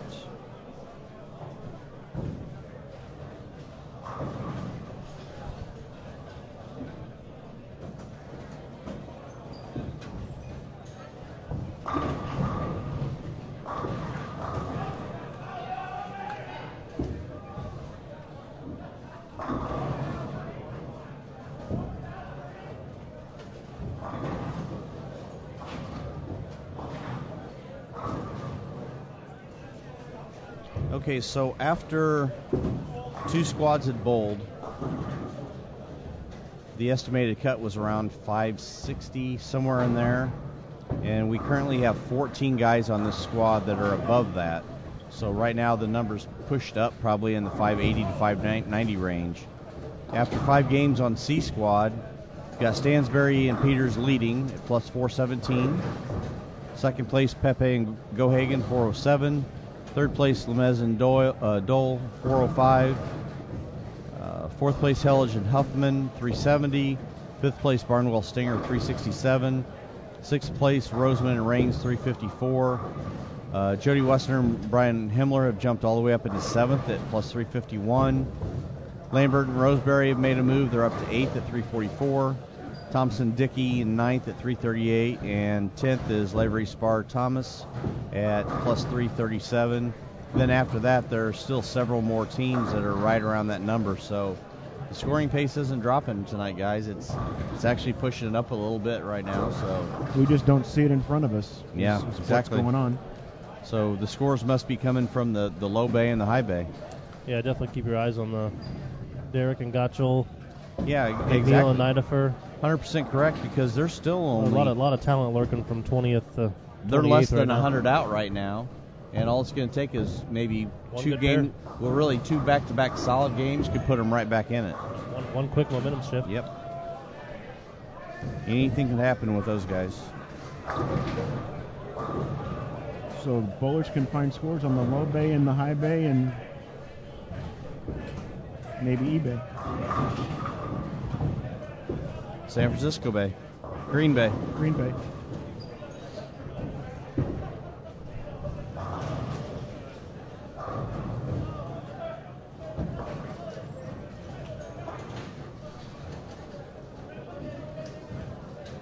I believe Mike Peters is going to be on 15 and 16 at some point yet. This is game 7, we said? This is game 6. Middle of game 6. Okay, and they are. So Peters and Raines will be on one of the TV pairs near the end, and game 8 then. I think Joey and Scott will be. I think they're next to him. So if they're not on one of the pairs, you'll be able to see them kind of off to the side. So yeah, and Peters is bowling with Pepe when we said they were going to be on 15 and 16. Yeah, I think so. So yeah, correct. Game 8.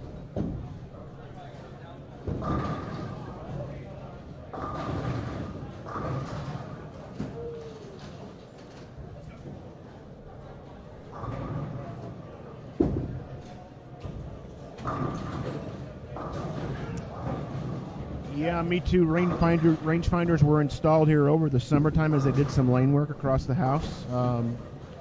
They weren't here last year, so.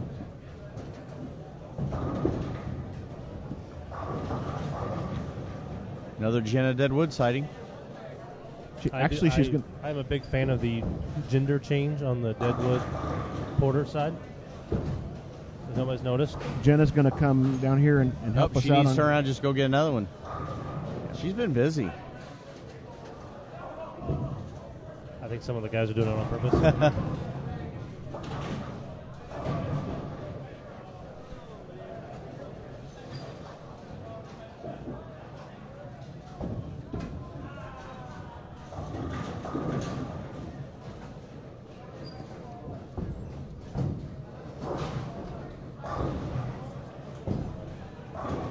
We're actually going to see Jenna on a TV pair here in just a second because 11 and 12 has some live wood in the gutter.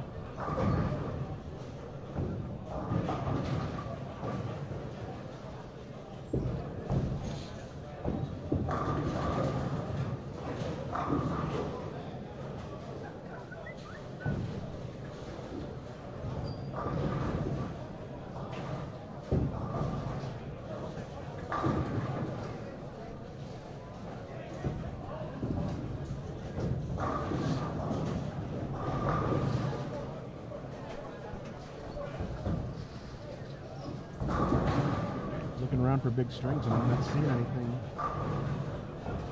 Seems like a slow-paced game. It does. Just now getting into the 5th and 6th frames.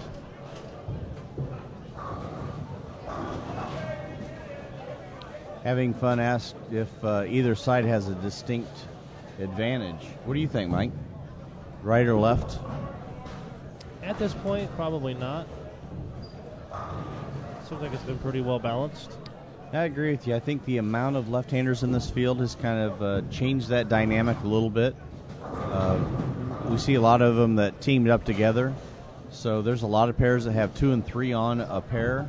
And, you know, with the way the skipping procedure is, they're following each other all the time regardless. So you definitely see the left side transition a little bit more than what you usually do. Yeah, it seems like for whatever tweaks that were made, and obviously he changes them a little bit each year, the amount of games and the part of the lane that we ended up playing seemed like about the right amount. If we were going to bowl another 2 or 3 more games, the left might have had a little more of an advantage, but it seemed like it balanced out pretty well today. Yeah, I agree.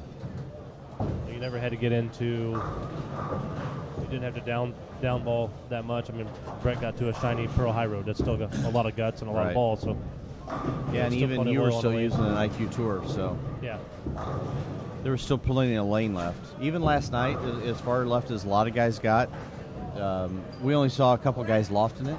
But you know, at 2 o'clock this morning, there's only a few guys that were in that far to where they actually had to create, you know, a steep angle through the fronts to get it going that direction. So, yeah, I think last year was obviously a pretty distinct advantage, but I think this year the tweak has been a little more to the positive side to bring it down a little more closer.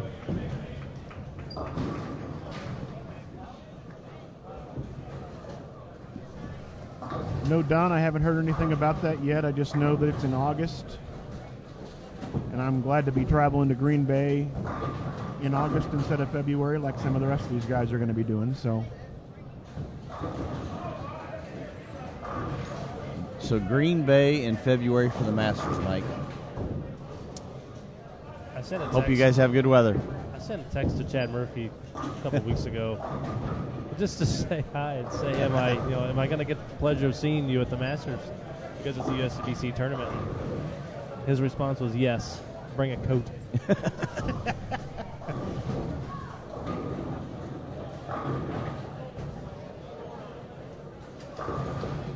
I get to see Billy quite a bit, being out doing collegiate coaching. So lucky you. Yeah, I'm trying to figure out which brother I like better, Billy or Chad. Definitely Billy.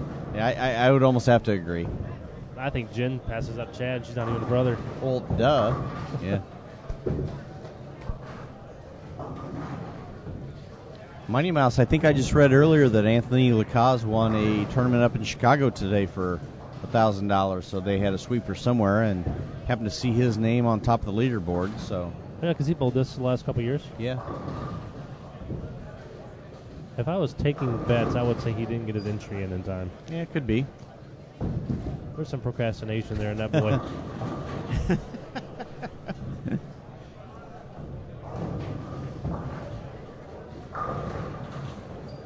So then the right thing would be to team up with somebody who would take charge of that for you. It's always good to have a secretary or a responsible partner. We have Chris Hester. Yes. I actually chatted with Chris a little bit last night. He was in the chat with us for a while. Told him that he owes us all slushies. Good luck getting that. Yeah, exactly. But I did send him all 9 seasons of 24 to watch. Oh, yeah? So that should keep him busy for a while. Are you a Newsroom fan? Have you watched that one? I have them all downloaded. I've only watched a little bit of the first season. I haven't got to the rest yet. I'm still trying to catch up with the other 30 shows that I watch. But Newsroom is definitely on the list to watch. Yeah, I just downloaded 2 seasons of that. It's the opening press conference thing with the kids. Oh, yeah, unbelievable. That one got me hooked. Yeah, unbelievable.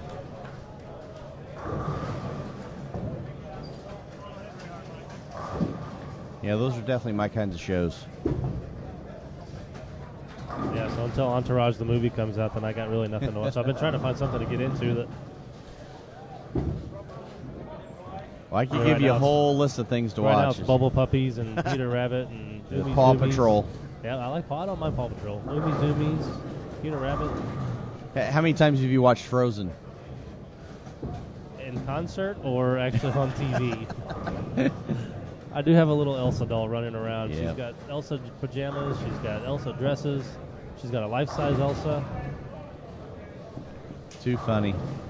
And I can't get my son to put a basketball down, or a baseball, or a football, whatever he's playing. I can't get him to put it down. He's got one of the actual plexiglass hoops. Oh yeah. On the front door. It's a real mini basketball. Yeah, my nephew's got one for Christmas this year. And I grounded him from shooting the other day because that's all he does. So the entire breakfast, he sat there and dribbled the basketball to pay me back. I said, "All right, dude, go shoot." I'm not touching you. Exactly. I'm not touching you. Yep. Yeah, Abby found Hadley this life-size Elsa doll, and literally it's standing in the living room. And if you walk around the wrong way, it looks like there's another kid in the room.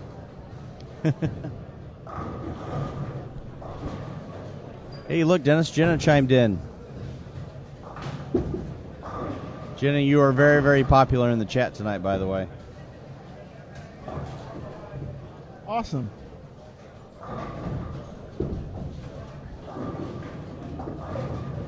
McNeil Nidifer's have 5:30 out. They're going into the 9th frame, so that would be a big change for them. Well, we said that a few minutes ago. Don't count those guys out. And your last year's champions are bowling 550. Lambert's got 79, or Derek or Lambert. Actually, Tony just missed. He's bowling 268, and Derek's bowling 270. Those guys strike a lot. We bowled a 5-gamer last weekend, and Tony doesn't bowl much anymore, but the Bradley's coming up, so he likes to pay attention to that one. He's going to do a little bowl, so he's practiced a little bit. So we bowled a 5-gamer. Every game's a jackpot. It's nothing, no total pins, nothing, whatever it was. Just a little 5-gamer. He bowled 1337. And it's like it's nothing. No, just walk in the park. It's effortless. I always tell the story growing up with him that, you know how many times that you've thrown the last 6 or 7 for 802, 801, 800. He throws the last 6 or 7 for 860, 850. Yeah, he's pretty unbelievable.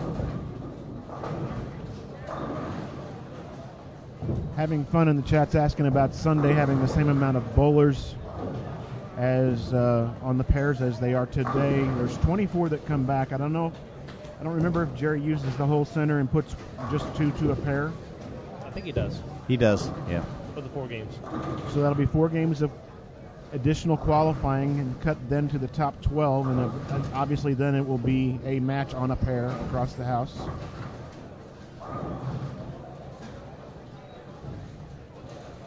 So the pace will be quicker as far as games are concerned.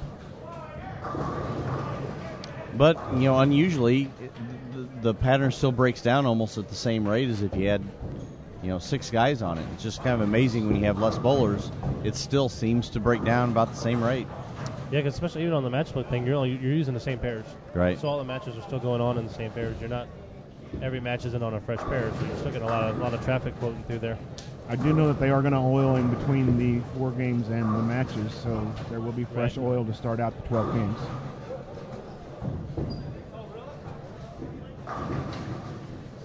And depending on who makes it into Sunday, last year we had almost half the field was left-handed on Sunday, so the right side, held up for quite a while. It still broke loose near the end, and we were in lofting it. But if you have half of the right-handers are straighter players playing farther right, anything can happen tomorrow. Oh, no question. You might even bowl really well tomorrow. Yeah, I don't foresee that really changing. Yeah, actually, last year a lot of the teams that made it were left-handed combinations. Right. There wasn't a lot of righty-lefties, and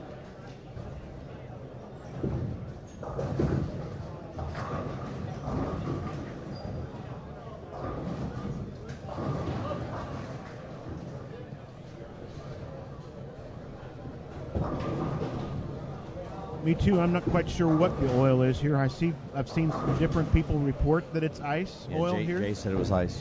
Okay. We actually still use defense at home.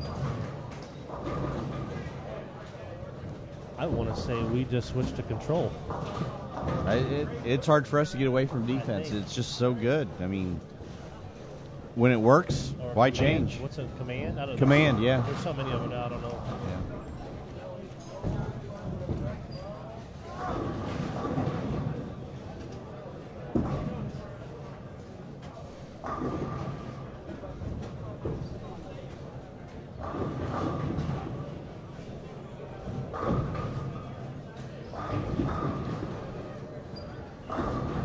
McNeil getting up now on lane 7.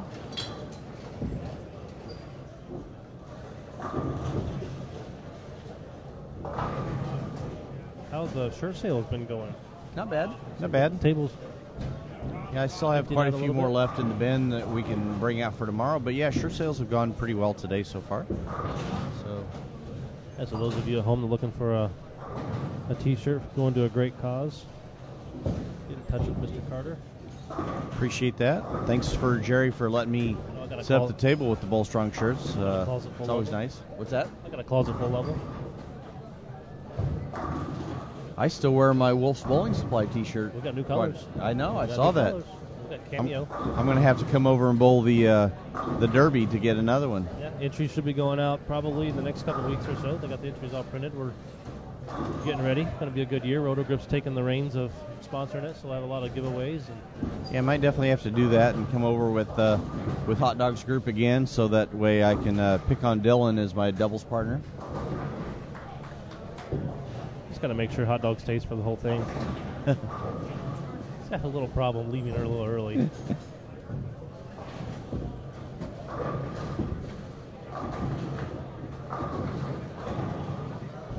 McNeil got the first one in the 10th. Night we're up on lane 8 right now, going for the first one. This puts him in the 5 teams, and he carries. 250, 270. If they both go out. So do we have an update on the Stars Blues game? Is it still 4-3? Anyone out there? Anyone? Anyone Bueller? Neil through the nose. Yeah, it looked like a 4-6 hit. And Matt Ogle with the Messenger taking out the 610. Obviously, it was a good shot because it struck. Always is. An only good shot strike. I think we've kind of covered that to nauseum.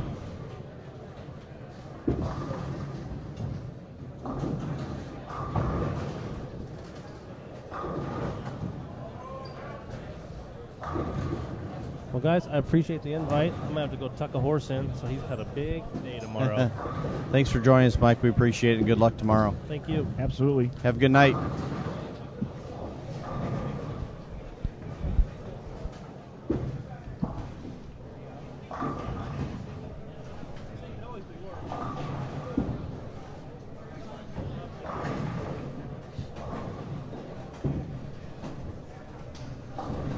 Looks like we're going to have Matt Turk jumping in and joining us for a little while. Hey guys, how you doing? Good, how are you?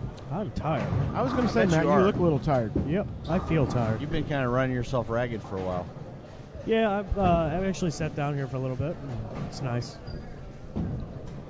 Golly, we don't have a combined standings total yet.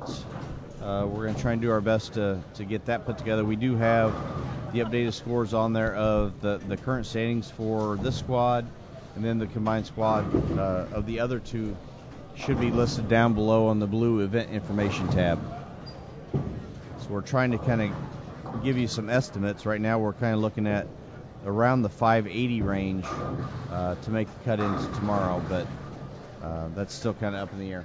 Plus 113 for Nidifer and McNeil in that game. How much? Plus 113. That should bump them up into the 375 range, so that puts them right back into contention.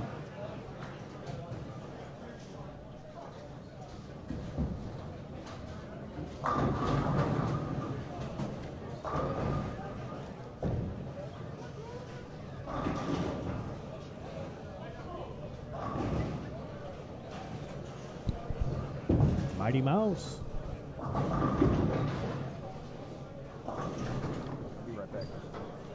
Everybody's leaving me, guys, so I'm gonna fill a little bit of time here by myself. So, still watching a little bit of action of Game 6 of C Squad for the 2014 Storm Holiday Doubles.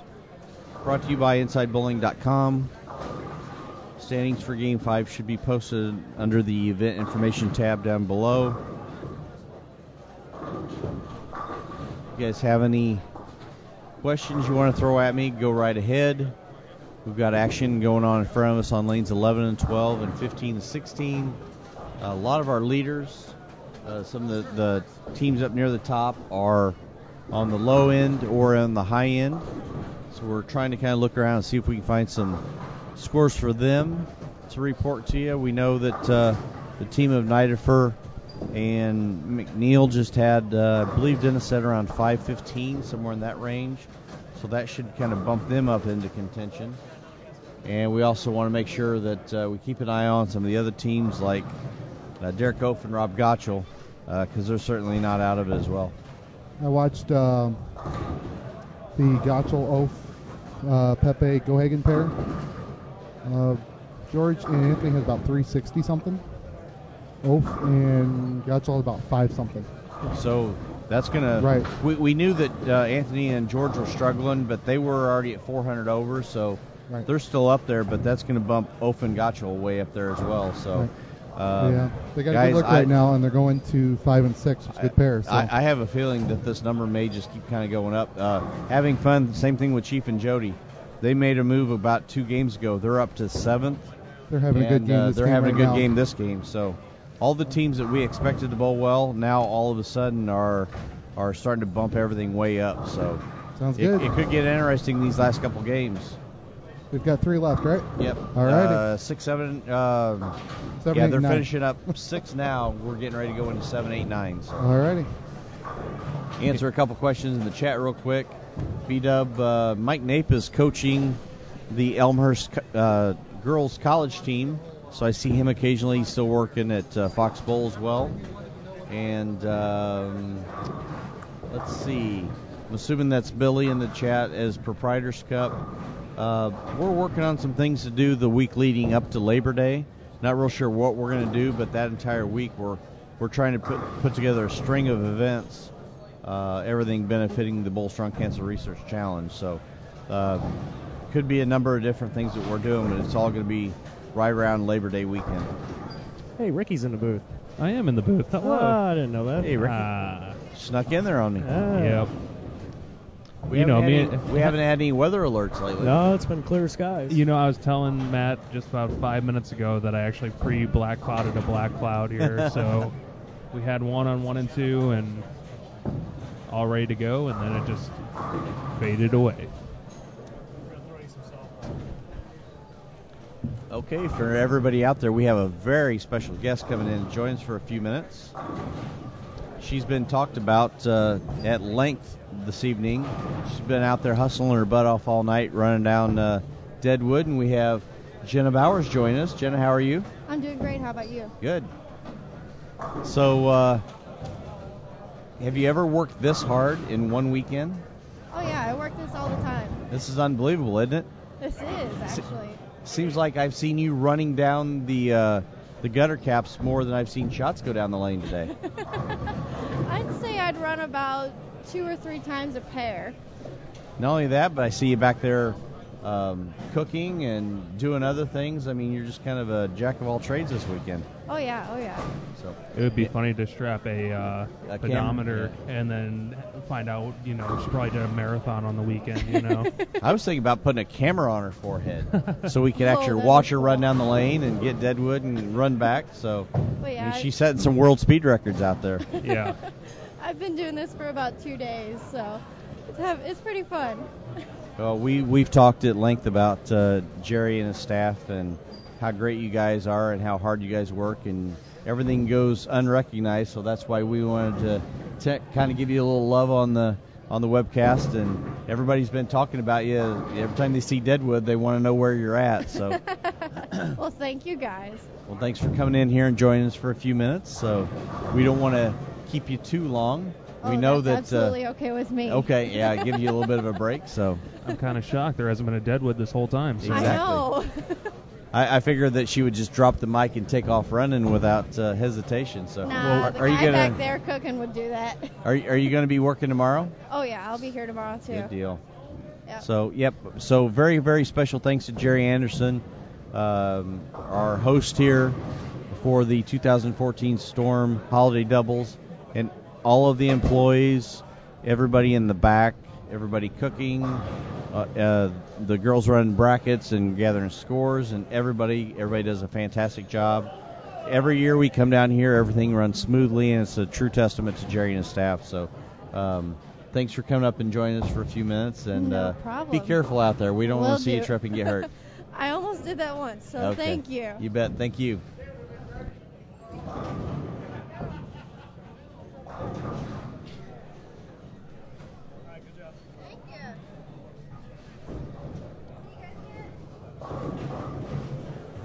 Is it bad? The first thing I thought of was, and for her sake, if she does it on, hopefully, if she does stumble, it's not on live stream pair, because I feel like that would be YouTube material.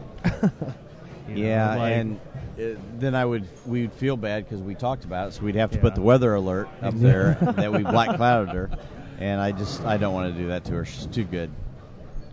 Yeah, she's been working here for a while now. I mean, I remember seeing her for at least a few years running down there and do that. So Jerry's got some good employees down here.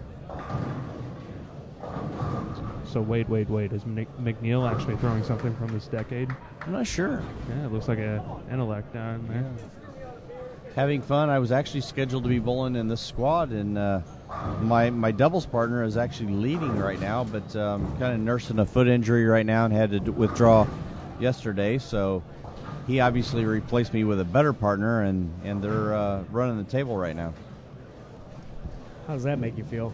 Not bad, because I'm actually able to sit up here and have fun and not being down there pulling what little hair out that I have, pulling it out of my head. Plus, this is much easier on the foot. It is much easier on the body and the mind, except for the long hours. Last night and then back at it this morning. That would be the only thing. Yeah. The good news is we're going to get out of here pretty early tonight. It seems. Early being 11:30 midnight. Yeah.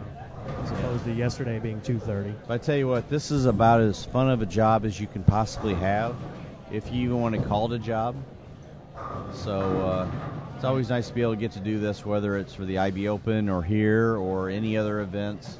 Definitely. I know I've worked with Mike several times doing the TAT broadcast and some other ones, and it's just unbelievable.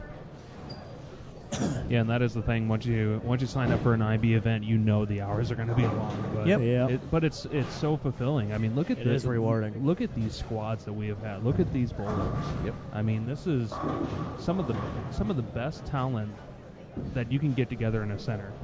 I mean, 3 full squads. 108 teams, yeah. Just crazy. It's awesome. Answer a couple of questions in the chat right now. 10 pins. That's probably one of the questions I get more than anything else is, who do I like with Van Halen, Hagar, or Roth? And probably one of the more unpopular answers is I'm a big Sammy Hagar fan. As much as I like Diamond Dave, I love Sammy. I think the music was better with Sammy. They had more number 1 hits. I'm just a big fan of 5150, so I go with Hagar by a slim margin. And then Z-Man wants to know how I met Peters.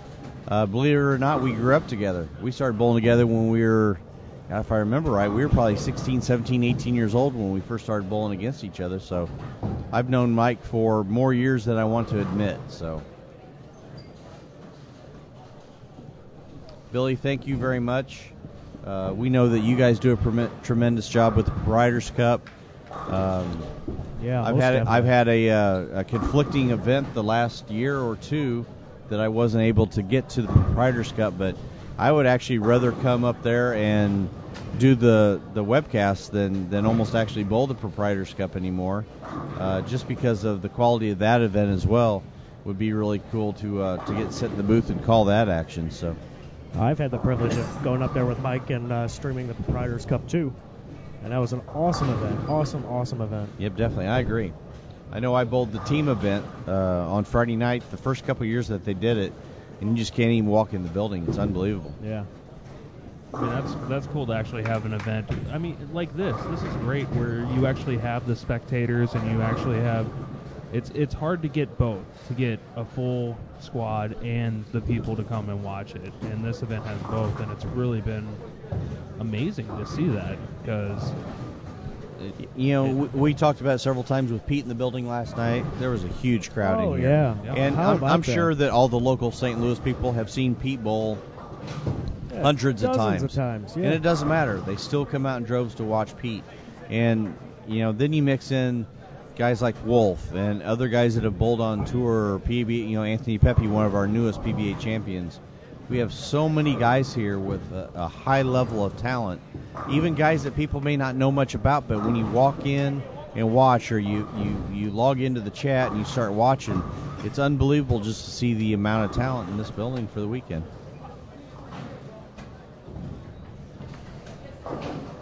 And we're kind of in between games on 11 and 12, so we're just bringing you action here on 15 and 16. And so far, nobody's missed. In front of the ball return. 2.5 frames, yeah. In front of the ball return. Is it too early for the weather alert? Yeah, I don't know. There That's it is. a lot of strikes. We just had to apparently mention not. it. That's it. Oh. Wait a minute, guys. Do you guys hear that? Oh boy. There it is. I hear thunder. It's off in the distance. It's really funny going to different sporting events like Lindenwood. Every time they have a first down, they have a line roar and things like that. Every time you play that, it's just like, oh great, that's our that's our staple right there. That's what we're going to be known for. Well, which fits for this event, seeing as how it's sponsored by Storm, the Bowlers Company. There we go. Man, that was a great segue right there. Oh, he had a perfect segue earlier today. It was perfect. We were talking about thunderstorms, and storm bowling. And the Storm Weather Alert brought to you by Storm Bowling and Products, the Bowlers Company. It was perfect earlier. I'm looking at the system they have over 17 and 18. This center can't even handle storm.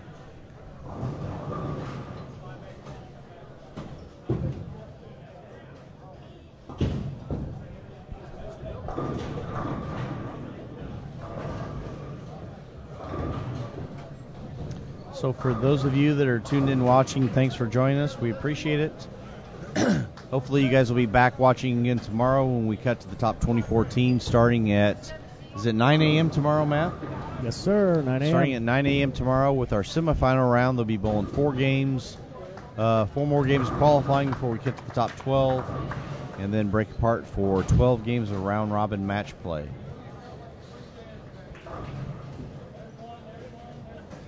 All right, so what game do we have starting now? Is this 8?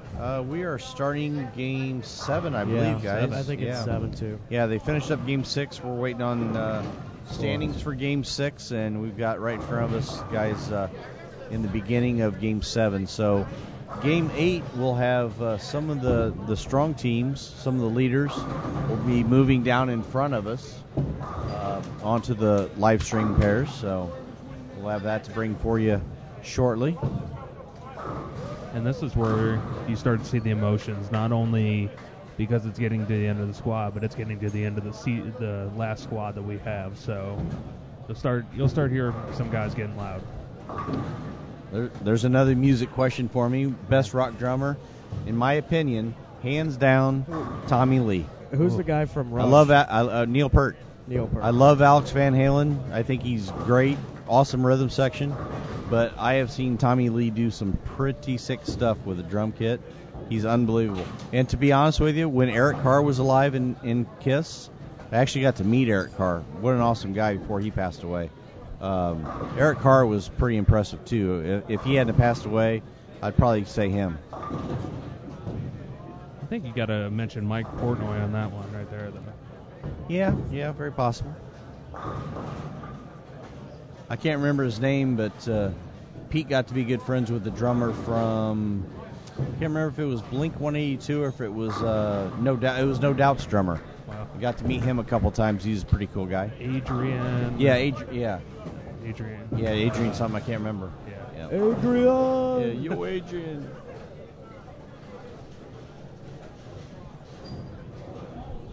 Carl Palmer.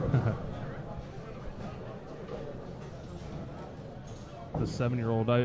There's someone that, if it's who I'm thinking it is, they posted starting at 7, and now they got 7. The Avery kid on YouTube? I'm pretty sure. Yeah, that's unbelievable. What is this? The Angry Kid? No, Avery. Oh, His name's Avery. Yeah. I think he started at 6 or 7. Yeah. And there's a couple kids on there, guitar prodigies and everything else. So yeah, Avery the drummer. I mean, look him up on YouTube. The kid's unbelievable. And he's been at it for years. I mean, we talk about some of the young kids like Wesley Lowe and I'm drawing a blank. The other the young kid's got the 2 lanes in his basement. Cameron Doyle. Yeah, Cameron Doyle. We talk about them as bowling prodigies. I mean, this little Avery kid on the drums is just absolutely sick. Chris Ennis, I like your Tool reference there. Chris Ennis with a Tool reference? That's unbelievable, Chris. I can't wait to talk to you on Wednesday about that. Chris Ennis. You guys probably know Chris. He's probably... I'm gonna make him mad here, but he's probably every bit at 50. Yeah, what he's gonna 50-year-olds can't enjoy Tool? I don't know, they can. He just doesn't seem like. I mean, he seems like a 1970, 1960 classic rock type of guy to me. I mean, you gotta think when Tool was from Houston. Is that Houston? Throwing back up 113 yeah, it was. there. Yeah. Wow. But you gotta think when Tool was big, he was in his maybe late 20s, early 30s.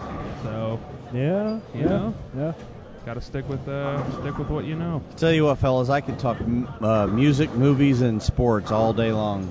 Sounds good. Yep.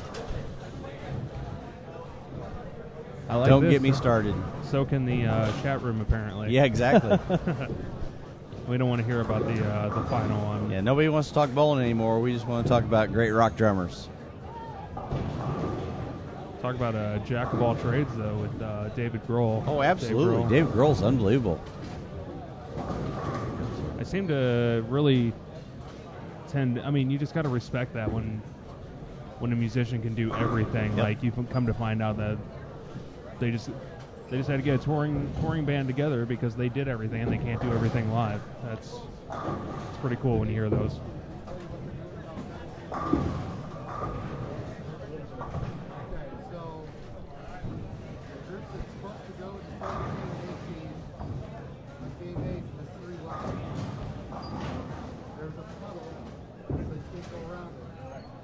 Well, Scooter, the ham. I mean, we've got a few that can claim it, possibly. Looking around, we got a couple of threes, couple of front fours, front twos, but a little too early on to tell how many we got.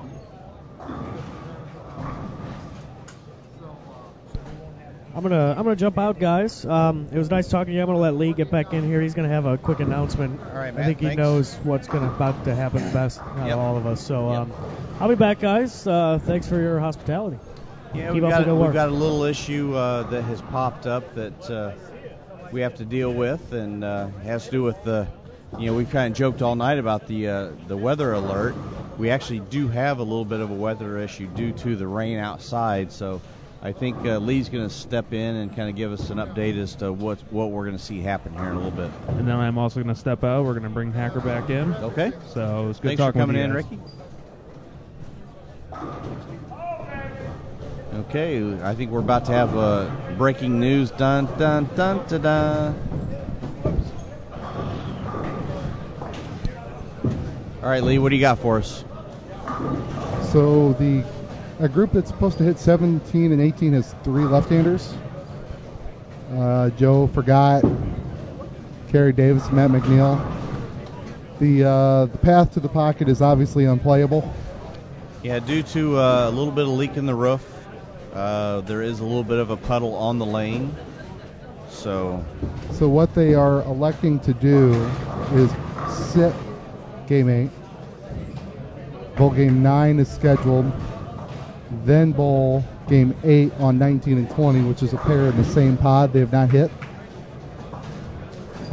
So, long story short, we won't have final scores for a while. Right. But that's a of minor consequence. Just bear with us for a while, folks. We're going to do our best to kind of keep you updated as much as we can. But due to circumstances out of anybody's control, that's the fairest way to handle the situation. Agreed. Yep. And we definitely don't want it to be unfair for anybody. So I think it's the best way to do it, and Right. for the integrity of the event and the bowlers involved, we just simply need to do it.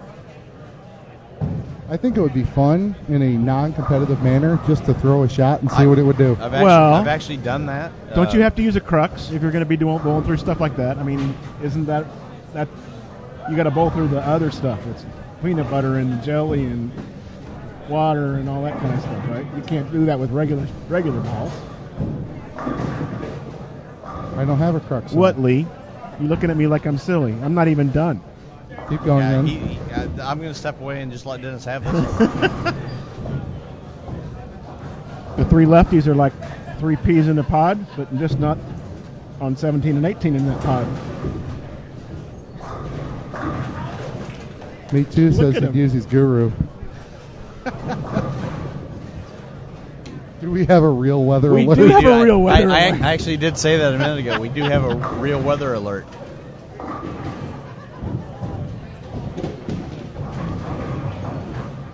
You guys in the chat.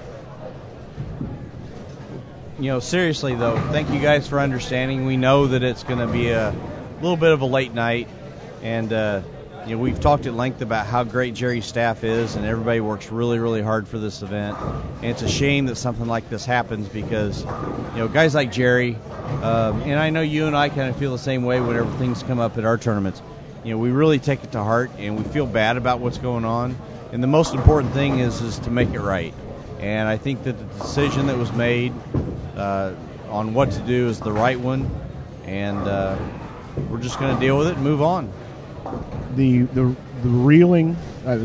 ruling on that is also that the game that they bowl on 19 and 20 will be their game 8. Correct. They will bowl their game 9 before their game 8 as far as brackets and stuff is concerned. So Right. that You are will be a correct. while before they can publish brackets and all the rest of that stuff as well. So we'll have standings after Game 7, Sure. but Then we probably won't have anything until we're all done. correct. So it may be a while before we have a final cut number. Well, We'll have an estimate. We'll kind of have a ballpark on where it's going to be. what we're going to need some. Okay, Jerry just handed us an update. We're going to have some bird dogs This going is around. for all squads combined. After Game 6, all squads combined, currently 24th place is plus 509. Cash is plus 504. So right. that number's still a little bit higher than what I thought. There's quite a few dead numbers. Lee, I'm still guessing it's going to get to 580 plus. We'll have a really good idea. That's three games left to go. That Right. number could easily jump 30 pins a game.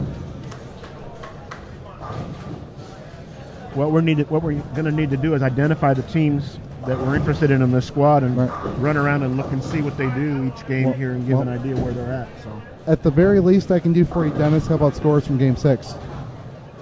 it'd be wonderful if you could come up with scores for Game 6. Well, by the magic of Jerry Anderson, I have them. Our squad leaders are our defending champions, Lambert and Roseberry, plus 489. And who picked them to win again? I think that'd be me. That would be Tom Carter. No. No. Not even Don. Not Dick. Not Gary. Not Jimmy. Warren. Former, there we go. Lemish and Dole are 2 pins behind them. 487, Stansberry, Peters, and Carter. Jeff, 476. Wilson, Marazzo, 448. Welsner and the Chief, not that Chief, but the other Chief, 437. Hellich and Huffman, bowling well, 431. LaVerry, Spare, and Pritz, 425. Fromell and McElroy, 386. There's a 40-pin drop-off between 7th and 8th. The other LaVerry, Spare, and Thomas, 382. And the tie for 10th between Joe Labatt and Kerry Davis, who are part of this reroute, if you will, and Thompson and Dickey at 376. McNeil and Nidifer, another group who will be affected by the by the reroute of lanes in 12th, 373.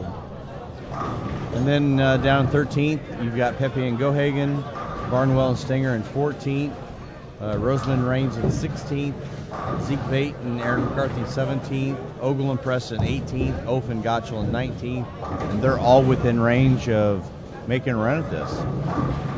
The gap between 17th place and 8th place is 39 pins on the squad. So we're still a long ways away from deciding this thing. We had a couple of teams that were down kind of mired in the middle of the pack that had big games last game, and now all of a sudden they're jumped up into the fray.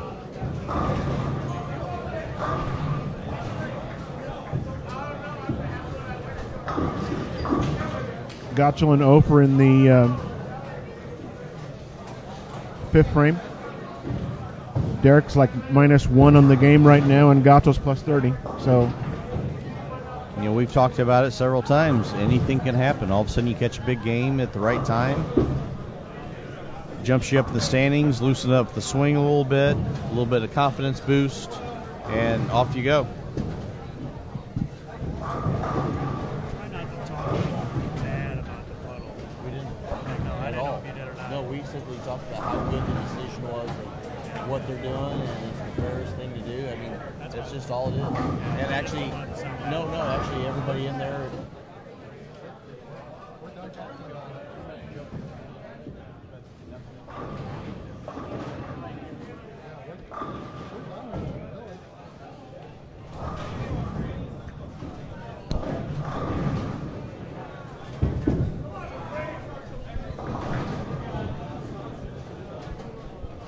Happy to say that my high school in our own holiday tournament won the second round game, so they get tomorrow off, and I'll get to go home Monday afternoon and get to watch them play. So congratulations to Williamsville High School on another win.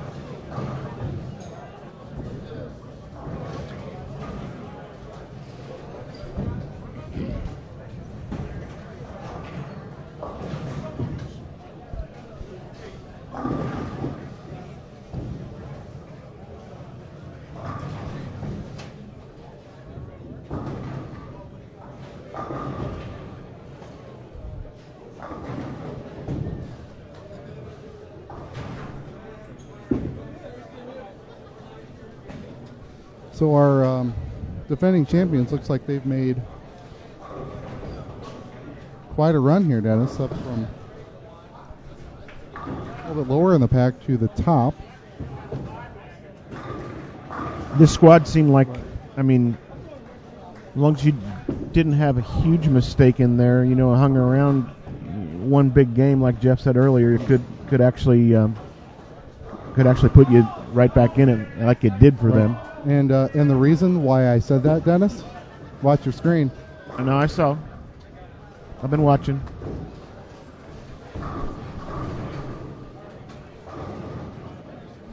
They have one miss between them this game. Right.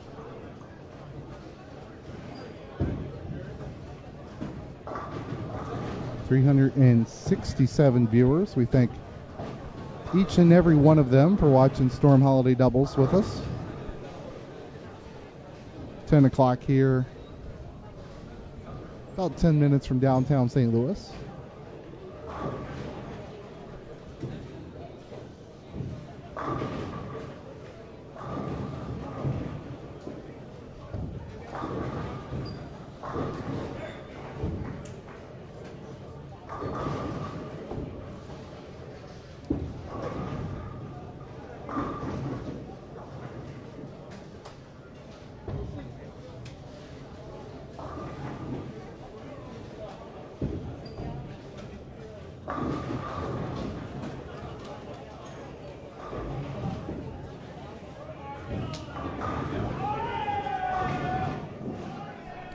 Rob Gotchel's got the front six.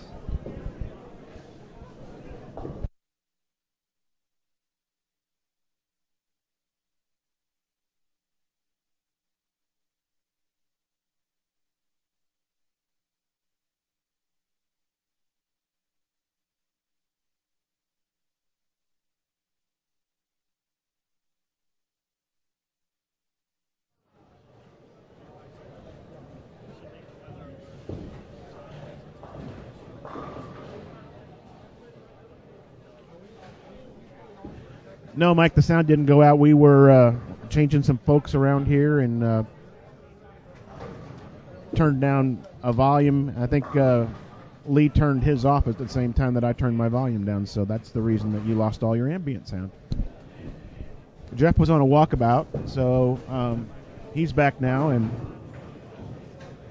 his microphone is back up again.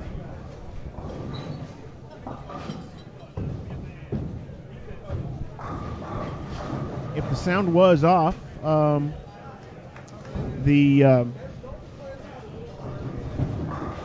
you might not have caught the reaction to Rob Gotchel getting number 6 in a row.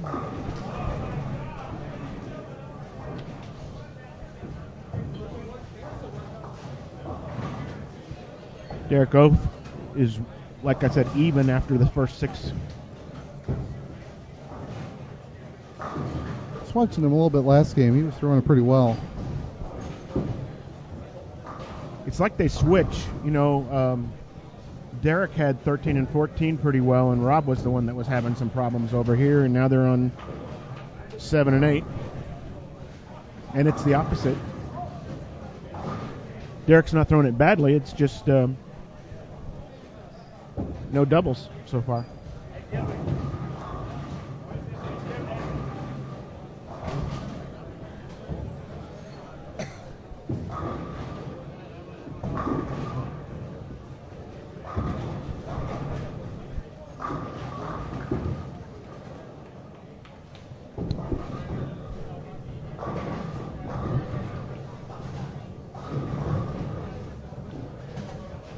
Looks like our chat censors with 3 asterisks no matter how many letters there are in the word.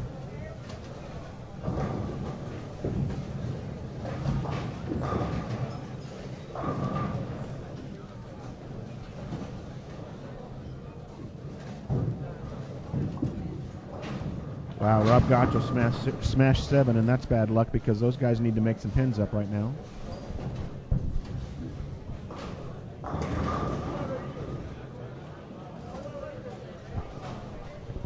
I want to know where Flanagan keeps going. He keeps saying be right back, but he doesn't kind of give us updates as to actually where he's going, what he's doing. And when he's gone and when he's not. Yeah, the sneaks back in. The last be right back lasted like an hour or two. It was. Working on getting Game 6 standings up there for you. Did we give us just a tad?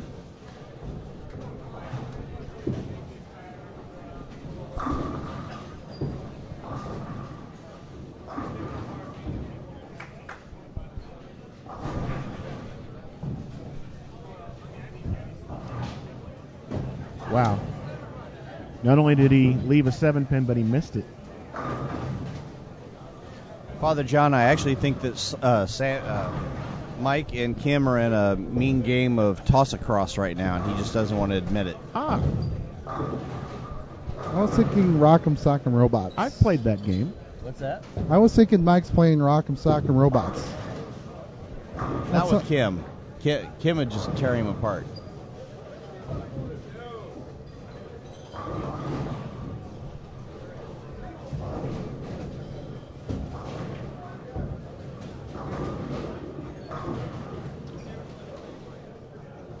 Eric, we'll be seeing that pair next game, as a matter of fact. They will be coming, I believe, to 15 and 16. And that is one of our featured pairs, so right. You'll get your wish here shortly. That will be game 8 for them.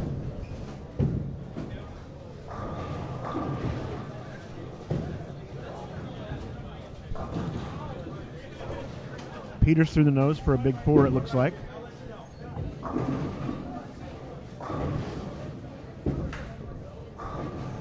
Four, 6, 7, anyways.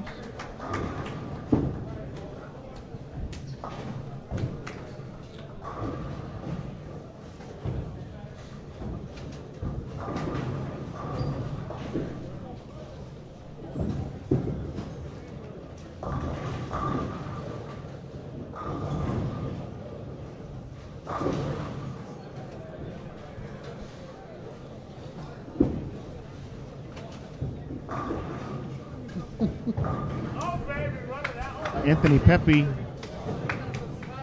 on a 180 pace right now in this game. His partner's got 76 in the fourth with a ham bone up on the screen.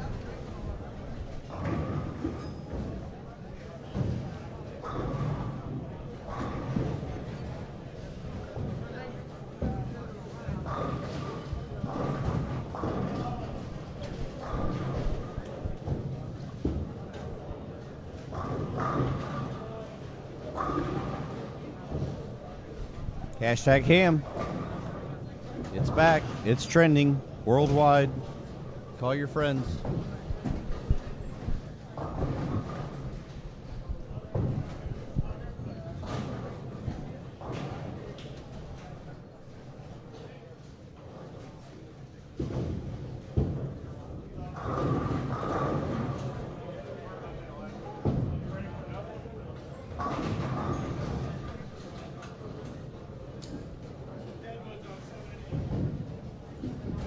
So our Deadwood runner, Jenna, was clocked in 9.2 seconds in the 120-foot dash with the obstacle. That's what I'm told. I didn't get a chance to hear any of the conversation. Was she entertaining in the booth here? She was.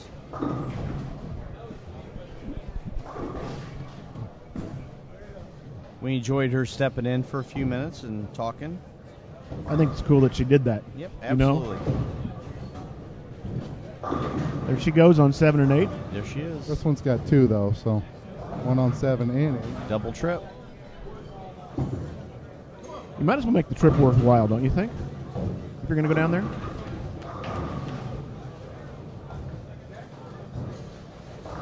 Front 9 on 16. We have a weather alert.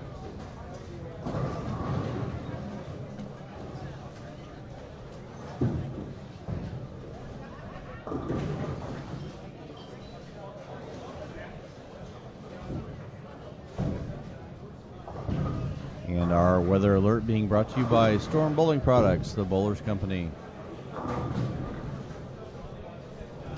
So 15 and 16 is about 4 frames ahead. 11 and 12, so I think we'll just stick here for a while, and when we're done, we'll just swish. Something like that. Why is there no dress code? We had this conversation last night. Why? We've had this conversation every squad Basically. of every tournament for the last multiple years. Why do you want a dress code?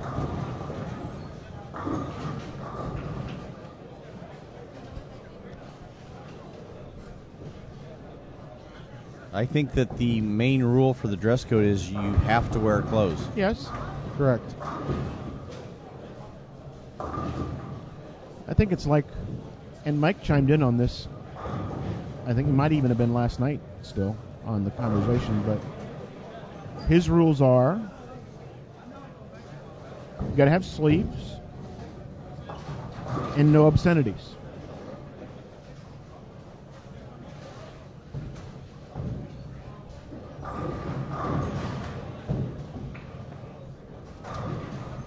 Pajama pants are welcome, obviously.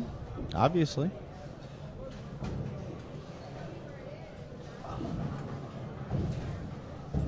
How much more comfortable can you be than that? Be peppy.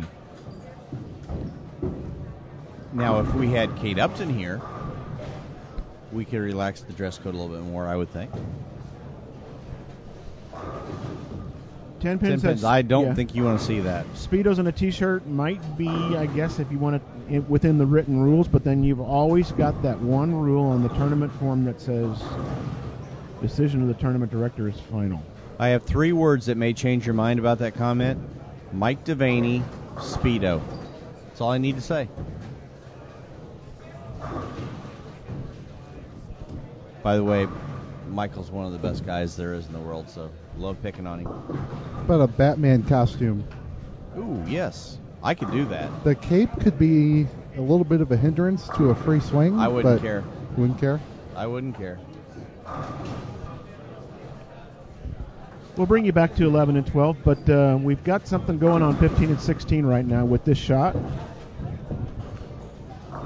That's number 10. Correct. Is that Derek Roseberry? And a tournament leader? And a Deadwood on a strike. Yep. Wow. So we thought maybe you might want to watch this. just going out on a limb there. So let's. Time for another Jenna sighting. There comes Jenna. There we go. Jenna has to be careful. She doesn't get rained on here by this cloud. It's black cloud.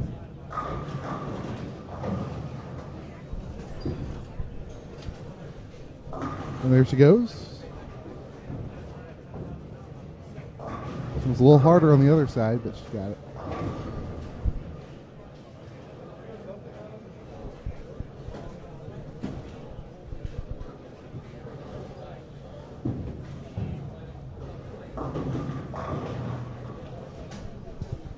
All right, Tony will go first. He's got 258 left. Yeah, that's a pretty nice game there for the leaders, right? Those guys have a chance to pick up another 150, so that could put them around 630, 640, somewhere in that range. Still with a couple of games yet to go. Tony, we just black clouded him. It was right over his head. So as he leaves the wrong version of the 36910. At any rate, they're probably right now going to be the first team on this squad that actually is inside the number. Yes, correct.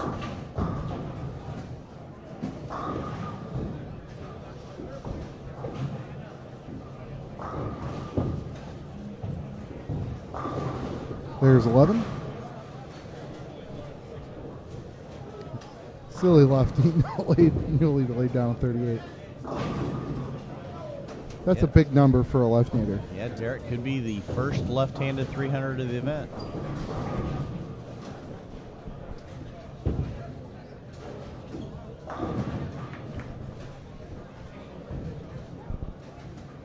Hashtag ham right here. We want to see it.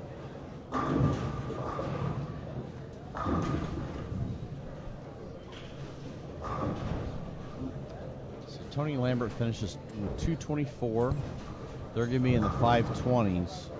So they're going to advance up to about 16, 615, somewhere in that range. There we go. There we have it.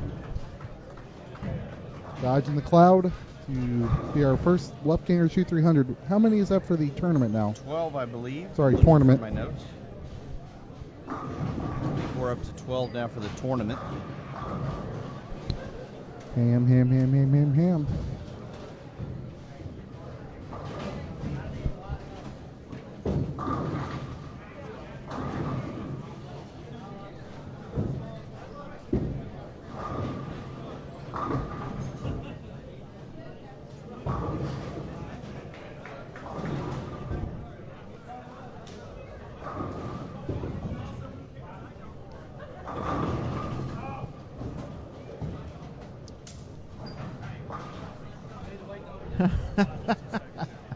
That would be cool. It doesn't look like a blue tarp. Hey guys, Matt Turk here alongside Derek Roseberry. All right, and he just shot a lefty two-handed 300. So he's opening up his present here. What do you got? Number 12 for the weekend. Looks like a photo album kind of thing. I don't know. Looks pretty cool. Yeah, that's one of our nicer ones, actually. It's all right, I guess. It's got a decorative, It's a clock. decorative clock I can't on tell the side. time, Yes. so. Now you can. Yeah, I appreciate it. All right, nice bowling, man. No ham. We're going to have to get somebody else to have another one, see if we can get a ham unwrapped.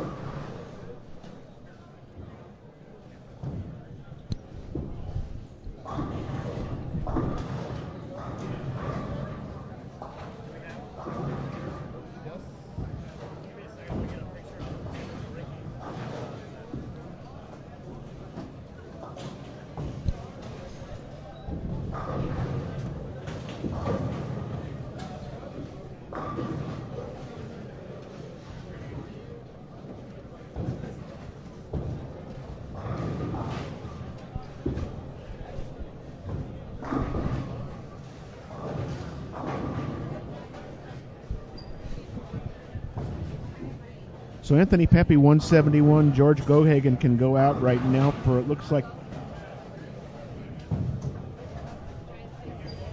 190. Is that right? I think he's got more than that. No, I'm sorry, 230. It's just simple math, Dennis. 234. So +5 for them this game.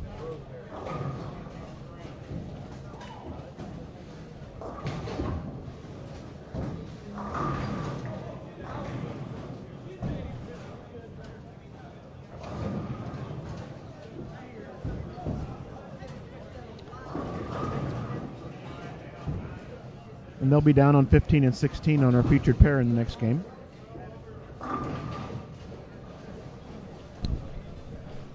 There goes Jenna. Again. She's also got a job to do on lane 4. The triple jump there.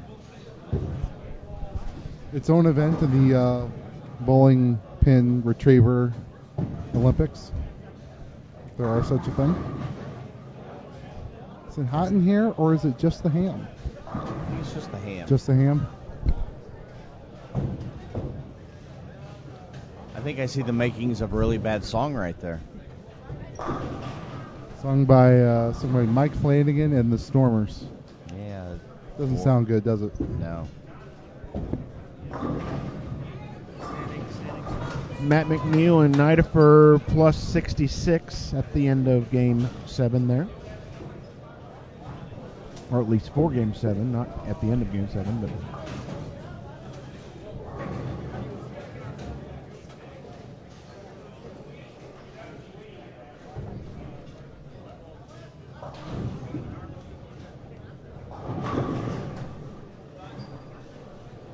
Still seeing quite a bit of striking going on, guys. Yeah? Scoring pace certainly hasn't fallen off as much as I thought it was going to. Joe Forgot caves in the entire back row on that shot for a 4-bagger / ham bone.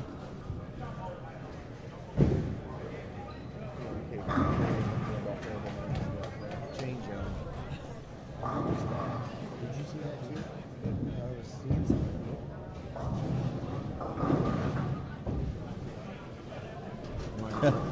Golly, what is Jenna's score? I actually think Jenna's leading the tournament right now. Or the tournament. Her single pin square percentage is 100.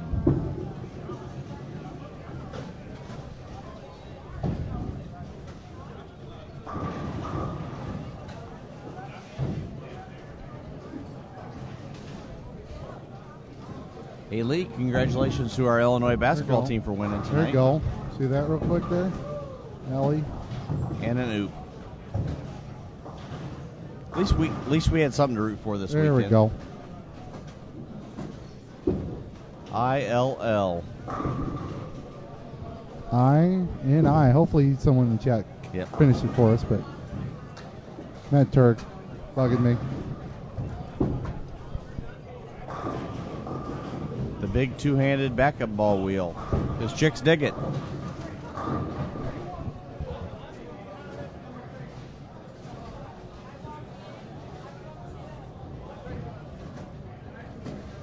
Still about 227. Him and Kerry Davis plus 35. I had a question how Aaron O'Brien and Tyler Schimmer are doing. They're here on our TV pair. Aaron has an 8 spare in the 6th frame. Tyler has an 8 spare in the 1st and a 9 spare in the 7th. And then everything else is a big blue X. 78 and 69 off the sheet for 547. 2 frames to go. So they're doing pretty much what they want to do right now. See where they're at. So they were 250 over after 6, but if you run this game off, got a chance.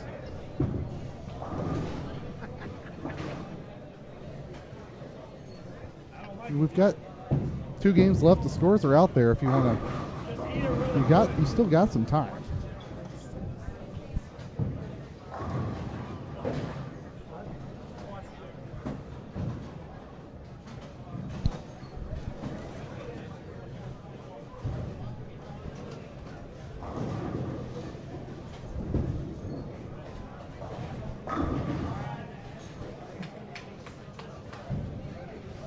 Open Gotcha about plus 60 this game, I believe. There goes Jenna.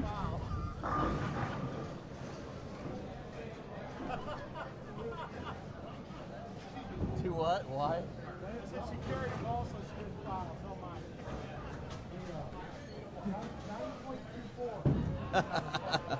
Awesome.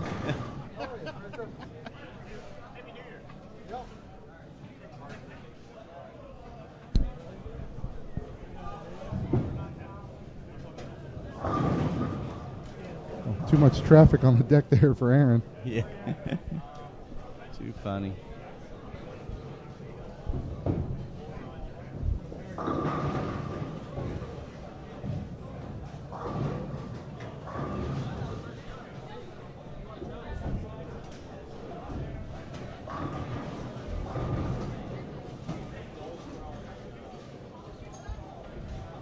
The 6 bowlers on 17 and 18, that game, Jeff, combined for plus 130.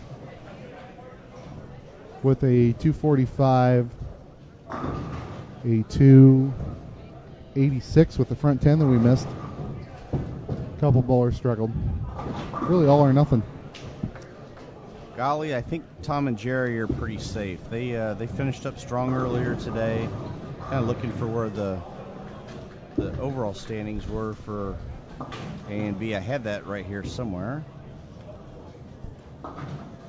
Yeah, they're at 648. They're definitely in safe, so nothing to worry about for them. Jason can sleep in and be late as usual tomorrow morning. Cool Papa do a refresh again game. 6 standings are there. I think if we bowl at 9 a.m. tomorrow, Jason will get here about 8:55. Oh, it's plenty of time. Hop out of the car and he'll be all ready to go. I think if you finish and you've got a plus 600 something, I don't think you never know. Right. I mean, I always hate to say that, and then Right. we black cloud them. We could Right. actually black cloud half the field by just predicting the cut score. But I would think somewhere in that 580 to 590 range may be about where it's going to be. But again, anything can happen. All it takes is one big game and huge jump. We've got some dead numbers in there that are sitting. You get 2 or 3 guys that can get around it. And anything can happen. There's no holding anything back now, Jeff. Swing hard in case you hit it. That's my motto.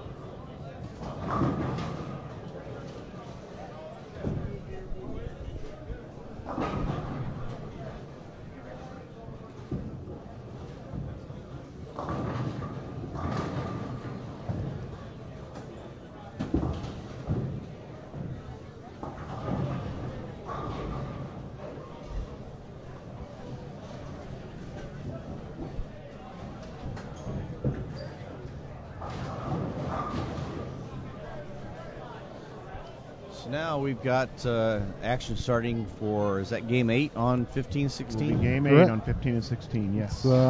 Get over there. Here we find Gotchel and Wolfe and Pepe and Gohagen and we got Peters. Jake Stainsbury and Mike Peters and Jeff Carter. Do I still get credit, Lee? Do I still get credit for being on that team? I'm going to give it to you. All right. You're like the player manager who's just taking the day off. Yep. Get to use my slot on the disabled list. Every time I see Matt McNeely's by the Christmas tree and looking at the presents. I still want to know why Matt is dressed so blandly tonight. Normally he dazzles us with his fashion statement, but tonight it's just, it's like he doesn't even care about us anymore. Taking it personally, That Jeff? concerns me. We need to know this. We need to know. Hold on just a second.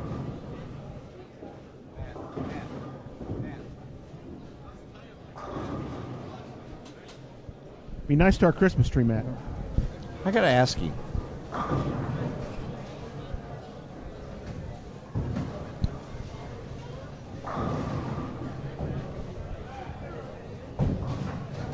Okay, Matt, there's something that's been bothering me all night. Yep.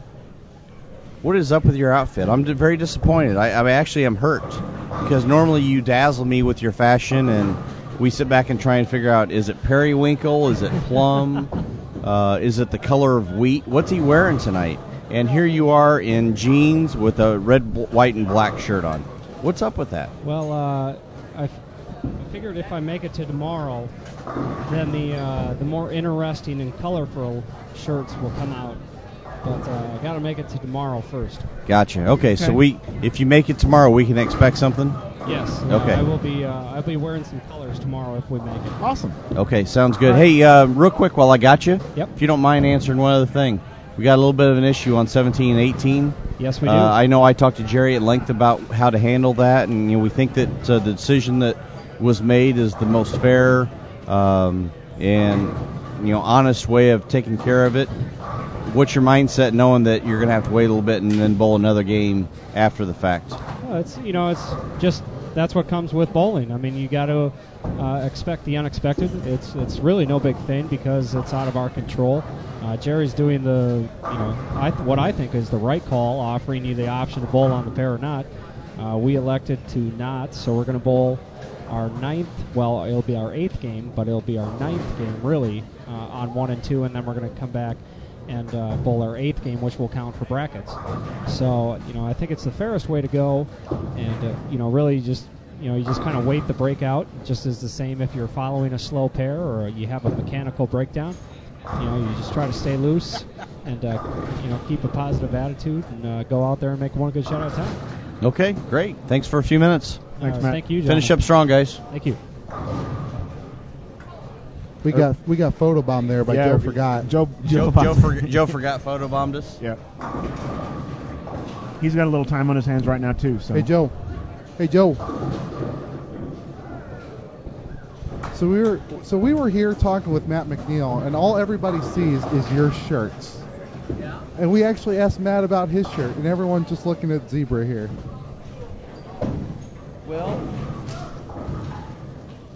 they need to watch Matt because he's a little bit better player than me. But it's better than the grape Kool-Aid. Wear something that you should maybe a little bit.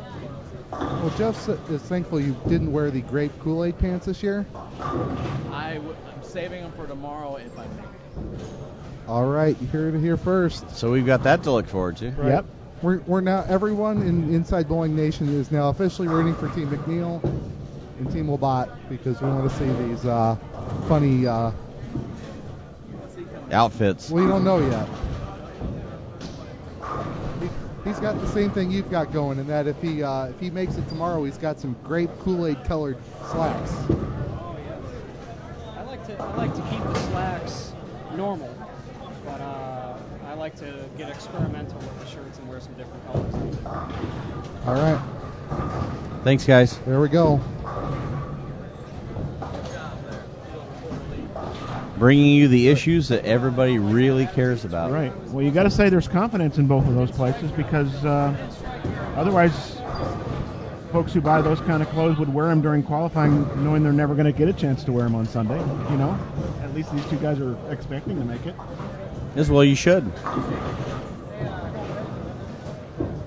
I have that I would always pack the maximum amount of underwear that would take me to get to a tournament. So you always feel like you're going to win.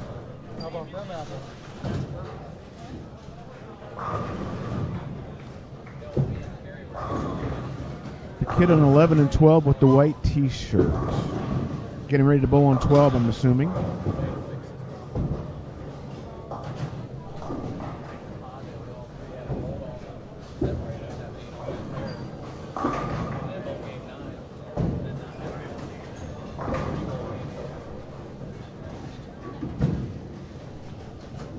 So also right here in front of us on 15-16, we've got Stansberry and Peters, Wolfe and Gottschall. Who else do we have on that pair? Pepe and Gohagen. Pepe and Gohagen on that pair. Have you heard of them? Yep. They're pretty good. Above average, slightly.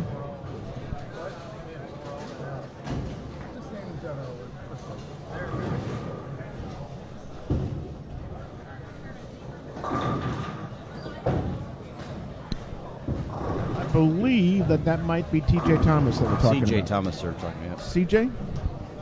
Okay.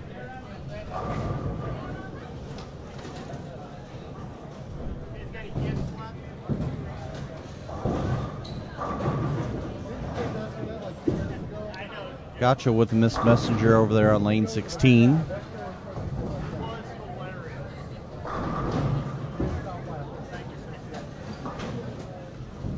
Right here in front of us on 13, we've got the team of Scott Raines and Joe Roseman. They've got a couple spares working each. They're going to need to get some strikes going if they're going to want to make a run at this. After 6 games, they were in 16th place. They're close. They're within 20, 30 pins of being right in it. So I'm not sure what they had game 7. But both of those guys can strike at will when they get it going. I've bowled with both of them enough to know that they find something and they go into attack mode and can strike with anybody.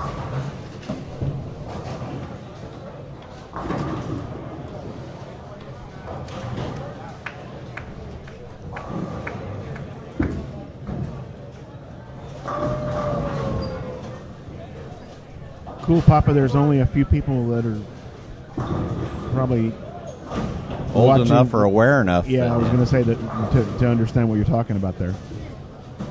And now we have a miss messenger by Derek Oaf. So I figure if Gotchel can do it, Oaf can do it too. Wow. Those guys need those to fall right now. They do. Again, we're still waiting to get Game 7 score, so they may have. Didn't they have a decent sized game? 60. Oh, they didn't. Okay. Yeah, it was just. I mean, it's okay, but it's not right. The kind of thing that they need right now. So.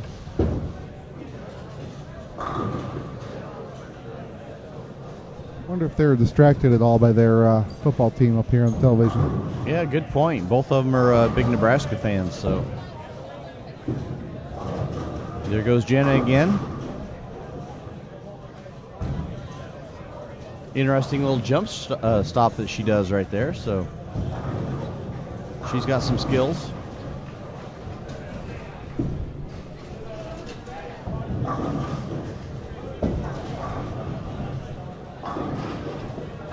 Got Ben Tubbin and Nick Weber here in front of us on 13-14 as well.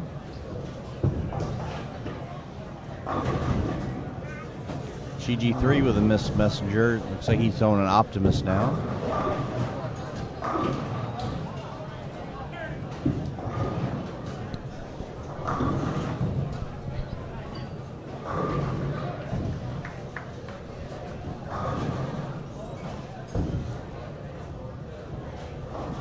We kind of joke about it, but I think that being a good porter / pin chaser, whatever you want to call it, is a lost art. I see a lot of bowling centers that just kind of hire anybody that walks through the door to kind of pick up bottles and cans and stuff, and they never really teach them the proper way to go get deadwood and the right etiquette. And it's always kind of refreshing to see somebody like her that knows what she's doing. She waits for the bowlers that are on the approach.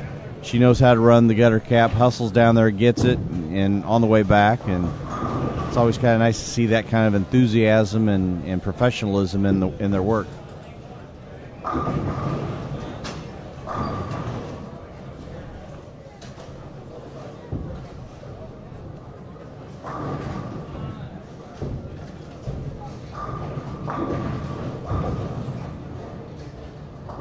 Hey, Mike. Mike's back. Did he BRB? How long was that? I don't know. It was a long time. Should have his assistant send us a copy of his schedule,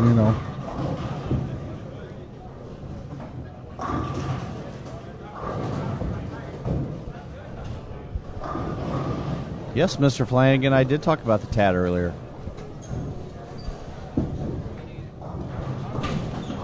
We asked him if Inside Bowling was doing anything with that, and we did. We were not, but they are doing the military championships. Oh, gotcha. Interesting. You talk about a fun event. We've worked that event in the past and set up some booths and autograph tables and things like that. I mean, you talk about a lot of people that come through that event. Wow, that's unbelievable. Very, very cool to watch.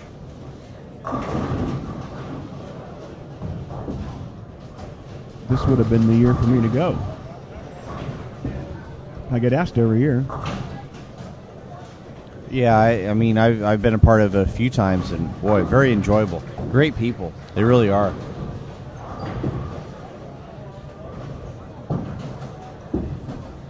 Well, I didn't retire. I only have 13 years in the Navy, but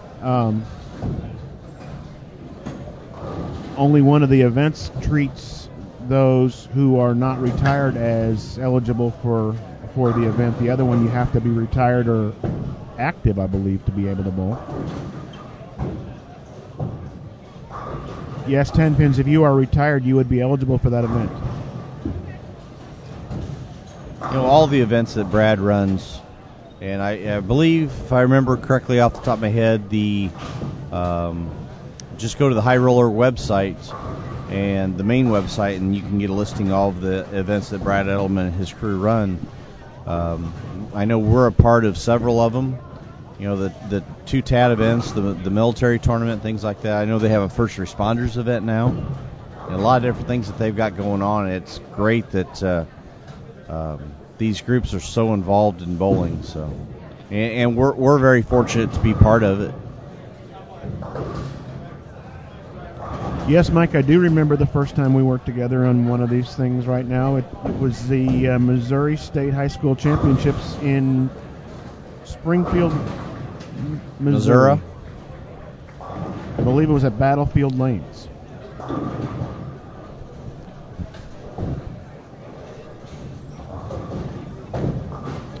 I think that might have been, I mean, if that hadn't happened, I'm not sure you would have ever known that I got game in the booth. So. Looks like over here on 15 and 16, George Gohagen is trying to grind his way through and maybe ride Anthony Pepe a little bit here in Game 8 and hopefully pick up some more ground on the field. Mike, what did you think it was?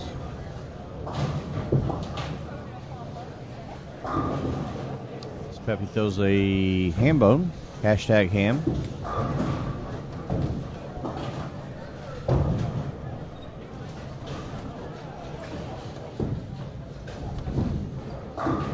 Mike Peters with the big shot. He's kind of gone back and forth between a couple different bowling balls over the last couple games, so I know they're in pretty good standings. I think they're over 500 over right now, so they need to finish up strong over these next 3 games. So he's still trying to find a good look and strike as much as he can. This is Game 8, right? Game 8, correct, for these guys. Mike, you may be right on that one. I did work the tournament. I just don't remember the order of the two. All right, including all squads after 7 games, 24th place is plus 526. Cash, it went up 17 and pins, the cash is 509. So if it goes up 17 each of the next 2 games, then we're looking at right around 560. So I still think it's going to get a little bit higher than that, guys. But that's just my opinion. Probably not worth a whole lot.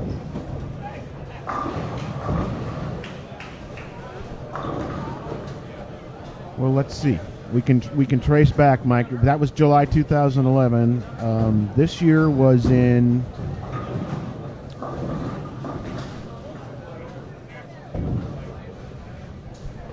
Union, Missouri.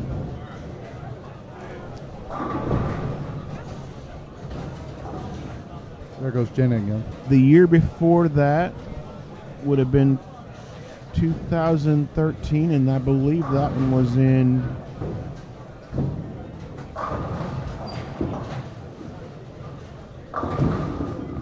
Kansas City.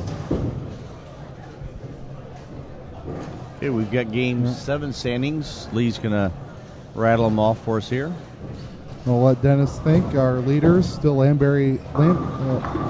Tony Lambert and Derek Roseberry. Lamberry and Roseberry. How about that? They're whatever their names whatever are. it is, those guys are leading. They're at plus 613. Lemish and Dole at even plus 600. Wilson Morazzo up to plus 562. Stansberry, Peters, and Carter 539. Gap of 51 to Wussner and Himmler 488. Gap of another 50. McNeil and Nidifer 439. Laveri, Spare, and Pritz are in 7th, 423. Here's where it kind of bunches up a little bit. Roseman and Raines plus 420. Ogle and Preston 415. Forgot and Davis 411. Other notables, Zeke Bate and Aaron McCarthy, who are on our TV pair on 11 and 12. They're in 12th place. Elledge and Huffman in 13th. Pepe and Gohagen 15th. Oaf and Gottschall 16th.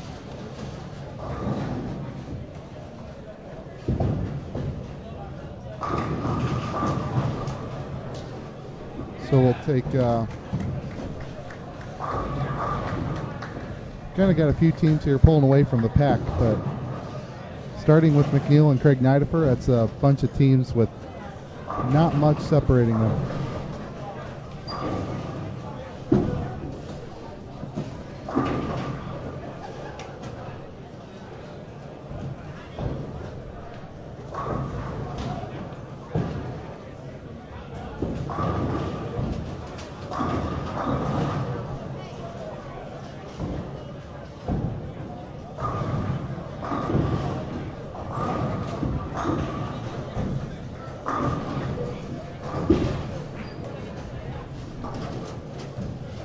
So Gotchel and Oaf are going to have to get it going. If they're going to have any chance of making this, they're definitely going to have to start striking. This is a big shot right here. Very big.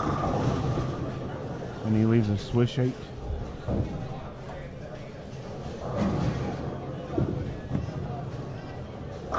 Big shot right there for Scott Rains. Pick up the triple. Those guys aren't too far out of it. They have a chance to make up some ground here. There's a lot of these teams here right around the 410 range with 2 to go. They're going to need some solid 470, 480s over the next 2 games to make this up.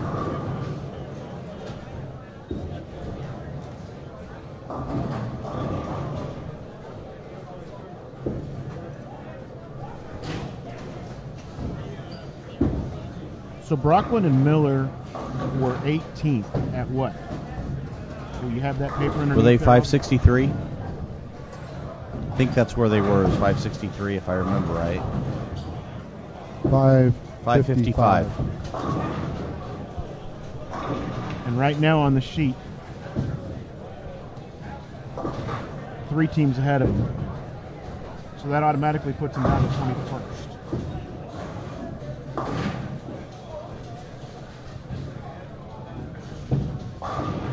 Yeah, I think that there's a line right around. So only 4 more teams. Only 4 more teams have to pass them before they're not in anymore. I think there's a line right around 565 to 569.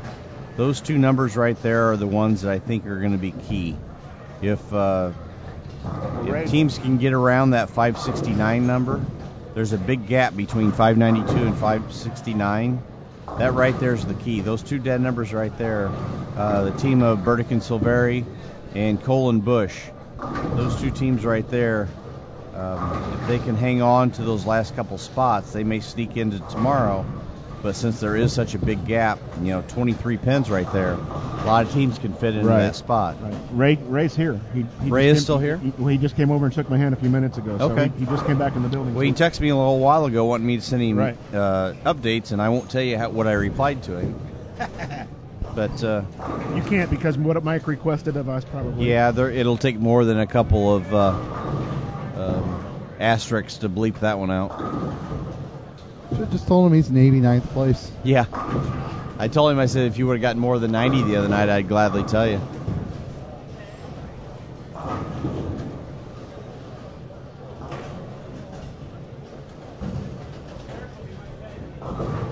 Matt, you sure get a lot of emails from me.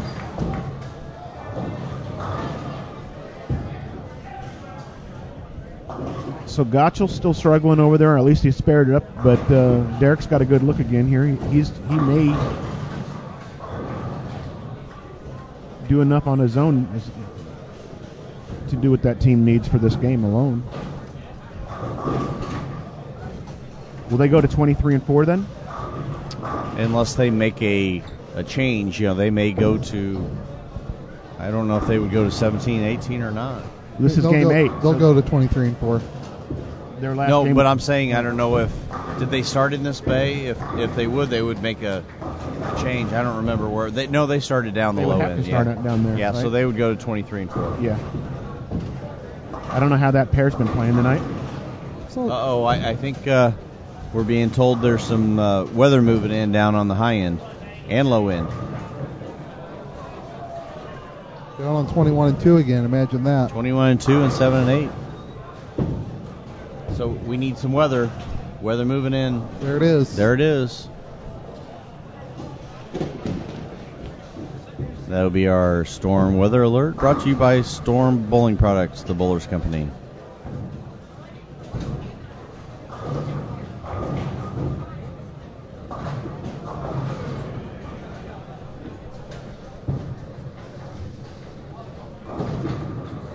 Mike Flanagan going in the chat making a bold prediction there.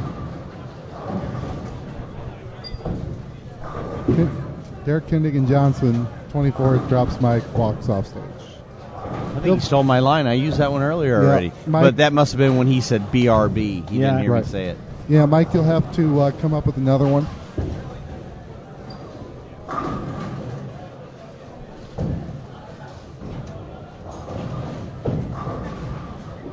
So the weather alert means that somebody has all of their strikes so far.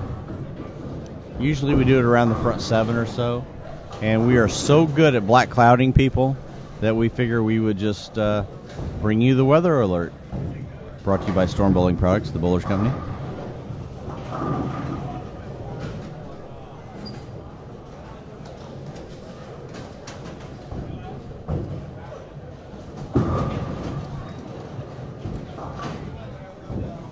Anthony Pepe covers a spare. Got 177 in the 7th with a spare up.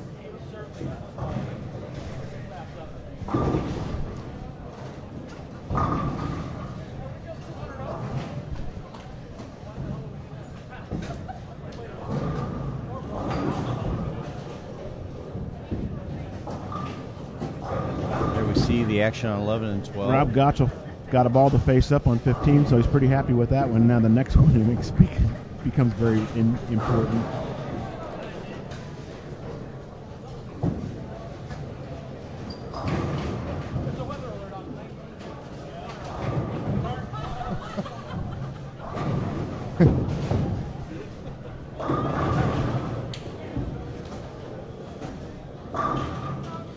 We have more.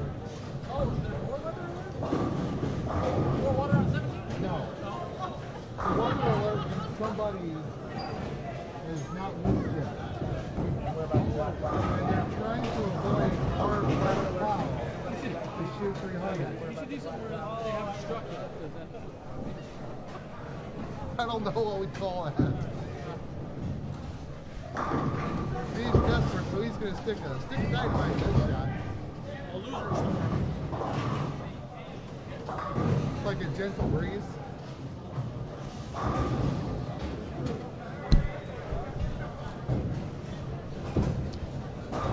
Derek Oaf now going to be up on lane 16.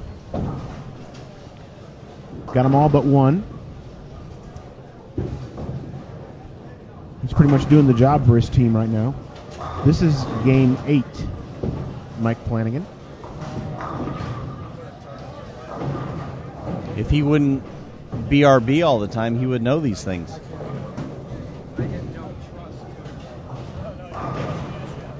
I'm starting to think he's kind of high maintenance. Matt's working on the standings after 7. But that will be the last set of standings that we have for a while because of our rain delay on 17, 18.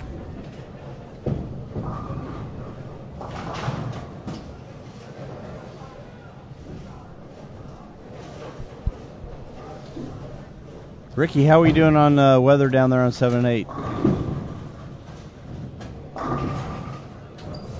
21-2 still going? Yeah, 21-2 is still solid 9 for Scotty Raines after a ham bone. That's going to leave a mark. Only if he picks it, Jeff.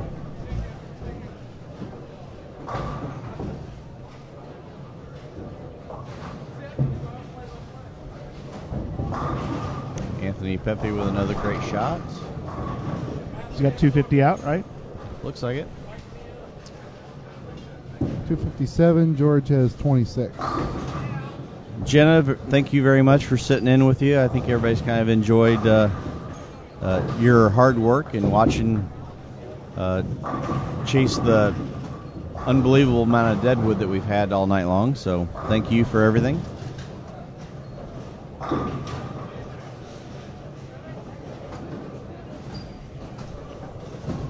So we're not getting any more standings updates, though. So no, this will be it. Mike wants to know why we didn't have him bowl the game on a live stream pair. Because actually that group of people have hit both live stream pairs so far. So in order to keep it fair, we decided to keep it in the same bay that they were going to be bowling on. Just moved it to a different pair. So that way they didn't have an uneven amount of games bowled in a certain bay. As opposed to Green Bay or San Francisco Bay. Correct. Montego Bay. Or eBay. Or eBay. Jeff wins. I win the internet.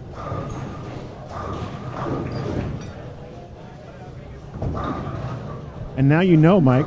So He even said it makes sense. You must be How about that? satisfied then. Belle Biv DeVoe.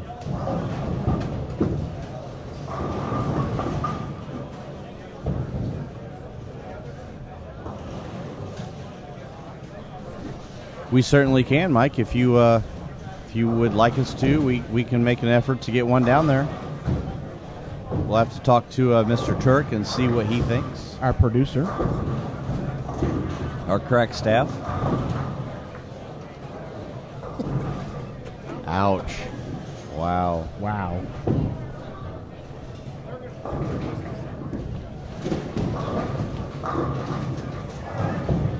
Another 10 pin for Derek O.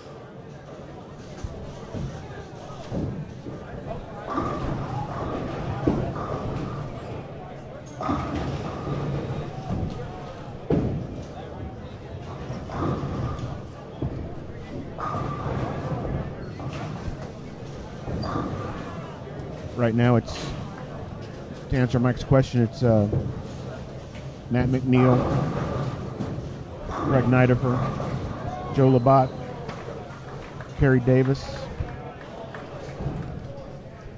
Let me see who the third ones are in that pair. Sean Shelton and Tom Schuchart. Okay, thank you. So they're going to bowl game 9 on 1 and 2 as regularly scheduled. And then we'll go game 8 afterwards with the world watching on 19 and 20. They still get the choice. He gave all of them the choice of whether they wanted to bowl in the pair or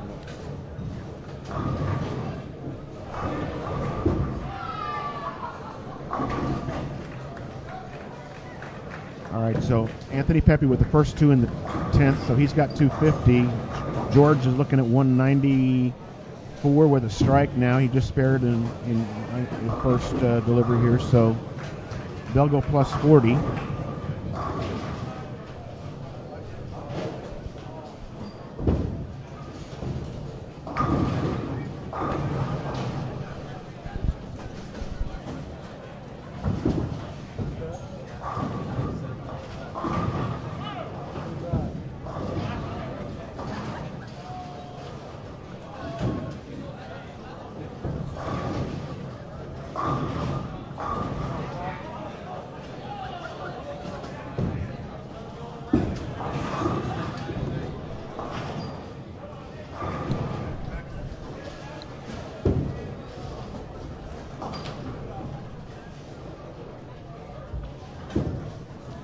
So the our storm cloud here. Are we all clear? No, it's still going? the other way. Oh, we have a black cloud alert. Black cloud alert. This would be it's like Dupree Dickey's partner, who is on here somewhere. At least I'm looking at the right column this time. Anthony Thompson, the left-hander in the green shirt. Yeah, Anthony actually bowled on tour for a little bit for a few years. Those are really, really nice. Jerry Dick Wiggins has a question in the chat on who's scheduled to hit 17 and 18 in game 9. That would be Neil Sanson and Mike Sapoulos, John Hellig, Eric Huffman, Hellich, and Jody Wilson, Brian Himmler, and I'm not sure what their plans are. I was just asking the same question.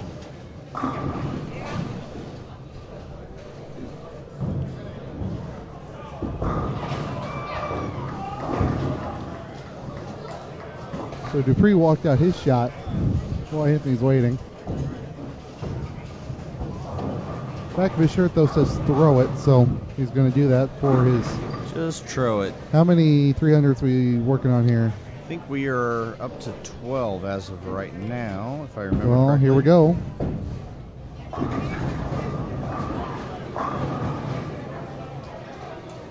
I left something. Looks like he went light. Can't see what he left, but... Black cloud all clear?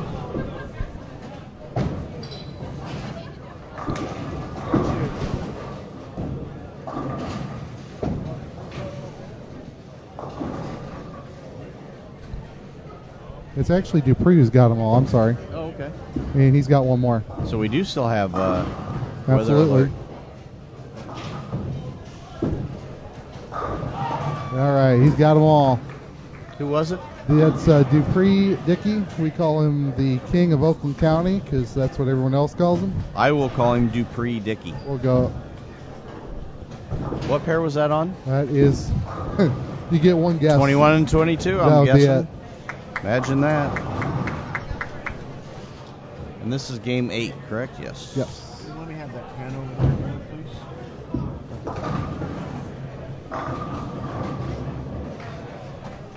That would be number 13 for the weekend. And our 5th one on lanes 21 and 22.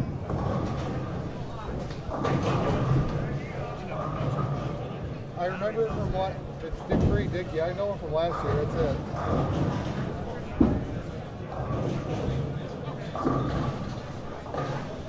He had a lot of fans in the chat last year, so.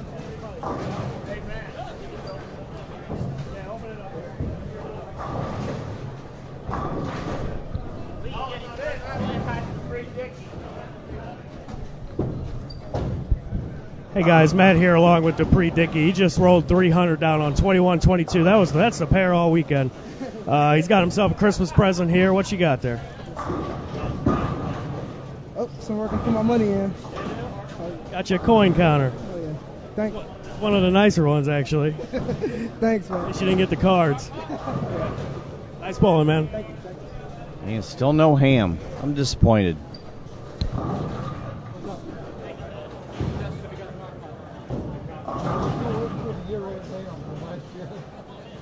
Not that one exists, but it'd be funny if it did.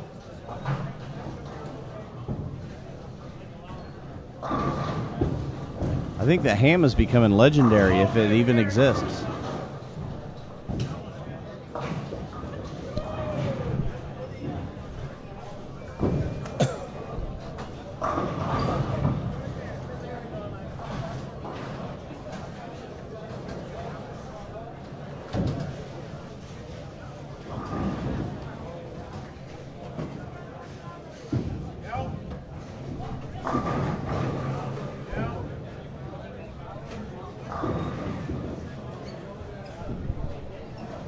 The Loch Ness Hammy. That's impressive. That would take a long time to count $7,000 and change. The 300 was by Dupree Dickey.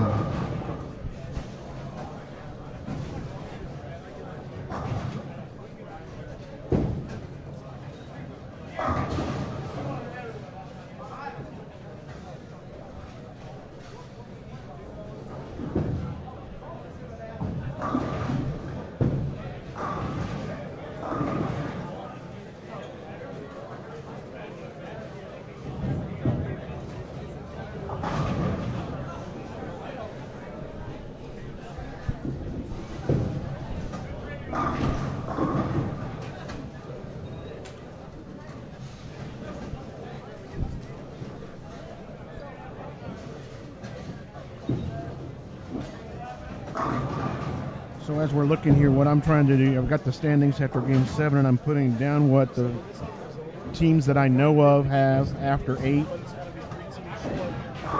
Since we won't get a standing since Game 8 won't be bowled for at least one pair. Is the top pair here on 13 and 14, is that Roseman I think that's and Raines? Roseman and Raines right there. Okay. And that was plus 29? plus 29. So that puts All right. them at 449. So I just talked with Jerry Anderson here. He is going to be able to give us standings. It's just going to be without those incomplete. Those teams, And these three teams here that are on 9 and 10 have not yet decided their fate. Because they're on the same skip schedule as this other group. Right. Correct. Jody and Brian are both well up into the standings on. They're a doubles team, obviously, and they're well up in the standings on the squad, so it would make a big difference for them.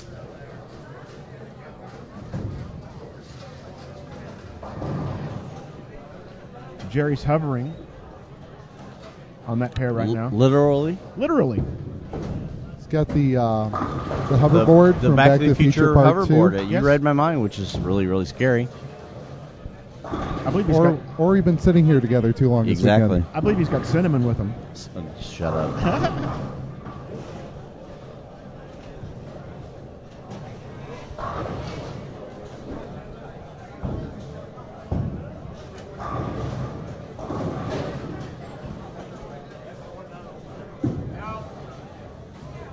Oh, yeah, girl. Get on it, girl. Get on it. Flat.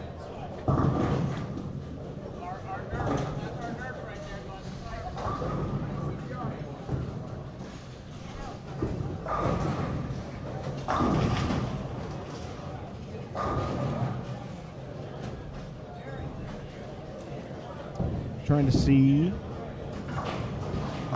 Finishing up now, Nick Weber throwing his final shot on lane 13.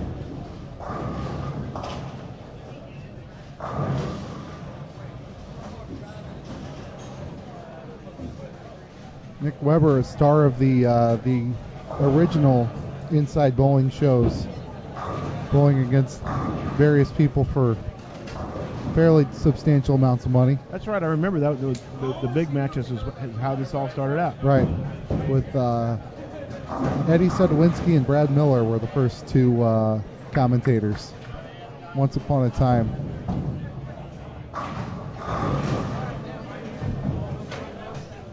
High stakes bowling, we called it. That's right. And now look at Brad. Bad Brad.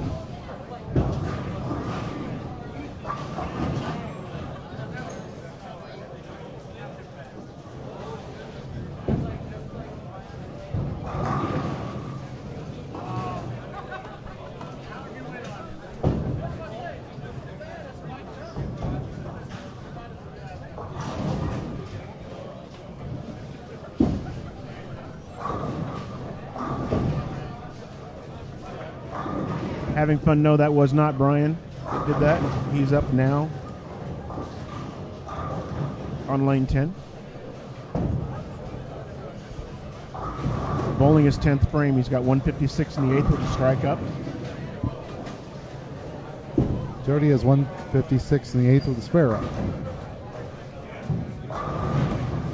This is big for those two. Like I said, they're in 5th place on the squad at plus 488 going into this game.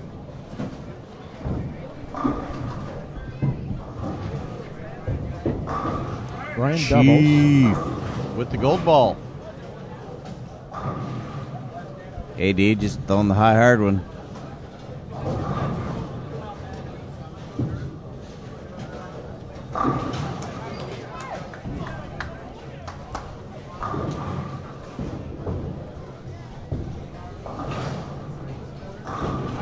Jody strikes. She's got 206 out. Chief's got 216 out. Just trying to keep themselves in the mix here. That would put them at 514 with a game to go and a decision to make. Zeke and Aaron McCarthy trying to make a run at this. Right. Second shot for Brian. Crosses over and carries. Obviously, it was a good shot. Obviously, it was a good because it struck. Jody's waiting right there with the 5.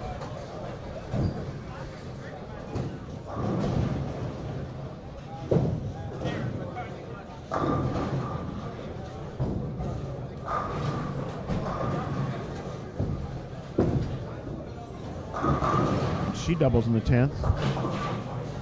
So they've both done their jobs here in the 10th frame as good as it can possibly be.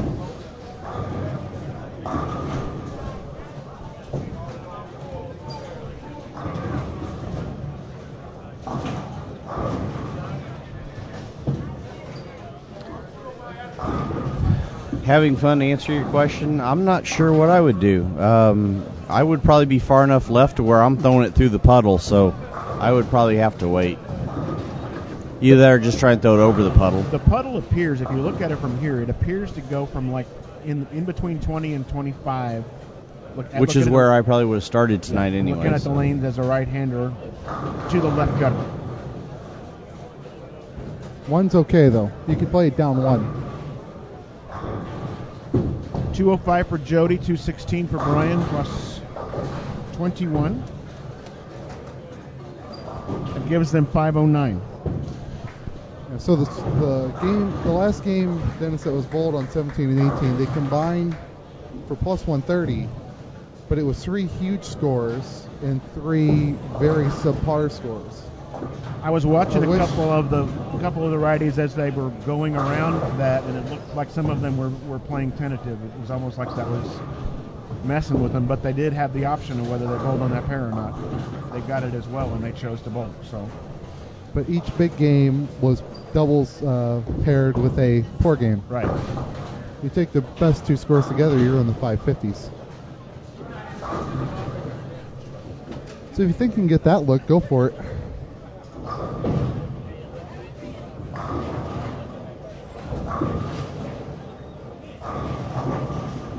Aaron McCarthy almost carries the 10 in the 10th frame. She's looking at 240 with a spare. Zeke has 258 off the sheet.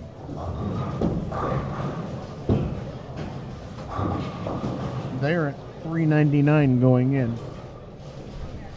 So Zeke striking out here and Aaron covering the spare puts them in the 5-0s. And that's huge too.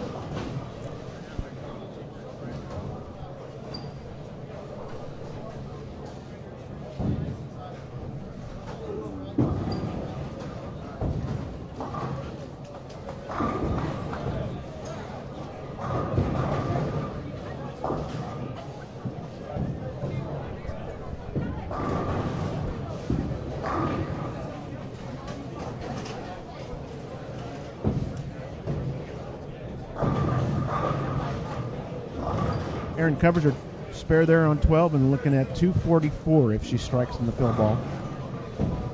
Zeke's got 168 in the 7th with a double up.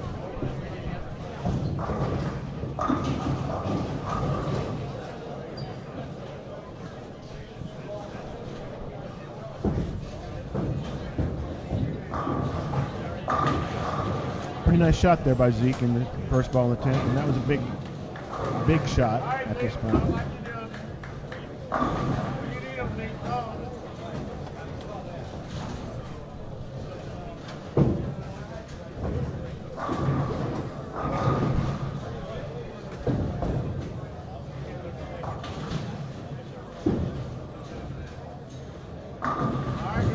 Very nice.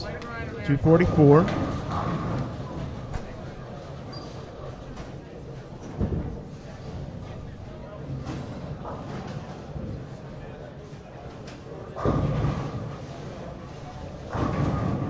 The machine's being a little judgmental right now and saying that she left the 1, 2, 3, 5.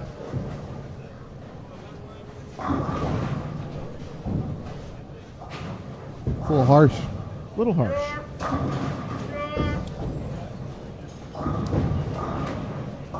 Double for Zeke here. The fill gives them plus 102 on the game. Where were they at after 7 there? 399, so that's 501.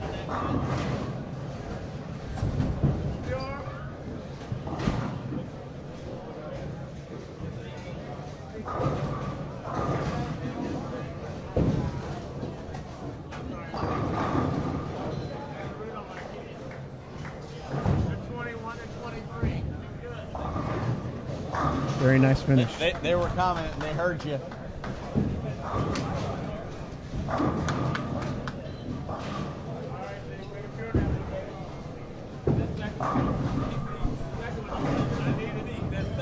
That could take Zeke Bate and Aaron McCarthy from the 12th position all the way up into like 6th ahead of, also ahead of the teams that haven't bowled, but into the 6th place on this squad. And 68 pins behind that 569 that you were pointing out a few minutes ago with a game to go.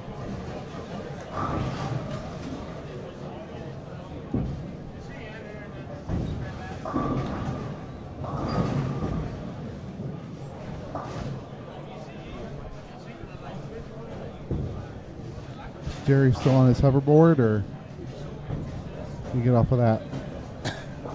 I do not see Jerry over there. There's Jerry.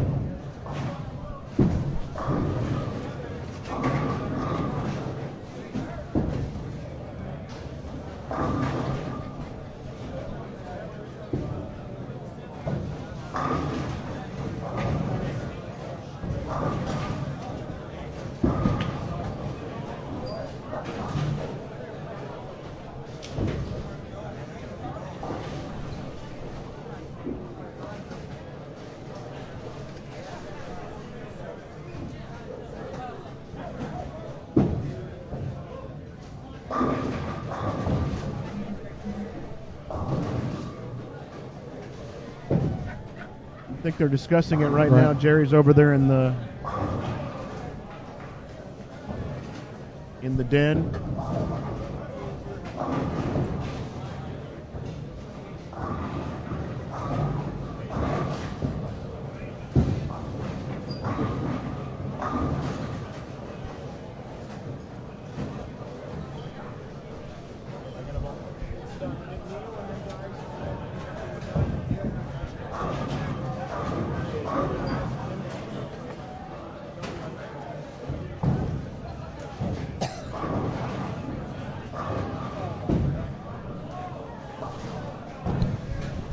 All right, what we got? According to what Jerry just told me,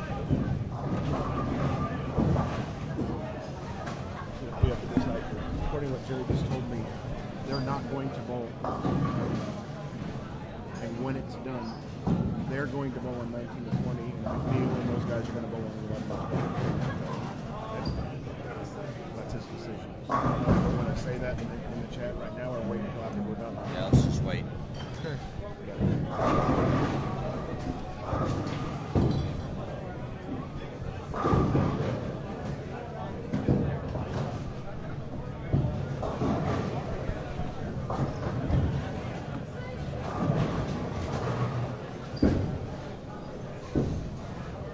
So that's nice that we're going to go ahead and have some standings. Right.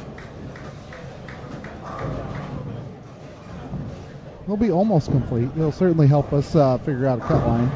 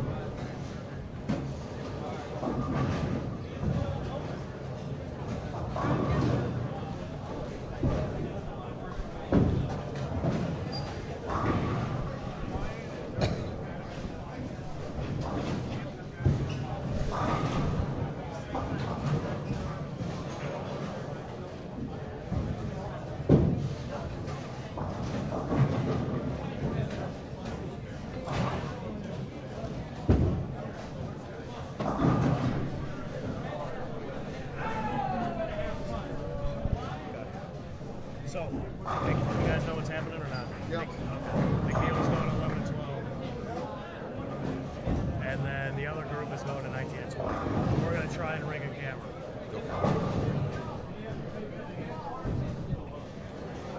I'll go ahead and. Okay, looks like we finally have it kind of figured out. what's going to happen here at the end. The pair that has Jody Westner and Brian Himmler on it, they've elected to wait. So after everybody else is done with their 9 games, the pair with Matt McNeil and Craig Nidifer, they will be bowling in front of us here on lanes 11 and 12 for their 8th game, technically, after they've already finished number 9. And the team with Jody Westner and Brian Himmler, their group, they will actually be bowling on 19 and 20 for their 8th game after they've bowled game 9. So we're actually going to try and rig some sort of a camera to get down there on 19-20 so we can bring you the action of both pairs the best that we can.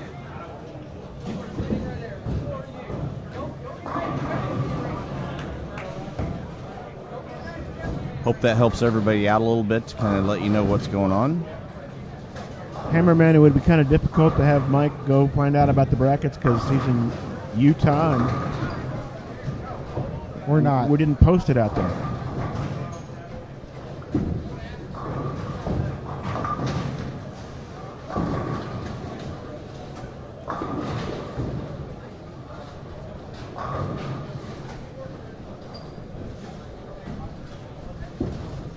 Yes, we do on 11 and 12 have another team, Dennis, I think is still way up there in Dan Lemish and the White Power Ranger himself, Mike Dole. Yeah, I didn't see what they had last game, but they were 600 before they went into that last game. Still think he needs a pink Power Ranger jersey. But you know what? Their score sheet's right down here, and I'm going to do a little spying. Dennis, you going for a walkabout?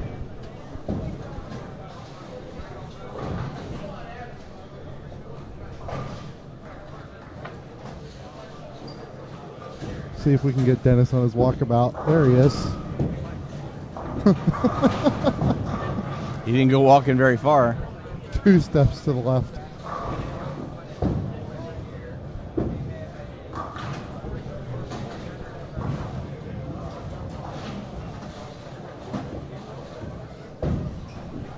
Definite Crocodile Dundee reference.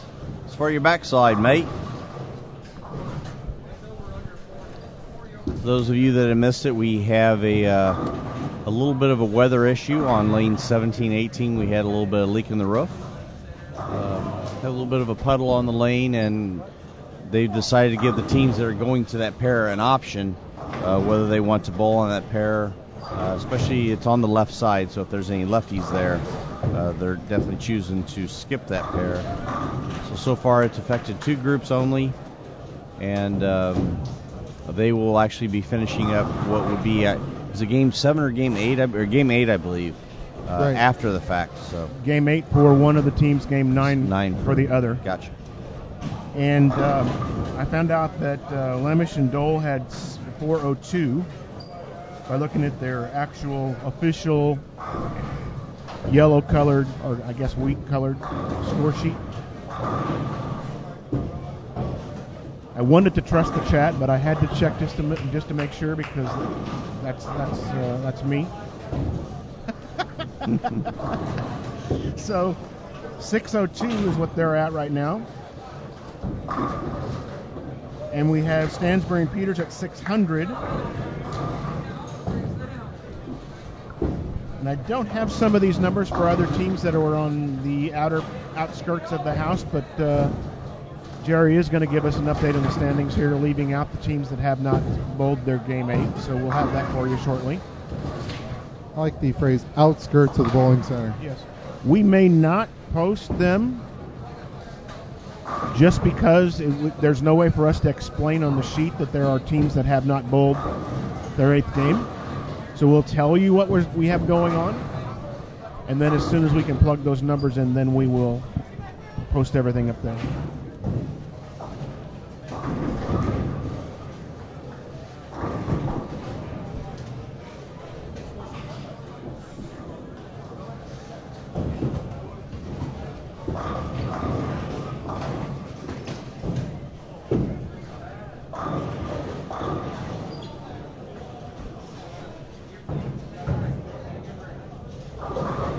There you go. You've got somebody whose screen name is Old School complaining he has to get out paper and pencil. That's Father John. I know it.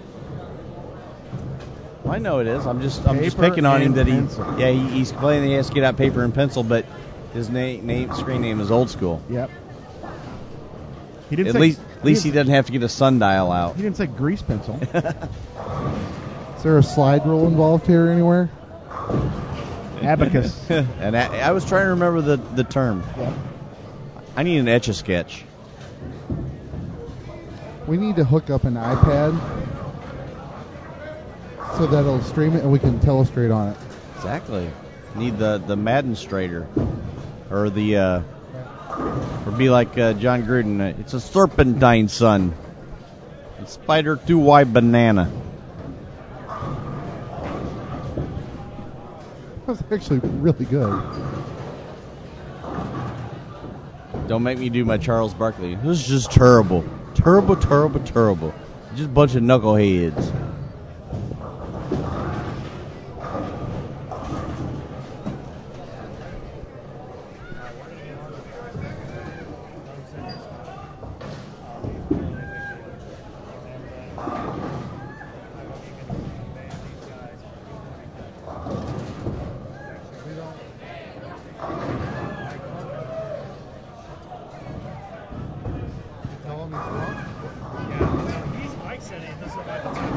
That was Toby Zellner throwing on lane 15 and leaving that light 7. Mike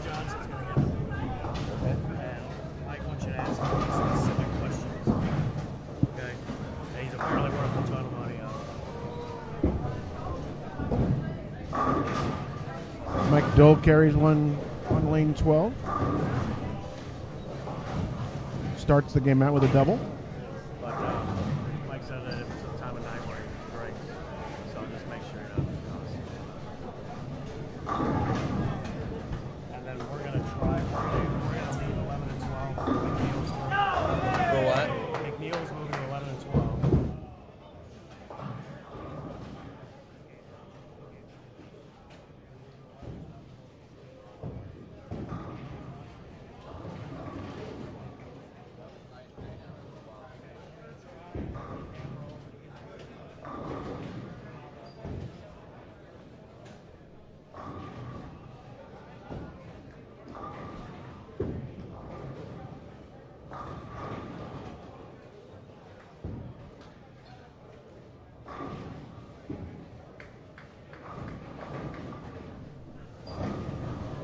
There's Jenna back in action on 19 and 20.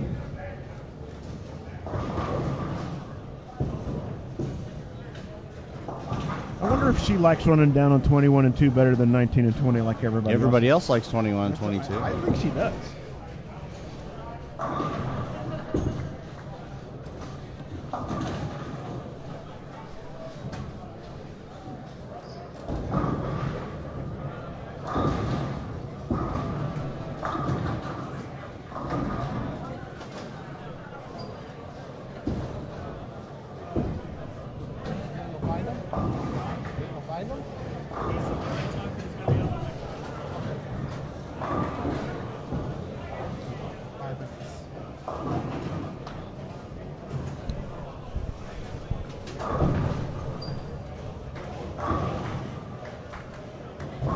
So someone says the camera guy is probably binge drinking.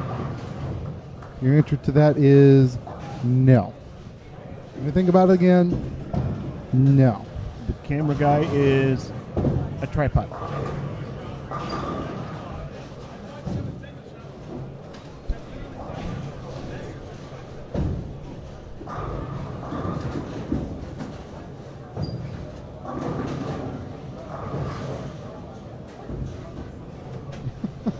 That is true. The camera guy Tripod cannot kit yet. stand on 2 feet.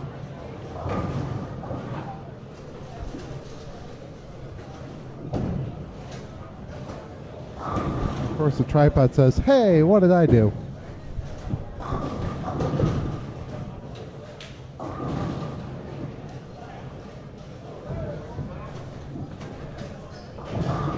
don't know about perfect, but it's not a bad near midnight joke.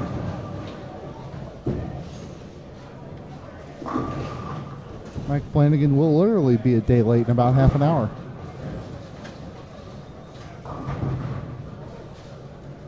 And yes, our director is binge drinking. It's just Red Bulls. And just so that you guys know, it is 2:28 p.m. on Sunday in Tokyo.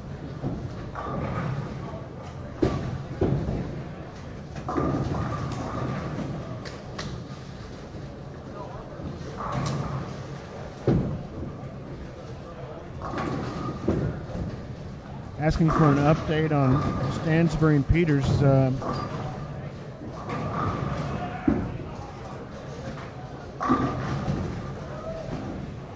I don't know where they're at. I'm looking to see if I can't see. Gotta be down there. I think they're up on someplace, the high end. Yeah, they're all the way down 23 and 4. They're about as far away from us as you can get right now. Right.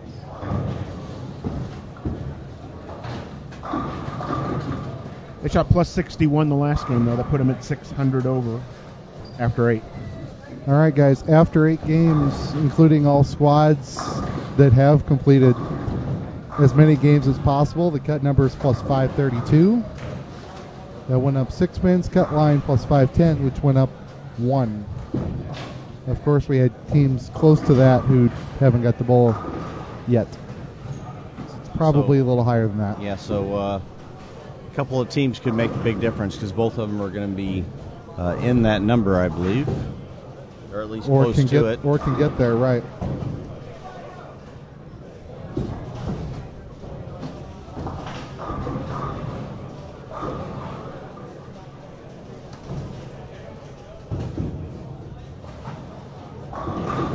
Flanagan's talking about 40 weekends of InsideBowling.com broadcast. What is he trying to do to us? I work 3 days a year. Mike, talk to your staff first. Jeff and Dennis work 6 days a year. Actually, Dennis and I were talking about earlier about how cool it would be to do this full time. I'd love it.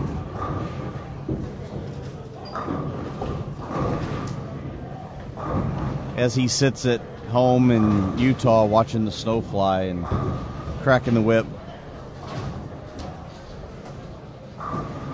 Come to the Butte, Montana Open. Brought to you by Inside Bowling. Is that Butte? Or Buddy?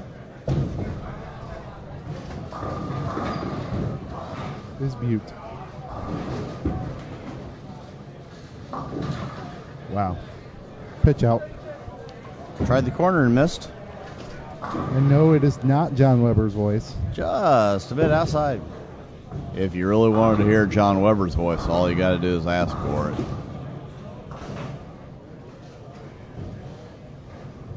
Where's your ask? Ask and I shall provide for you, I guess.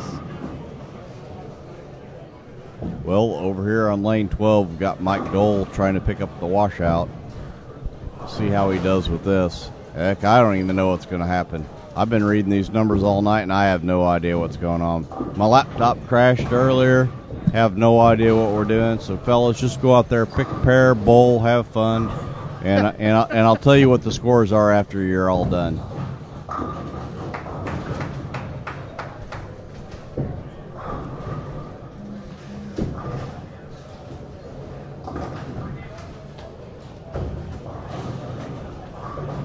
I just want to give a shout out to my brother Pete. I know he bowled last night. Big crowd watching his partner Eddie Bird. Felt kind of sorry for him, but wish I could have been there for you. But had to wash my dog, Pete, so I'm sorry. Well, John, did you see a picture of Eddie's shirt? All I know, that shirt and that hair combination, that was just hideous.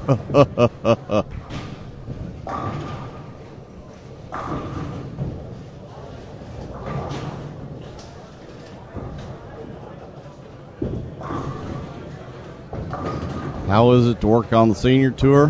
Heck, I don't remember what I did last week. Now, where did I put my glasses?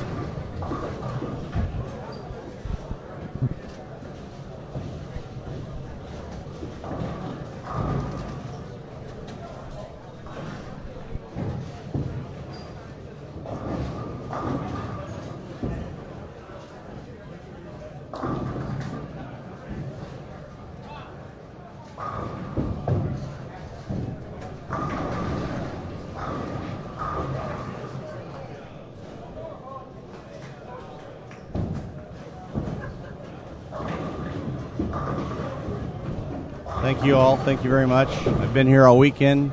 Please tip your waitress. Try the veal.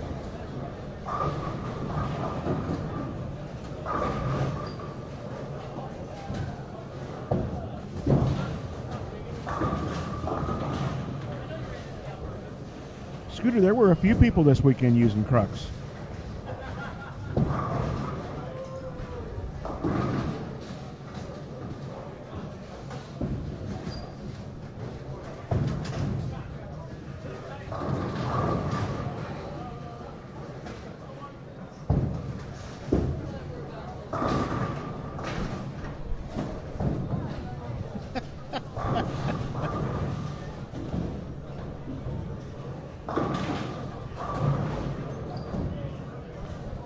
I just did my Gruden a little while ago. I only know a little bit of it, but when you're talking about ball reaction, it's like a serpentine, son. Lee, we got to call the spider 2Y banana.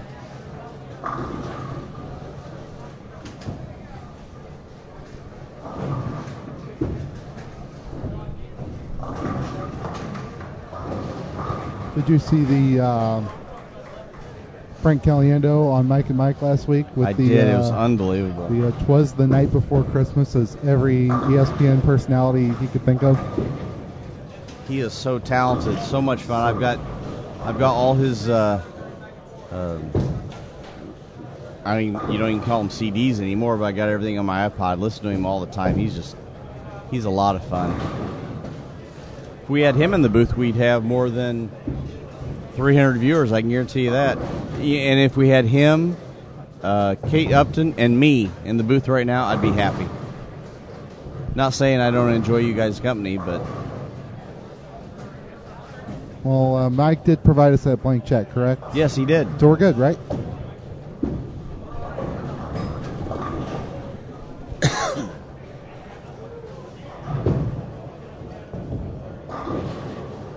Scooter, I think most of the balls are getting through the heads clean. I mean, there's been some guys with white shirts on. There's no black spot on them or anything out here tonight, so that looks pretty clean to me.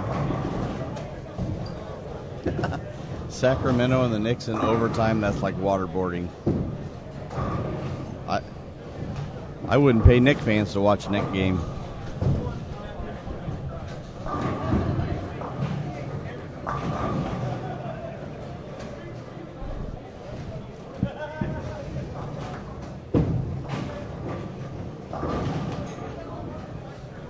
Yeah, definitely. If we had Carmen in the booth, I've had many nights with Carmen where for about 3 hours I didn't get to say a word, and some of the most enjoyable conversations ever.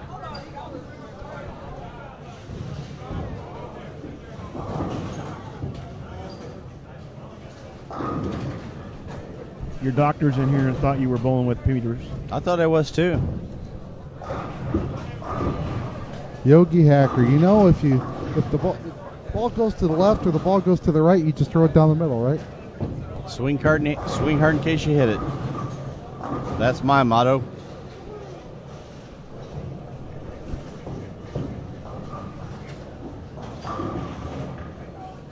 Yeah, 10 pins. Not only does Carmen still do a bunch of push-ups, but he does those freaky ones with his hands folded over, and then he challenges you to do it and laughs at you when you can't.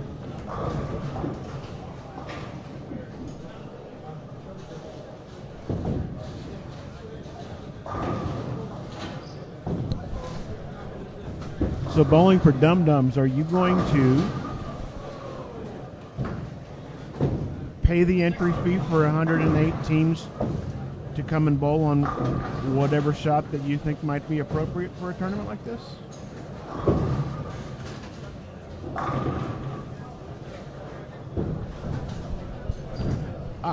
Okay, just asking. Never know. You never know. It could be independently wealthy.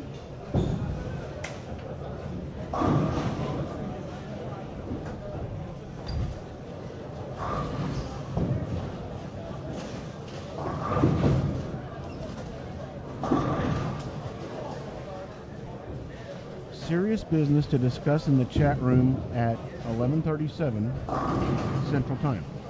Well, okay. It's only 9:37 out there, so Everybody out there needs Mr. Mike Flanagan's attention for a little while. So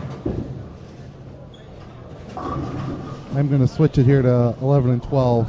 Just a second. Our friends on 15-16 have just one frame left.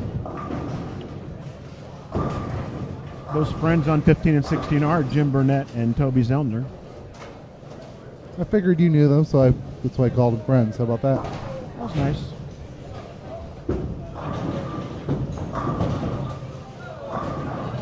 And he finishes with the strike. Ruh-roh.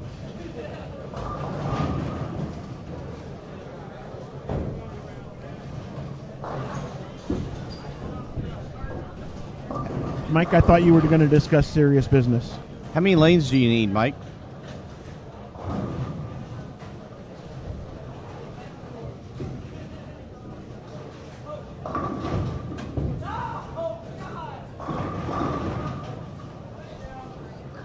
Gotcha.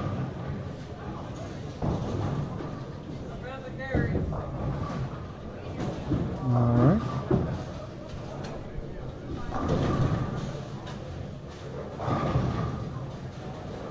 You have 5 lanes in Cleveland. That's nice. How's that last lane work? It's not really a pair of lanes. Just have 5 lanes.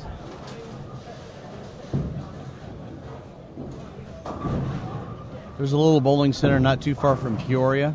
Can't remember the name of the little town, but it's a little 4-lane center. And he's got the lanes labeled as 1 and 2 and 49 and 50.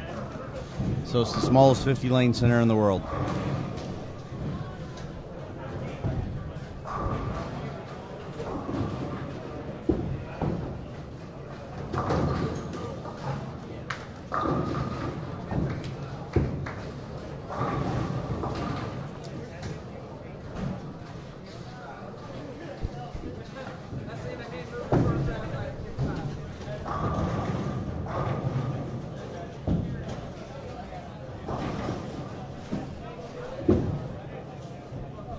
How about Mount Olive? 2 lanes.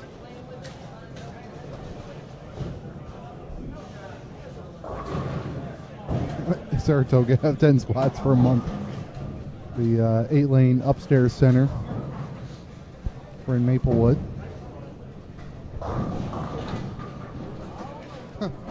Oh, Matt Cleveland knowing my fun in lane 50, St. Clair.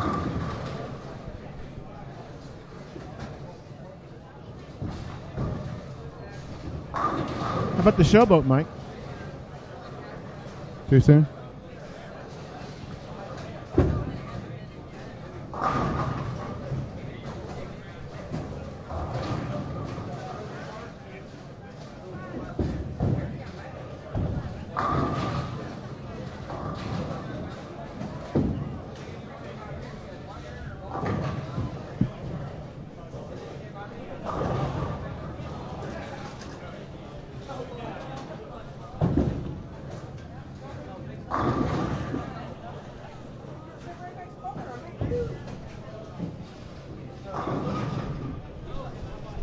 Moolah, there you go. Heard stories about that place. They'd certainly keep Mike's scoring pace down. He wouldn't even have to make a new pattern to do it.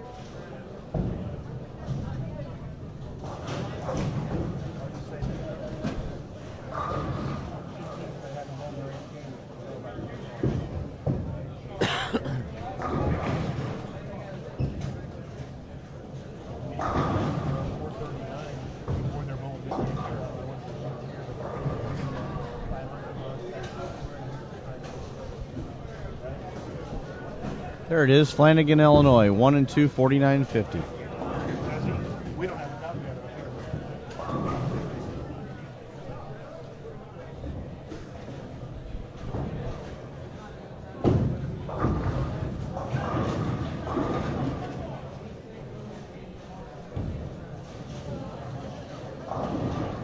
Mike, you can always contact Landmark in Peoria, Illinois and see what they have to say, so that's an option.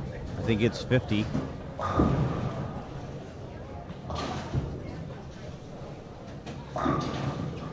Nice big parking lot there, too.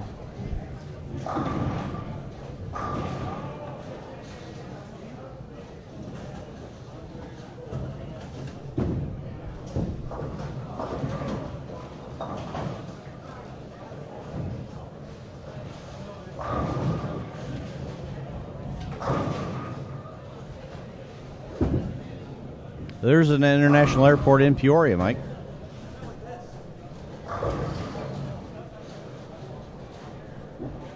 It's actually starting to get cheaper to fly into some of the smaller airports like Bloomington and Peoria than it is St. Louis anymore.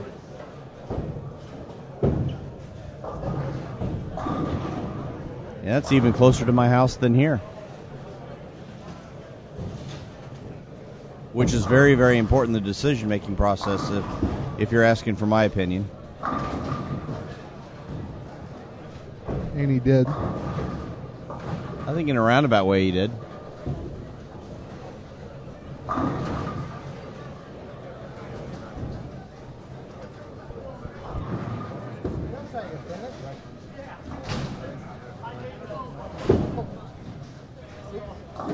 All right, folks. As of the end of Game 8, Lambert and Roseberry in first on the squad at plus 667, so they're in. Wilson and Morazzo, 642, they're in. Lemish and Dole, 602, they're in. Stansbury and Peters, 600, so they're in, unless disaster happens in the last game. Ogle and Preston are at 522 in fifth place on the squad, so that's a big drop there, Dennis. Yep. So they need what are we looking at here? 550 what for Father John and for 555, I think. So they need 33 over to pass them up. Jody and Brian, Jody Wosner, Brian Himmler, 509 going in, and they're not bowling their ninth game yet. They're going to bowl their ninth game after this is all over, so they're at 509 and have a chance. Zeke Bate, Aaron McCarthy at 501 after 8 in seventh on the squad. Then it drops another 40 pins again to Thompson and Dickey at 461, who made the big move with the 300 game, right? That last game. In ninth is Roseman and Raines at 449. And in 10th, Larry Sparse Fritz at 430. Pepe Gohagen is 425. This is Dustin Miller doing the running now. I guess we wore Jenna out.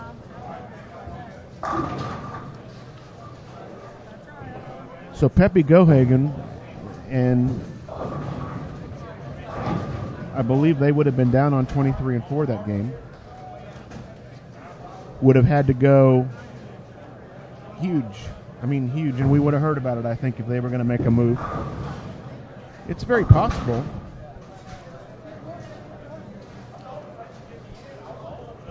It's very possible that Father John and Brad Miller are going to make it, and so might Mike Miniman and Rich Orr. I did say they were both going to make it. You guys put me on the spot. I said they're in, so better not be wrong. 15 and 16 aren't being used right now because it's done. Game 9 is done. But we are going to have some bonus bowling after this, so don't go to bed or anything.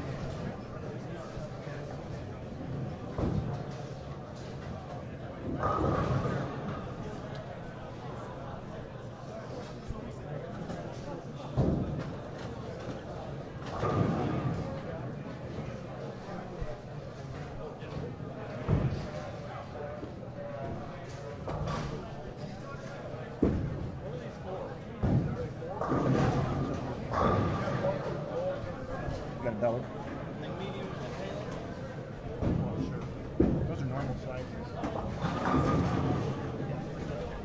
There's more in the den now. He's got the ones. So we rigged the camera for this other set with caution tape. He's not worried about it.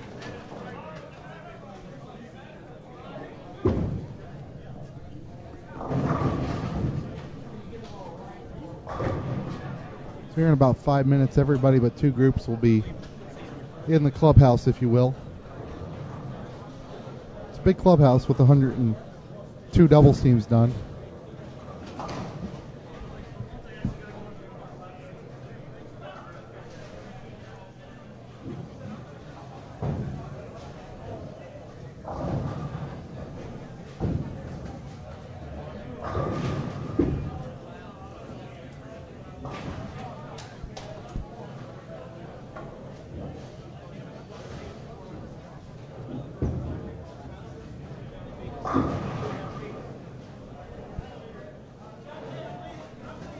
Roll that game.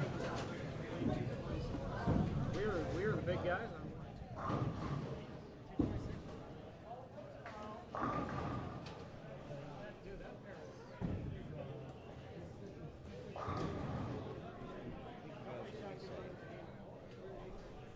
Still a little iffy, but I think.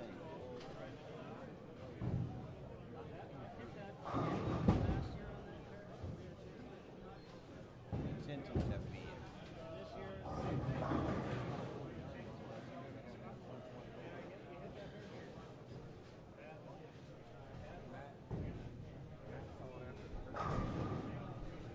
After 3, it's huge.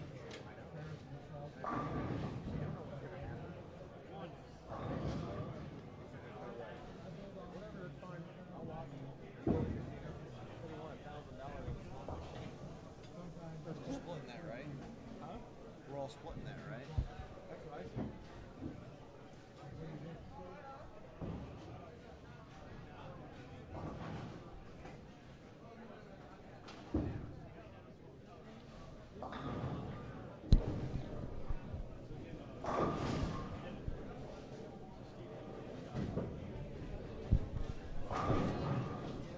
Couple shots left here on 11 and 12. St. Louis Kurt on 11.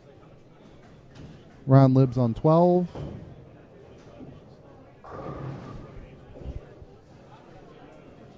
Then Dan Lemish and Mike Dole will finish off the regular program. But we're not done yet.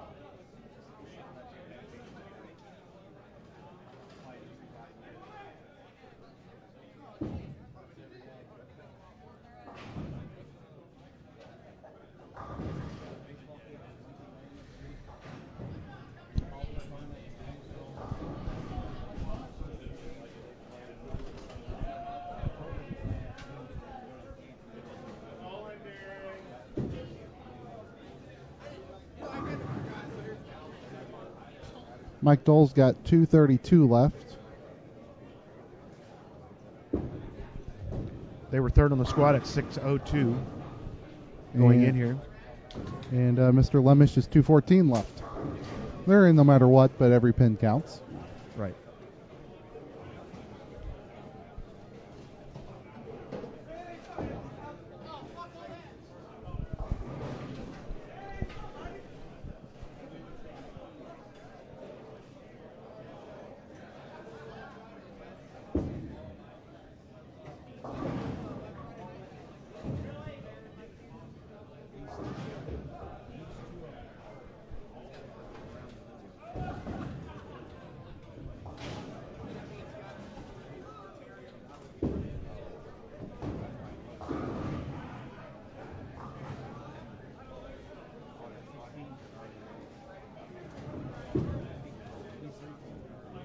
All right, Dole's in at 22.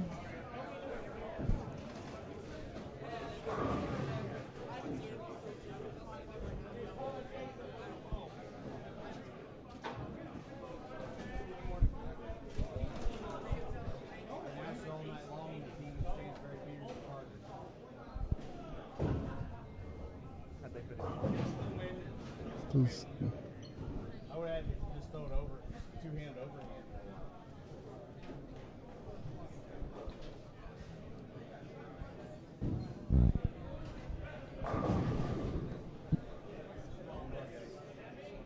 Wet.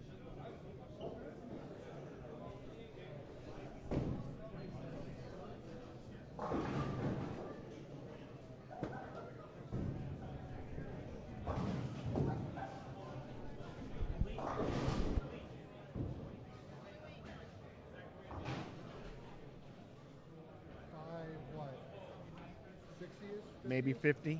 550, 560, give or take? Oh, I think so, yeah. I think so. It's like you made it, and then there's like that much, and then there's some more, and then there's round lips.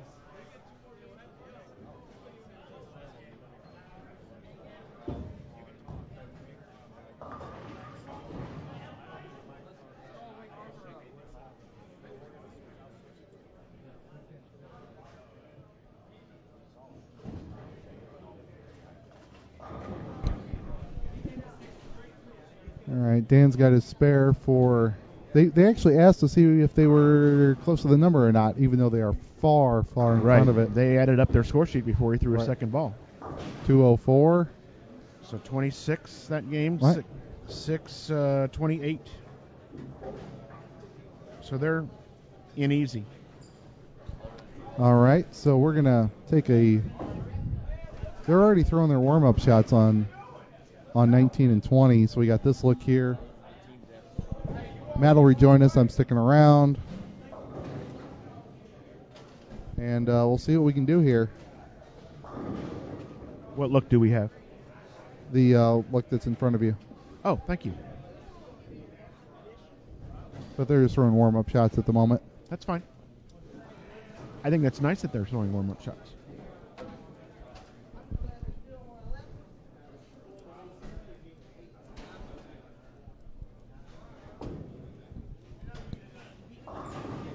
So this is, again, Jody Wessner and Ryan Himmler, John Hellich and Eric Huffman, Neil Sanson, and Mike Sapolis. Other group is Joel Bott, Kerry Davis, Sean Shelton, Tom Schukart, Matt McNeil, and Craig Nidifer. They'll be on 11 and 12, right in front of us.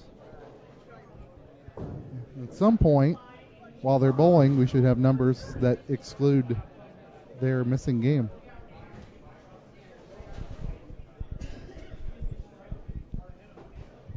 But even so, we know that McNeil and Nidifer right now are at 467. And so to pass up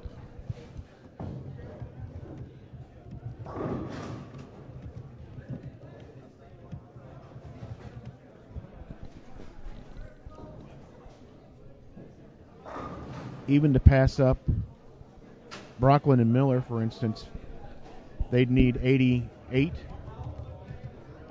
89 over.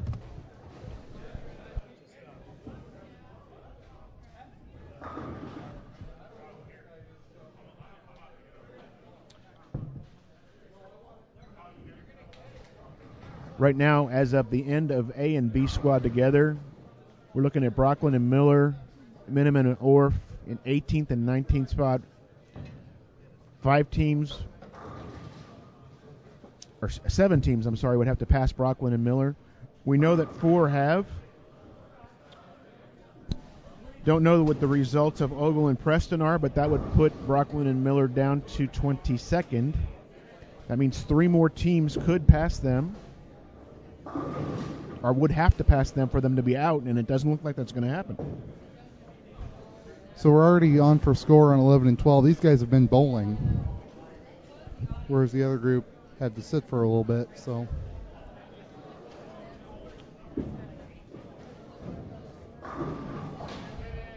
and Dennis, it didn't sound like anyone on this group enjoyed 1 and 2, so they all need some. Well, we got the good number of results. strikes. We got the results of what they shot on 1 and 2 on a little piece of paper a few minutes ago. Jeff's got it under his hand right here.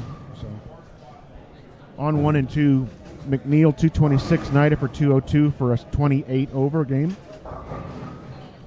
Labatt 231, Kerry Davis 201 for a 432 that game.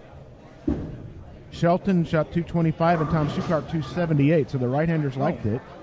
503, so they went up to 438, but they still have to have also a very big game this time to put themselves into anything.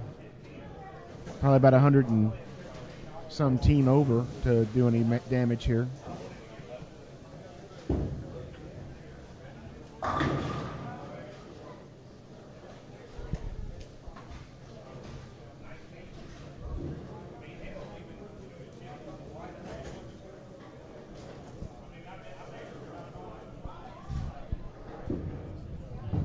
Who did Mike pick as the number? I forget. And they're getting underway down on 19 and 20. It was Jody's first shot.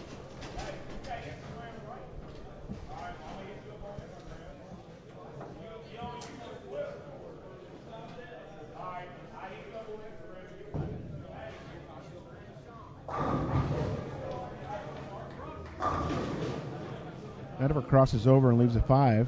You couldn't even when he was lining up, you couldn't even see him on the camera. That's sick. Jody strikes. Here's Mike Sopolis on 19 and 20. He's just on 20, Matt. Thanks, Lee.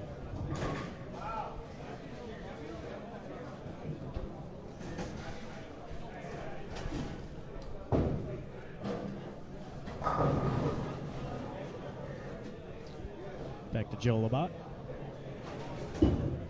Chief and Wosner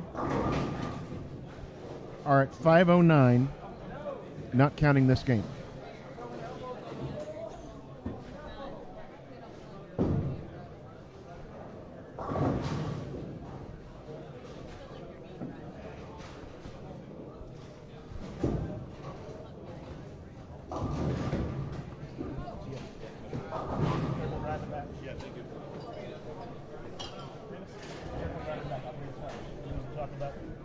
There's a shout out to Casey France. What's up, Casey? Thanks for tuning in.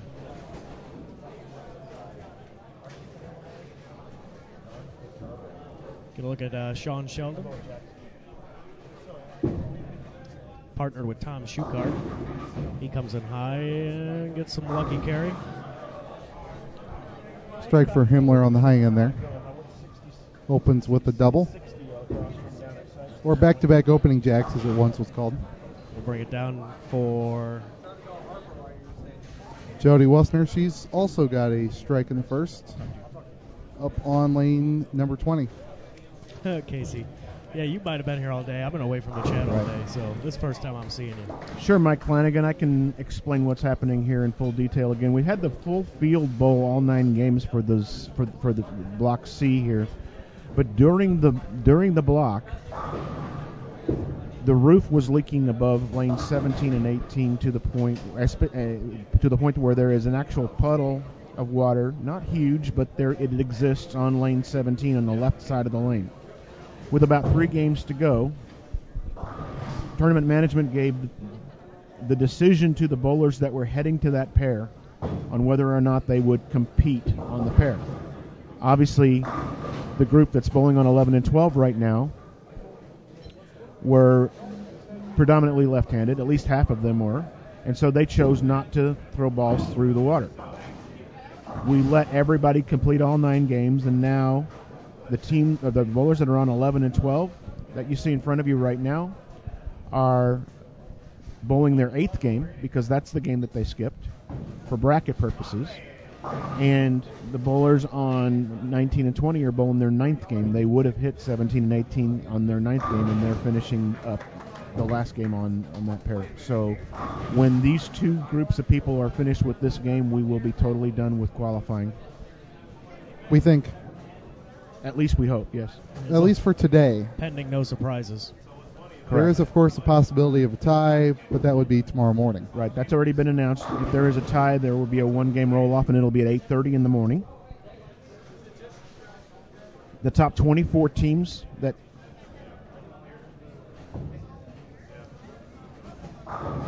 result after these games here are bowled, as a matter of fact, as well. The top 24 teams come back tomorrow morning for 4 more games of qualifying. Objective being to get into the top 12 teams for 12 games of match play throughout the day. Dennis, what are John Helligan and Eric Huffman at this point? You know? After 8 games, they were 395. They were plus 395.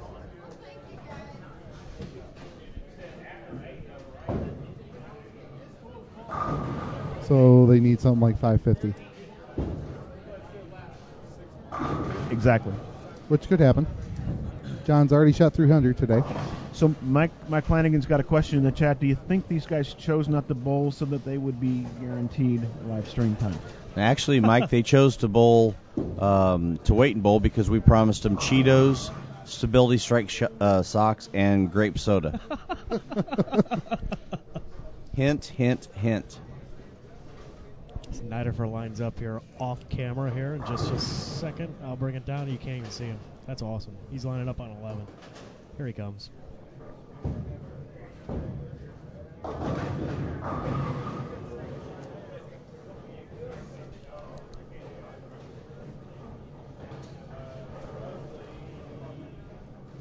Jeff, did Mike Peters say anything about what they shot the last game?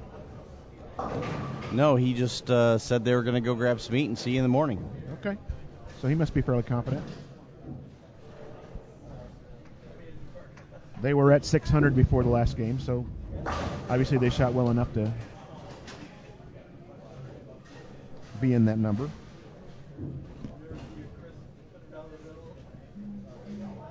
The 9 a.m. start is still a 9 a.m. sharp start for qualifying. If there is a tie, it will be contested in a one-game roll-off at 8:30.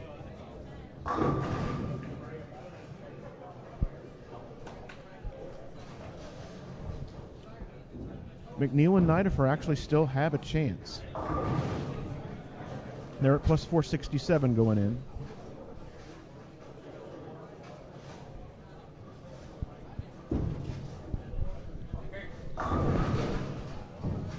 What's that angle right now?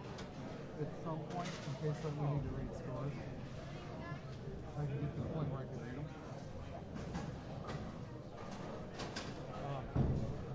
Try and do your best. I mean, for the end of the game. Oh, yeah.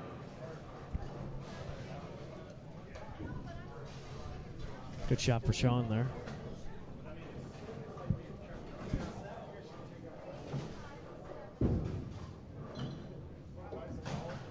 And there's Jody Wassner down on 20.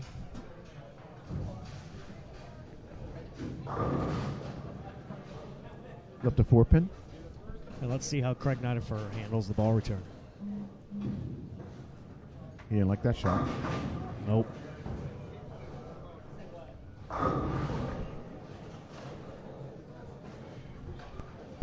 Looks like Jody left a 7-pin down there. It's hard to see. Right. It's 4 or 7. Yeah, it's one of them. There's Tom Schukart. Ouch. Pretty much does them in.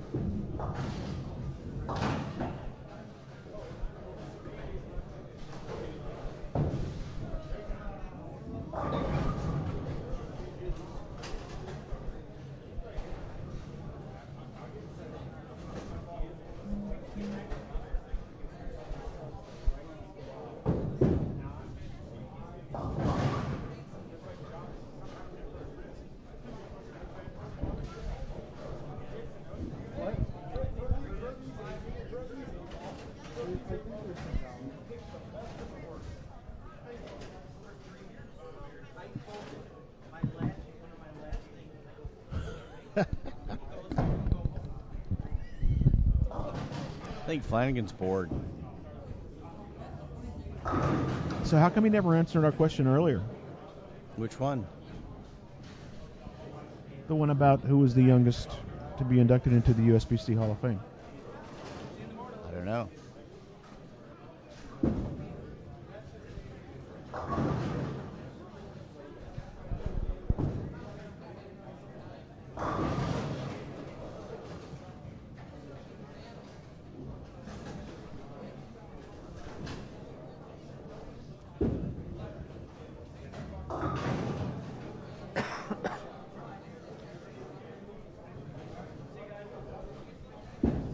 He says no idea on that one. So Kerry Davis almost makes a 4.67. Good shot for Jody.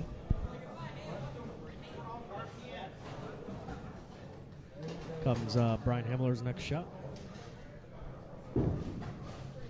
They are in the 5th frame down there on 19 and 20. And they are in the Fifth bottom frame. of the 5th frame down on 11 and 12. And 17 or 19-20.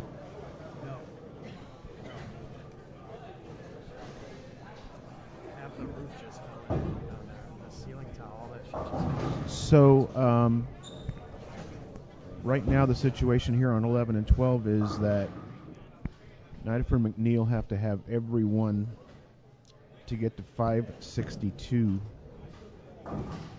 That would be if they miss one time between now and then, they do not get around Father John. They do not get around Rich Orff. And there's a wrap 7.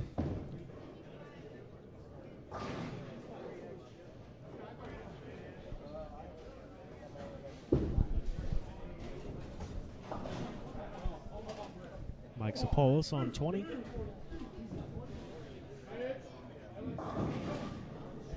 Ten. McNeil going for a 7 and converts it. Yeah, Casey, I did the exact same thing up here. And it looks like nobody's bowling, but Craig Nightfire is lining up on 11. So Wait for it. Wait for it. Here it comes. Ouch. All that work for 4-9.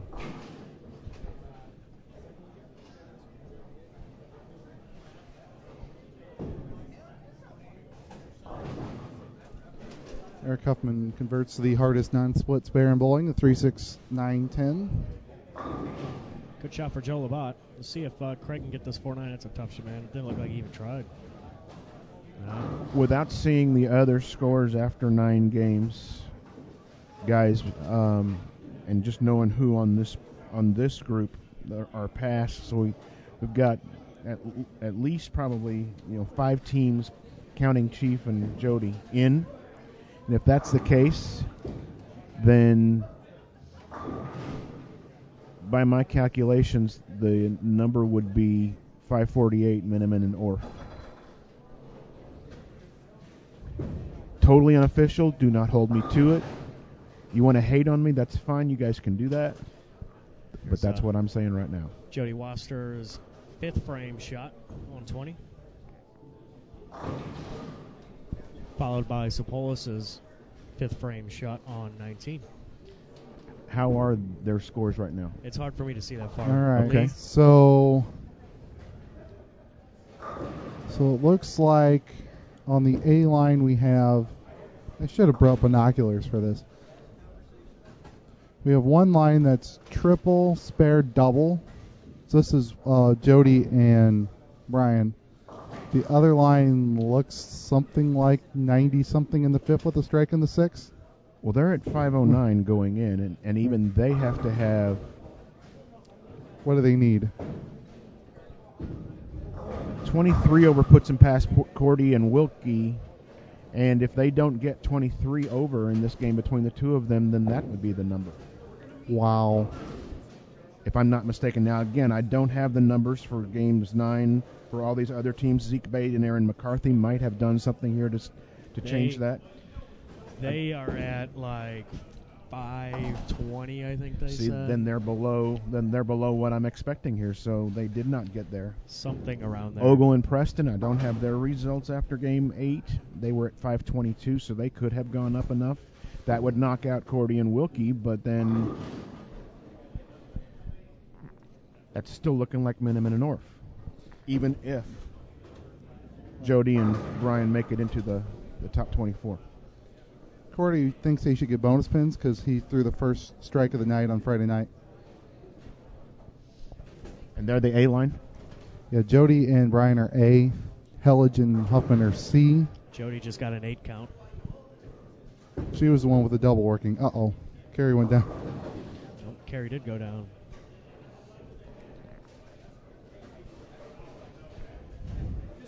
Did you guys just say Carrie down? Wow. It's late. That's awesome. Jeff told us that was a myth, but I don't buy it. I just saw Carrie down first game. Jody converts the 8 count, the 4-7, as Brian Himmler is up on 20.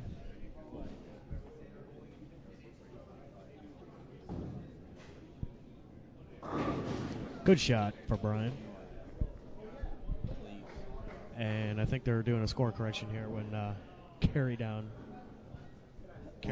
went down. So we'll show you Neil Sanson. And he missed the head pin right. I need to know if they're close to 23 over as a team. Is what we need to know. They're 509 right now. Go ahead and 23 to tie them with. Here is Mike Sapolis on 20.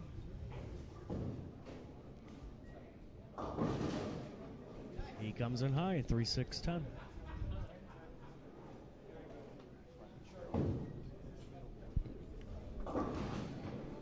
Bowler Griff here in the chat says the cut last year was 537. So we're somewhere in that neighborhood.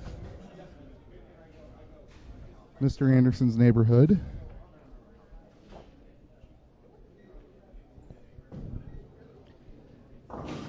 Mike converts a tough spare. Now, let me see that picture real quick, Dennis, if you don't mind. Did you still have it?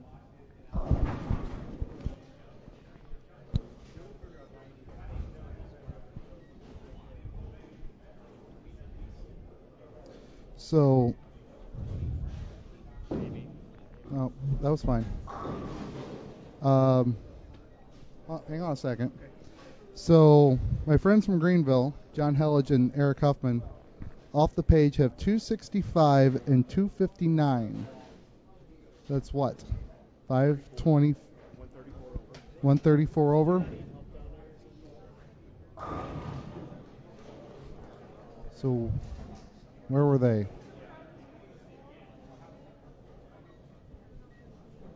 Okay, 11 and 12 is back. Joe Labatt starts back off here in the 7th frame.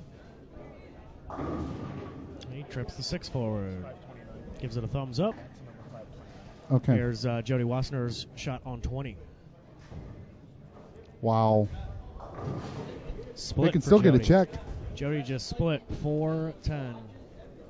So he did some math, and Hellige and Huffman are still bowling for a check. Don't think they can make it, but it's not insignificant. You strike for 3 more frames and get a couple $100. It's a rough break there for Sean as Jody is going for her 4-7-10. Only got 1. Yeah. And I think there's another score correction going on 11 and 12, but we'll show Sean's attempt at the big 4. All right, Hellige strikes again, so they're bowling for some money. It's 5 in a row. I feel like Dennis Hacker here, Matt, standing up in the booth and over everything. Ivor throwing the straight ball, the fastball.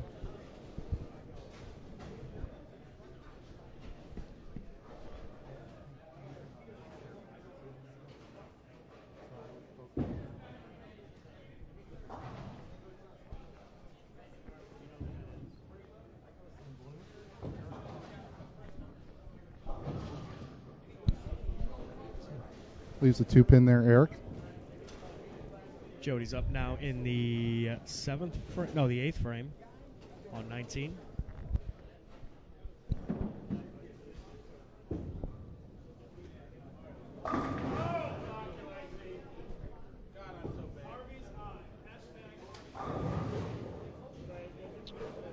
Flat 10 for Jody.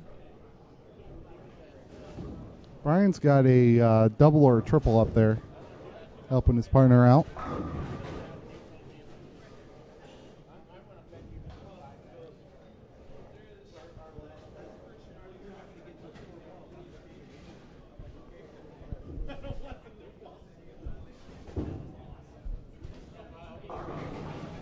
Joe Labatt comes in high, leaving the 2-4-7-8. Jody runs her 10-pin down. So here's the big shot here, Matt. It's Brian Himmler on 3 in a row, I believe.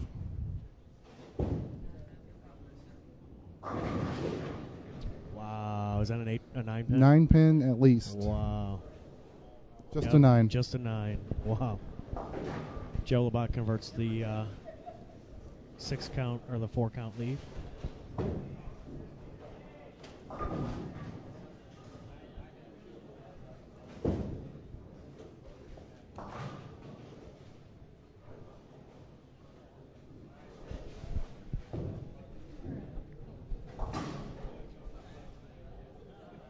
Gonna look at Matt McNeil. He threw a good shot the last frame. I don't know if it matters for him.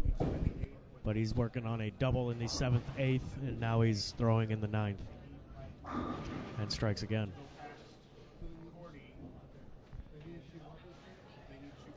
Sean Sheldon up in the 8th and strikes. We're going to take it back down to 19 and 20. Mike Sapolis standing in front of the ball return on 20. So, Matt, both Jody and Brian have 172 in the 8th and a spare in the 9th. They're making it easy for us with the same score. Yeah, they got 44 left. So. And they need to make it to 524, and right now they're at 509. Okay. So they need to shoot plus 15 as a team. Oh, I thought they had to shoot 424 this game. Or where were they at? Hang on. Yeah, that's what Hacker made it sound like, was that they had to go plus 24 this game. Plus 24. All right. So strike spare is plus 24. As long as you do the strike first. You need somebody to get up there and strike in the 10th, one of the two. Right. It's an absolute must.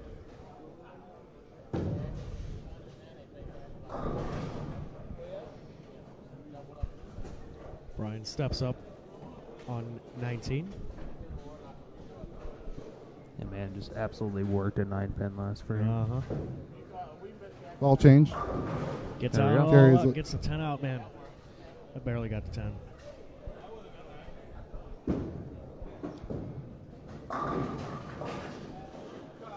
All right, so that's big. That's right. That's what they need to do right there. So this is the really big shot now.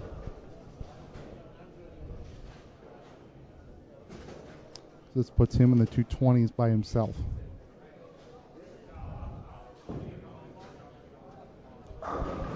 Great shot. There it is. So Jody just needs good count. Good count. Well, she might. No, she needs 203, which is spare 3. Spare 3. Oh, that makes is things there a 7 interesting. standing? No, there's not. 3-6-10 though? Just No, a 610. Just a 610. Okay. So Brian can strike out here for 22. Yeah. So need the that spare. The absolute must-have spare on this. And Brian lost more count.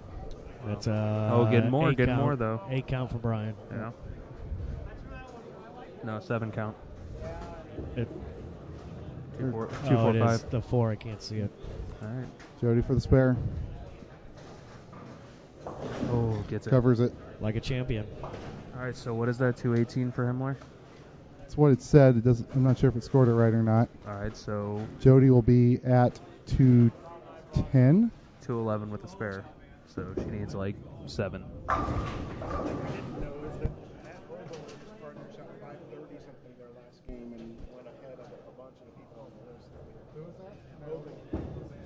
So we're getting new news here. Okay, guys, hang New on news. a second. Yeah. Hold Matt, the phone. Hold the phones. Matt Ogle and his partner shot 530 something the last game, and Wow. looped everybody. All right, let's see what we got after 8. So what does that mean? That means that we get to do some math. That's exactly what it means. That's why Lee's here. All right, so where are they?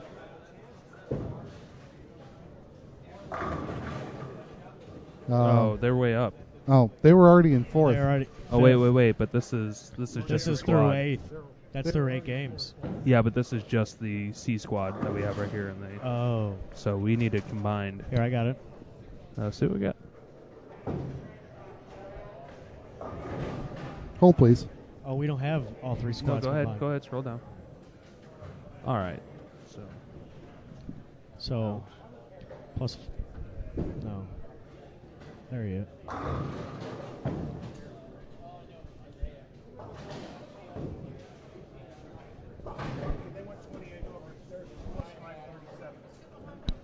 All right. Jody and Brian finished plus 5, 3, 7. That looks like it's enough because I think they got 24th because they knock out 40 and Will. So they made it by 5 sticks. Sounds like it. Of course, this is all unofficial. We're just trying to spitball it before we get official scores. We had Ogle in there already, so.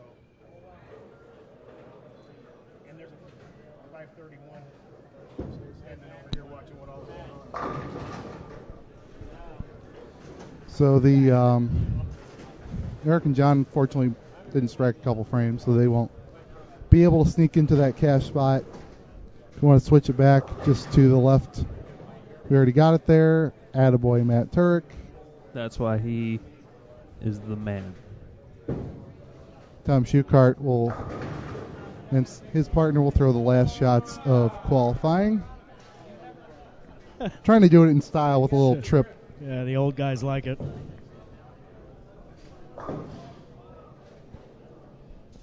So we wait. But we think the number is Jody Wussner and Brian Himmler at 537. Which is kind of crazy because back when the squad, well, actually in the middle of the second squad, but when the squad first started, my 583 didn't look good.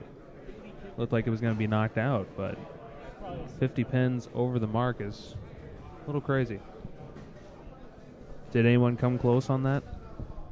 I was way over. Good shot for Sean as he finishes up the 10th frame. Bowling is done on 19 and 20. He can shoot 222. Finishes. It's now morning out. A good note.